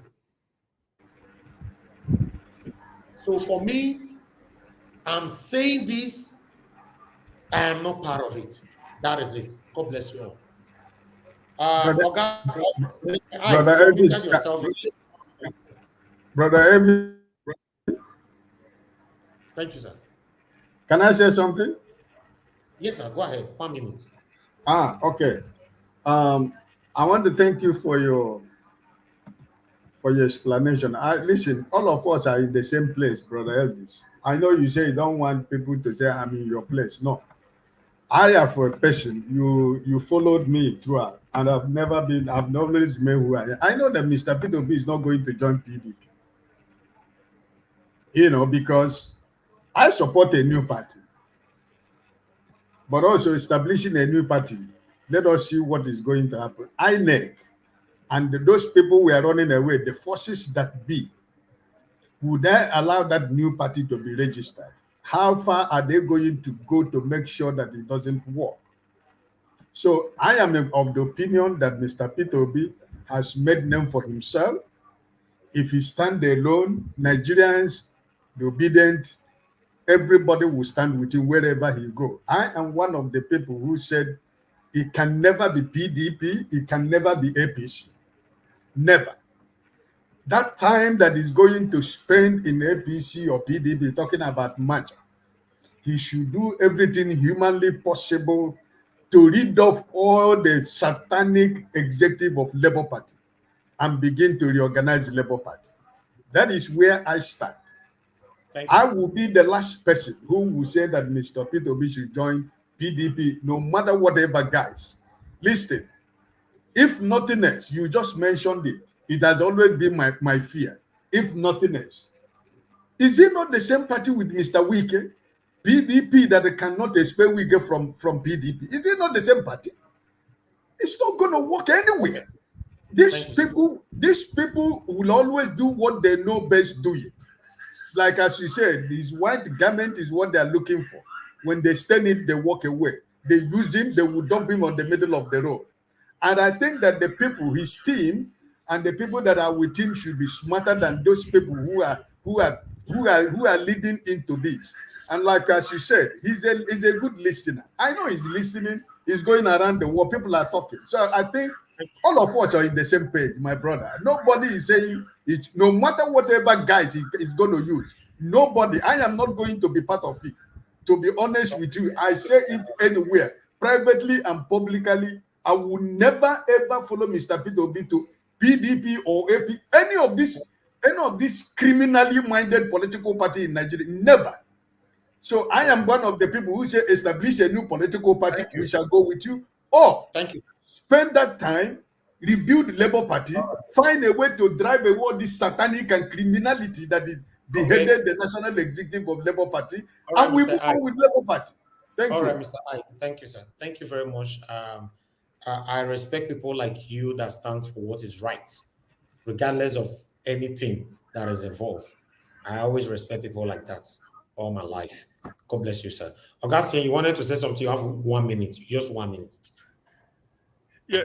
Yes, Niger Watch. When they say, maybe I should have asked this question before. When they say margin, does it mean Labour Party and PDP will come together and then have a new name, just like APC, what is it, CNC, AD? No. It's simple. When they merge, they will scrap Labour Party, and automatically all of them will be under the umbrella of PDP. Simple. No. You see, that is the gamble. That is pure kalu. Anyway, like we've spoken at length. Peter Obi should know that what he has is what they are looking for. Peter Obi is not going to gain anything by going to PDP. He's not going to gain any political mileage by going to PDP. Rather, PDP will use Peter Obi and his Labour Party to garnish their sort of to come out of the hole or the mess they are in. The best thing is people to be go and look for start a new party. Then, if you like, All Ike right. said, if we can reform the Labour Party the way you Thank you. want it to get rid of them, I mean, just a new party like we've spoken before. Thank you. PDP, no Okay, way. thank you. Thank you. All right, Mr. Dua, 1 minute. 1 minute. Thank you. And thank everybody. Everybody have not seen the vision I saw that I always said, Peter Obi, make haste when the sun is still shining. If you want to form a party, just form it now. Thank you that everybody has not seen the same song. So, guys, Dr. CN, God Naija Wash, and others, thank you. God bless you. Now, when I don't join me, see that vision. Thank you. Okay, thank you, sir. Give us a mandate, 1 minute, quickly. Okay, can you hear me, sir? Yes, go ahead. Yeah, can we then justify that? Is there something that Kenneth Okonkwo know that he has not told us about this whole thing? Yes. Because Yes. I answered that 100%. And I because have my it reason. just make me want to wonder. The guy left. He left Labour under he said because of the Aburi thing, and now our principal is talking about the margin Labour. And man, I don't know. Maybe there are things that Kenneth know that we don't know. And if him too can speak, it will help us and also help Mr. Peter get you. But Mr. Peter, if you are thinking about that move, please point it tonight before it goes further. Thank you, sir. Okay, thank you. Thank you very much. Oga Chris, go ahead, 1 minute. Okay, thank you, sir. I'm very grateful. See, for me, I think the advisors of Peter Obi or Peter Obi himself, they are just doing the wrong thing. He won that election. The problem was that we couldn't defend the votes. So you don't need Atiku or Kwankwaso or any person to win election in that matter.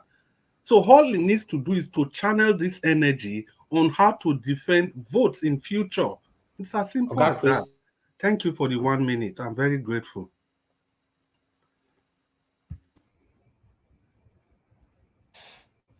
Yeah, maybe they've attacked Niger Dr. Watch again. CM.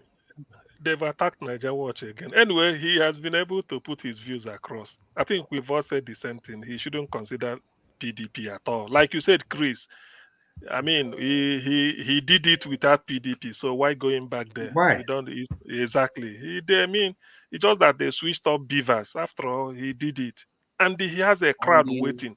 And the notion some people are spreading that PDP is more widely spread in Nigeria as of today than Labour Party. Those are lies. It has been proven wrong in 2023. Those are fallacy. The ball that Peter Obi is building in the north, he just want to say thank you for the support. So all of those PDP is fallacy. Peter Obi won. He won in Plateau. He won in Benue. He won in some other states. And you are saying that Thank you. Thank you. Give us a mandate. Thank you. All right. Everybody have talked. I don't like to pick call this time now, but Mr. Ike. Yeah. Yes, sir. I'm sorry, my brother. I called you before. Okay. Let me take 1 minute. Like you're giving everyone. Go ahead now. Go ahead. 1 minute, sir. Good evening. Okay. I just wanted to support what Chukun also said. You see, did you see the tribunal report on Imo State? It is the same playbook. INEC will refuse to listen or honor the court's injunction. And then when you go back to court will say you didn't bring what they asked you to bring, which is divas. So let's concentrate more. People doesn't need any PDP to win election in Nigeria. Let's concentrate more on making sure that INEC is more abided. 19 out of the 36 state electoral commissioners are card-carrying members of APC. Those are where our problems are. Okay. Thank you, my brother. Thank you, sir. Thank you, sir. God bless you. All right. Let me pass this once more. I want to join some of you that have just mentioned what I wanted to say to re-echo it. Peter Obi need to explain to us first why he wants to go do any kind of satanic manger. Because he won the 2023 general election. You and I know that he won it. And if he go again, he will win it again. So why do you want to merge with anybody? I don't know why. You won it. You and Dati Ahmed, you won it. Dati Ahmed came on earth 5 days ago. He repeated it that I and my principal, His Excellency, Mr. Peter Gregory Obi, we won the 2023 presidential election. He re-echoed it. So what's the merger all about? For some of you saying that it's better in merge, what's it all about? Because all I can remember, the only thing that failed us is INEC. It's not even Tinubu. It's not even Tinubu that failed us. It's INEC. INEC and the judiciary, now failed you and I.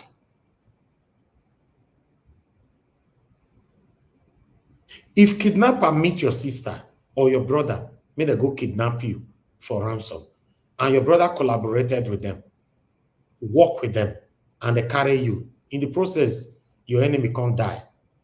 Are you going to blame the kidnappers or your sister or your brother that sold you out? It's your brother that sold you out. It's your sister that sold you out. So some of you are blaming, okay, it's Tinubu. Tinubu offered money allegedly, as many of you claimed, or many of us claimed. But INEC collected the money allegedly and they did their work.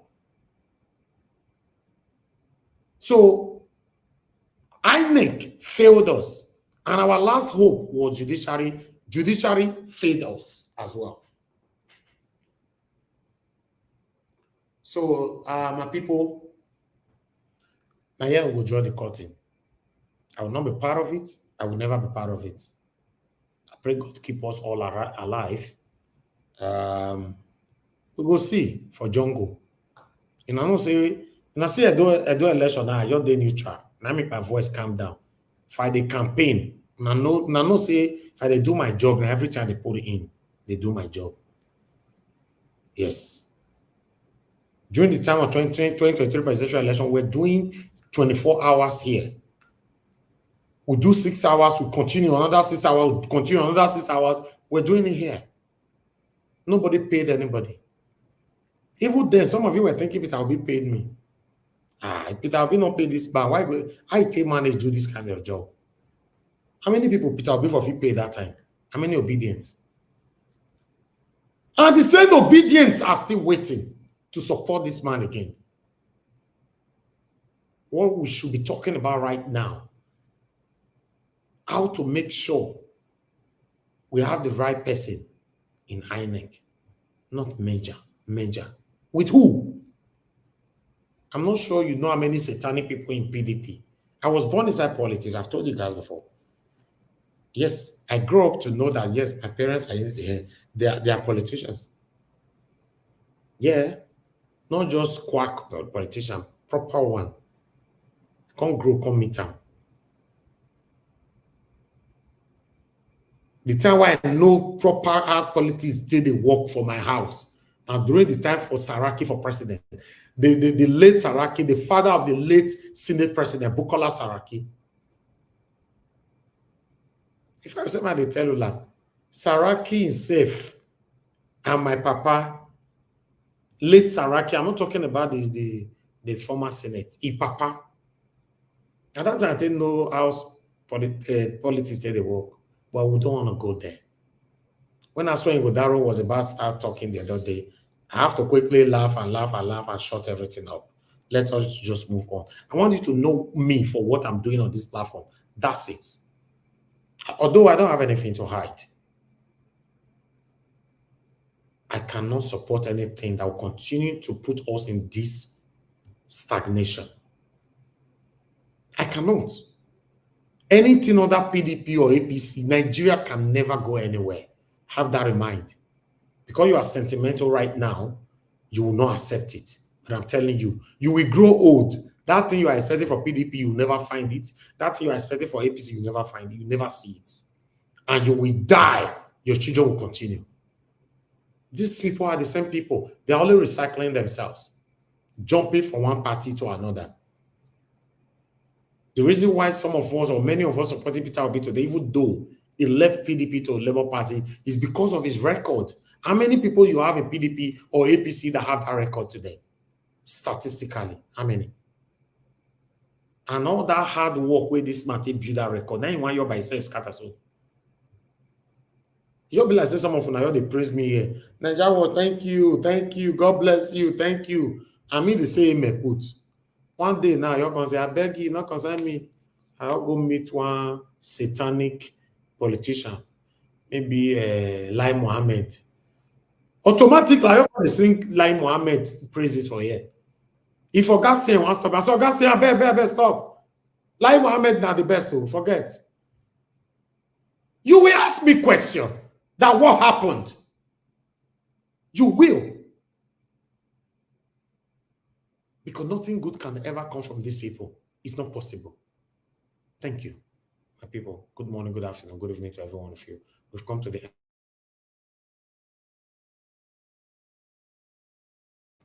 I appreciate every one of you that joined the broadcast today. Once again, I've called every names. Mr. J. Olisa, you just coming in, but though we're already closed, you can join us again tomorrow, sir. Thank you very much. Everyone right down in the comment section, thank you. God bless you all.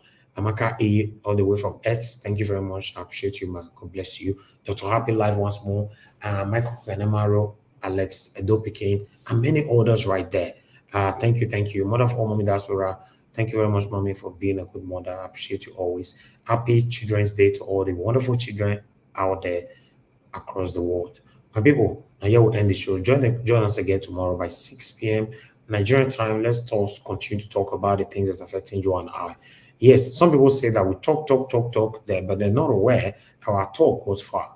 Yes, this is why you see politicians engage the people that talk, to use their platform to achieve their satanic goals. But you, the city, they say we talk. Yes, but politicians are targeting the people that talk to use them, to achieve their goals, or rather. But for me, because I should say, I don't want to use my platform to support satanism. And I make on the say maybe I don't know what they do. No, it's my lifestyle. I cannot do such thing. That is just me. I can choose to do this if I wanted to. You will insult me, I'll block you. You insult me, I'll block you, or whatever, or I'll pretend I don't see you. This is what these satanic people are doing. No matter how you go insult them, they don't care. Look at Daniel Boala, for example. Satanic Daniel Boala. As soon as they insult and reach for Twitter, and I don't see now every day take the big bash goes for Peter Obi. This is what they do because that is what pay their bills and all that. So nevertheless, one thing that we must know, you can still do the right thing and get money and pay your bills. Thank you, my people. Have a good night. I'll see you guys again tomorrow. Bye for now. No more bad government in Nigeria. Nigeria what? The only media that have been consistent speaking against the bad government and for the purpose for reformers. Nigeria what?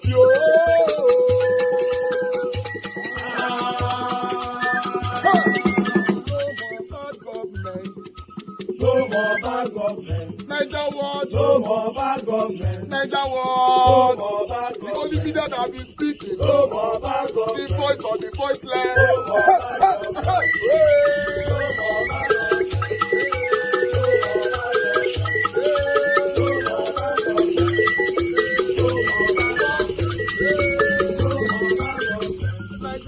No more bad government. For the poor. No more bad government. Nigeria what? No more bad government. Nigeria what media. No more bad government. No more bad government. No more bad government. In Nigeria. No more bad government. No more bad government. No more bad government. The only media. No more bad government. The number one media in Nigeria. No more bad government. That have been speaking against government. No more bad government. Nigeria what? No more bad government.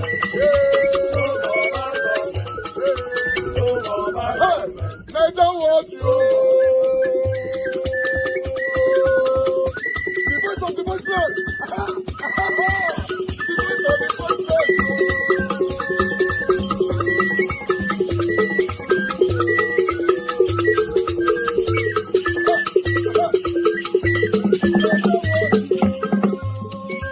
Voice for the voiceless.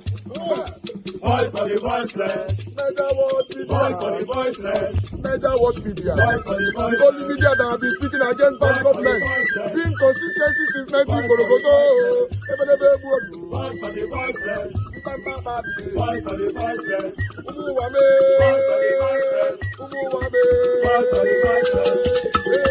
Voice for the